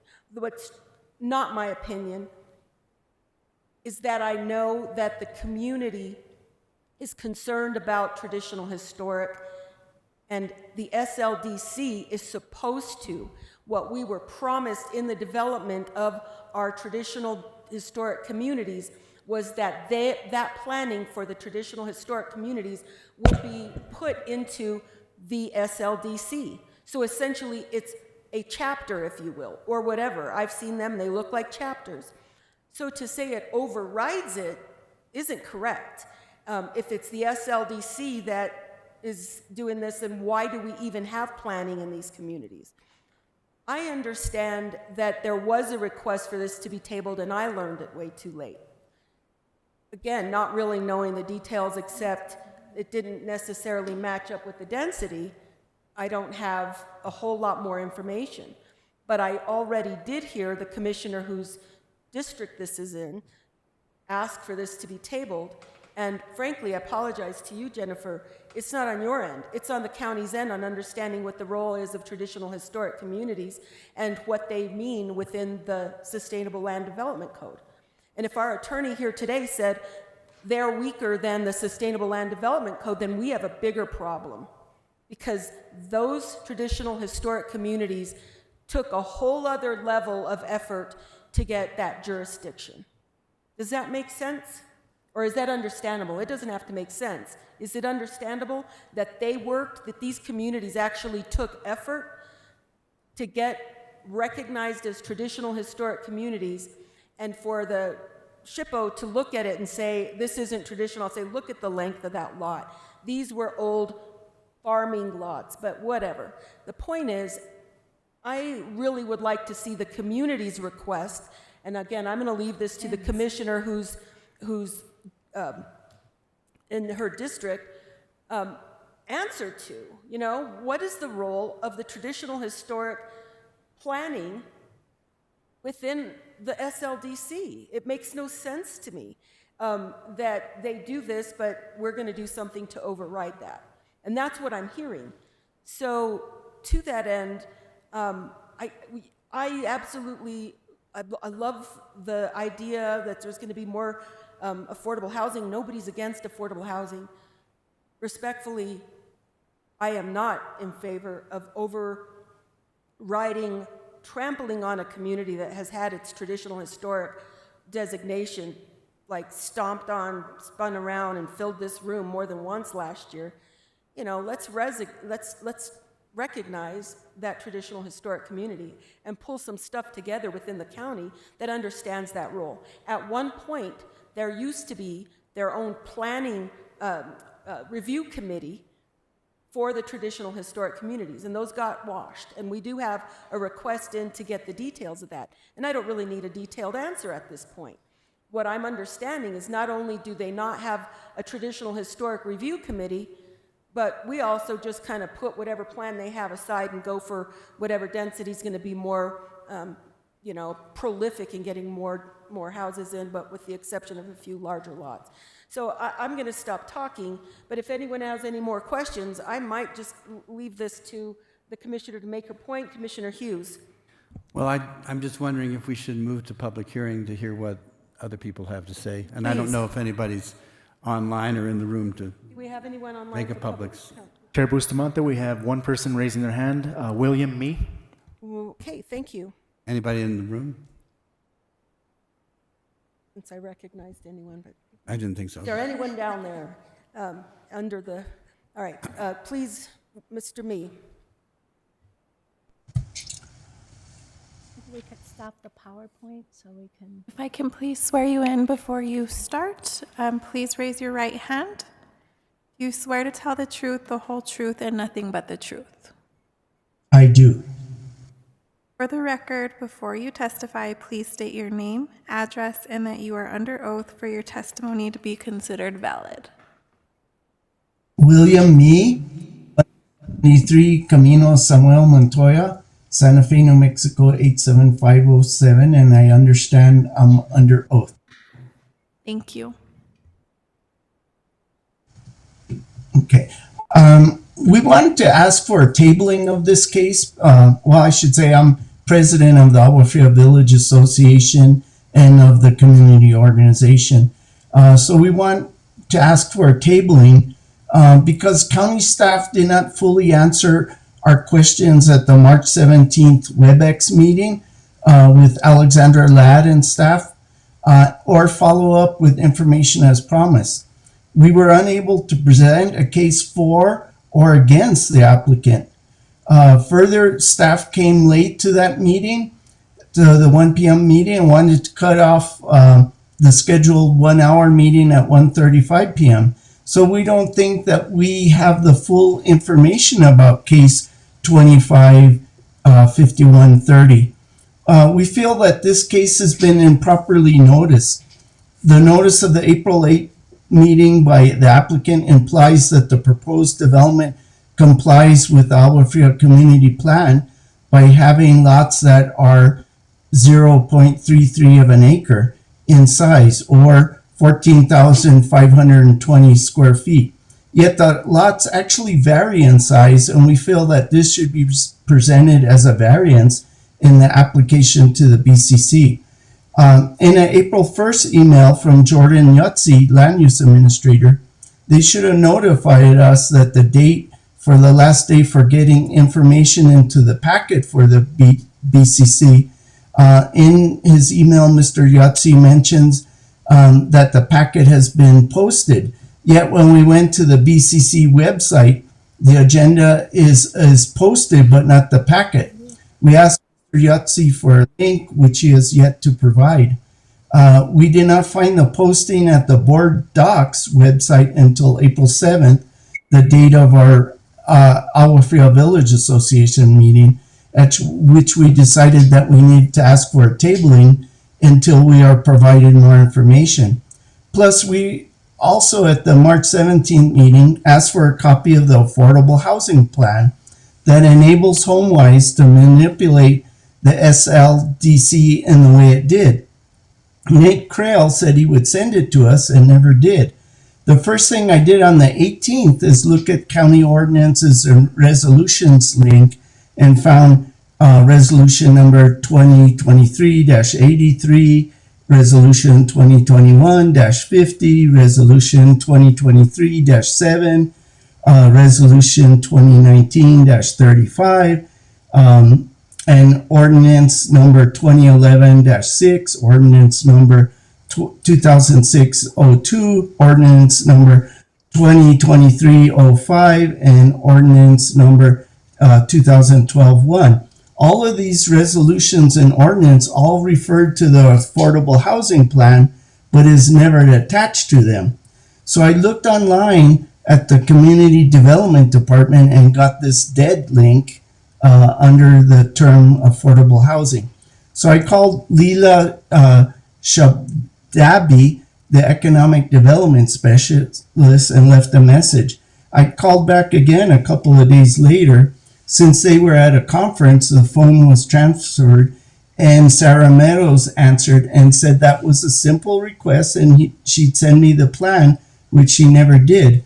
So we really need help from the county on these issues that we raised in the March 17th meeting with the county, and we sent a letter to the county manager and the commission on April 3rd. And we feel that tabling this case can put the pressure on the county to solve some of these problems. We risk the overdevelopment of our THC area based on our limited services like road capacity, school capacity, sewer capacity, healthcare, library. We're in a food desert, etc. For instance, on this development and the other two on Rufina Street in the THC, the city has determined there's no traffic impact and required mediation for traffic control. But at some point, the straw will break the camel's back. Other traditional historic communities and traditional communities with their community plans and community organizations are also at risk if we don't clarify where they stand, because otherwise their plans are just worthless. Thank you very much. Thank you, Mr. Mee. Anyone else? Chair Bustamante, there are no other users raising their hand. Okay. All right. Are there any other comments? Commissioner Green. Thank you. Just a question for Jennifer. That back lot that is the open space, is that going to be deed restricted, or is that going to be have potential development in the future?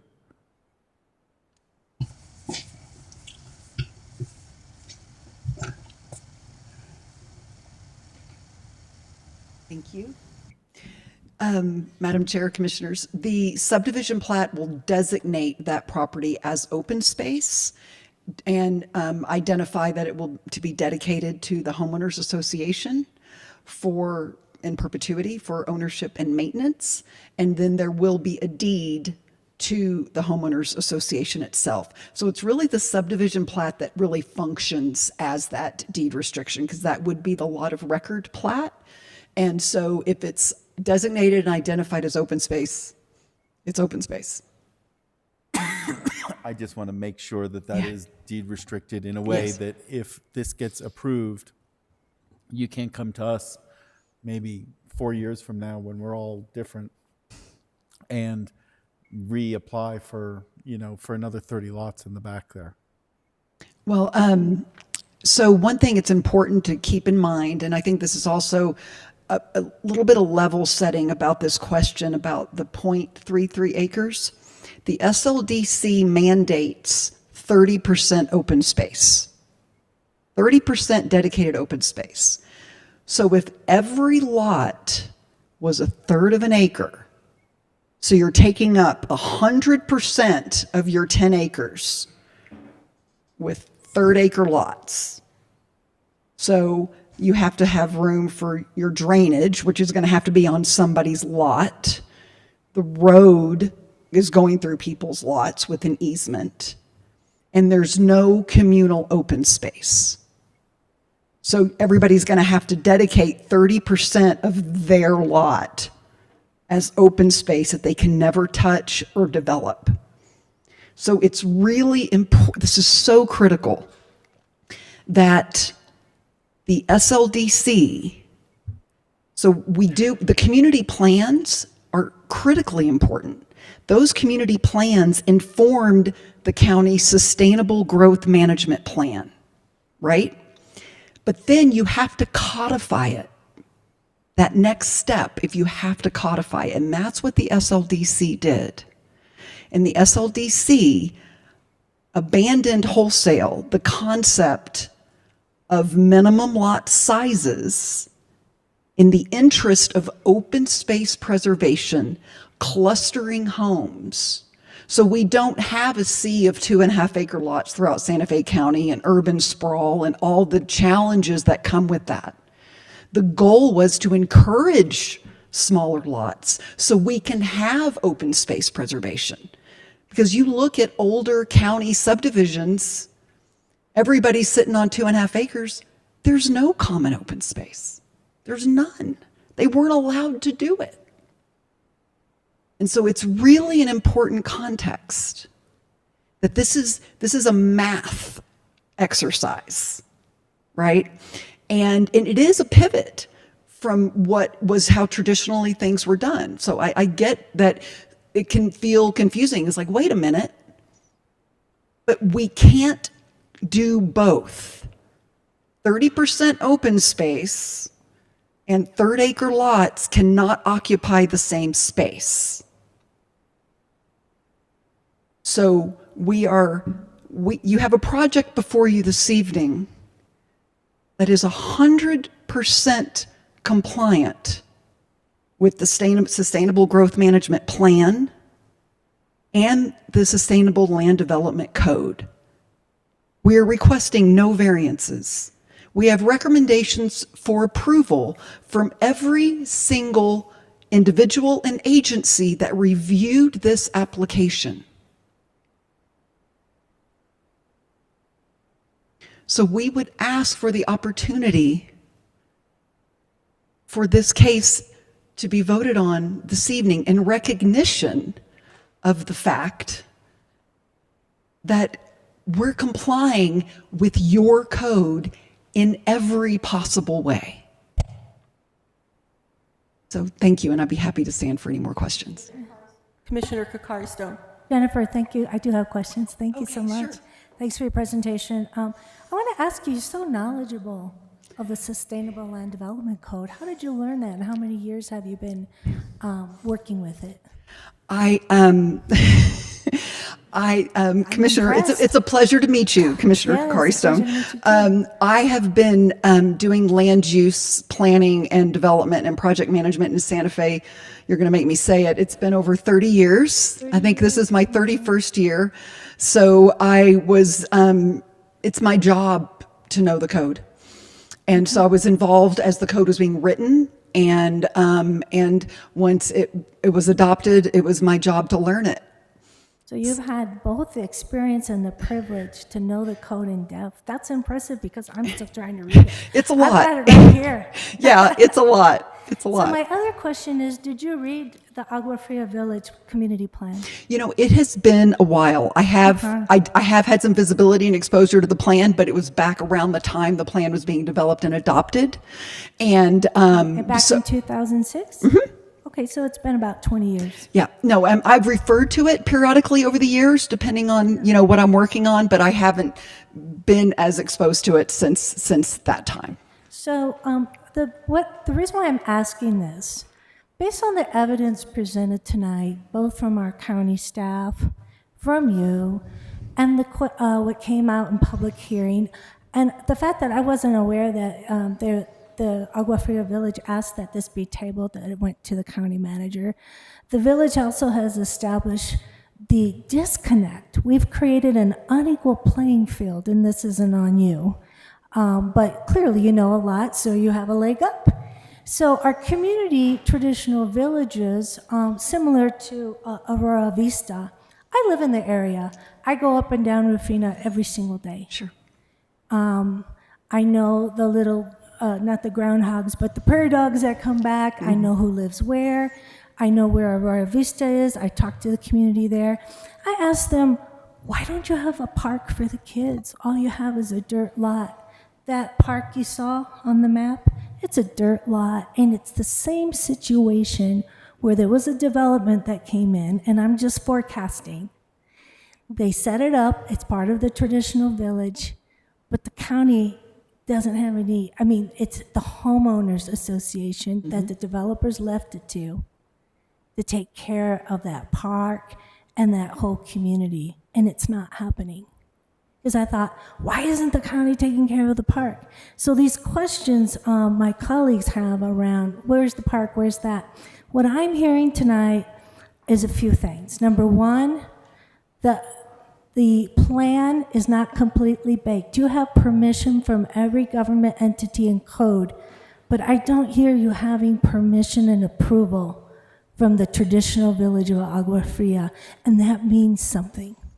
If we're going to build community and do planning, that is the ultimate authority. As a county commissioner, government doesn't run their life. And Commissioner, I have the utmost respect for the village, and that is why I reached out to them, and I went to their meeting, and I presented the project to them, and I answered questions. I welcomed that opportunity, and William Mee will tell you, when I'm working on a project in the village, he's my first phone call.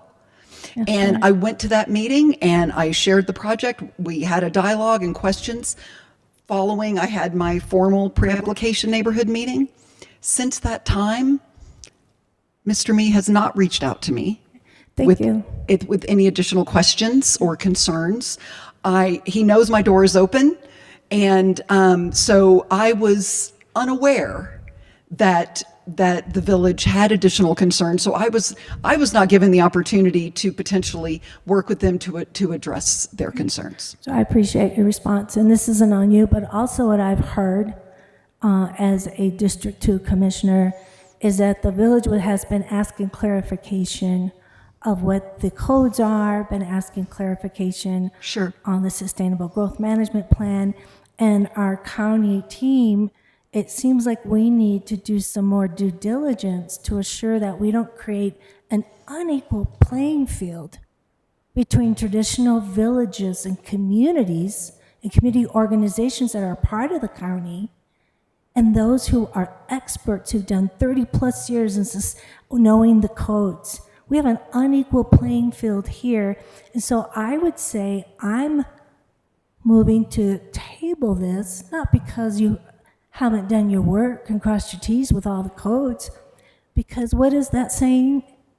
Don't plan for us without us. And it seems like even though we've met the minimum, it's okay to take the extra step in a traditional village and in our county to get further input and make sure that the Traditional Village Association and the board have access to the information they requested from our county team, that we give it due time, and that we have a full-baked conceptual plan and plats that includes them. So I'm motioning not because I appreciate your due diligence. I'm 200% for 6 affordable housing units out of the 30 that you have. I'm totally supportive of planning with the community, but I think we need to table this until there's some due diligence on the county's part and there's clarity and we level the playing field a little bit more. Thank you. Commissioner Kakari Stone, did I hear a motion? Oh, sorry about that. Can I comment first? Okay. We have two. We have Commissioner Hughes and Commissioner Johnson. I'm sorry? Oh, you were pointing to him. Yeah, I just want to say I'll support your motion to table, but I think that the plan is pretty well, I mean, HomeWise has done a good job of making affordable housing by keeping the lots small and positioned well, so I don't expect there's going to be large changes to their plan, even if we do table it. But I can see the need to include the community. Am I hearing that as a second? If she makes a motion, yeah, I'll second it. And then I'll make a motion to table this. I'll second it. we have a second by Commissioner Hughes. Under discussion, please. Yeah. Discussion? You know, thank you, Madam Chair. You know, just as, you know, finding the ways to, as Commissioner Kakari Stone said, not shoot for the bare minimum. Yes, I get it. There is a minimum. But you have so much extra space to work with that if you connected to your neighbors and provided, to the east, an access road that may never come to fruition, but you don't preclude it by cutting it off, and you say that there is an easement to the east and that there's a park that connects you to the west, it looks like you're integrating yourself more into this community.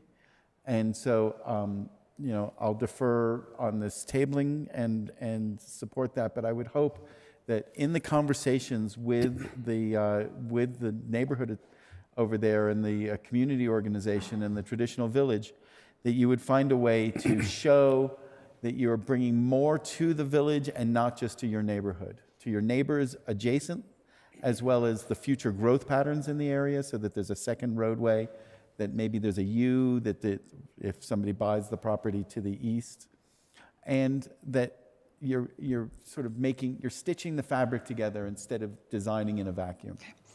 And thank you, Commissioner Green. And also, if I may, Madam Chair, I would like to respectfully request that if we're going to be tabled, we're tabled to a date certain. And I was actually, Madam Chair, about to ask what sort of timeline are we looking at with the table? What is typically done in these situations? I think a little guidance would be helpful for knowing what we're voting for. If we're voting for 3 weeks or if we're voting for 3 months, or I don't think we need 3 months. Our next meeting includes the housing on April 29th, and I would ask that, staff is going to be able to work with the community. I think the other opportunity, Jennifer, is also, in helping the community understand that there is a precedent for some of that density. Mm-hmm. And I'm obviously concerned that they just weren't communicated with to the level that they felt they could be to be supportive. And I'll just say, for a traditional community to be supportive of new developments, not Sure. ever an easy shtick. But that being said, there's clear lack of communication, not on your part at all. So I don't know how you would feel about the first, our first meeting in, not the 29th, but the following meeting on May 13th. I mean, the 29th would be preferable, but if that is not an option, then May 13th would be fine. I would ask the commissioner whose district it is and staff to know that we would be able to provide sufficient information to the community. I'm going to actually just override that and say that we will go to May 13th, simply because if there's anything that would delay that, and then the community was unable to get together to understand, but they will turn up. If they don't turn up, then it's on them, and we've done our due diligence on this end. I see nods. I have a motion by Commissioner Kakari Stone. I have a second from Commissioner Hughes. Do you accept the friendly amendment that this is tabled until the first meeting in May, on May 13th? Yes. Yeah, Okay, with that. that seems reasonable. Okay. So all in favor of tabling this hearing to May 13th, say aye. Aye. Opposed? Onward ho. Thank you. Thank you for your time. Okay, our next hearing was tabled. Look at that. Motion to adjourn? We have a motion to adjourn by Commissioner Green. Second. We have a second by Commissioner Johnson. Said it first, but I know this is your harder ear. give it I to don't hear that Commissioner. well. So we are adjourned. Thank you very much for your time and day.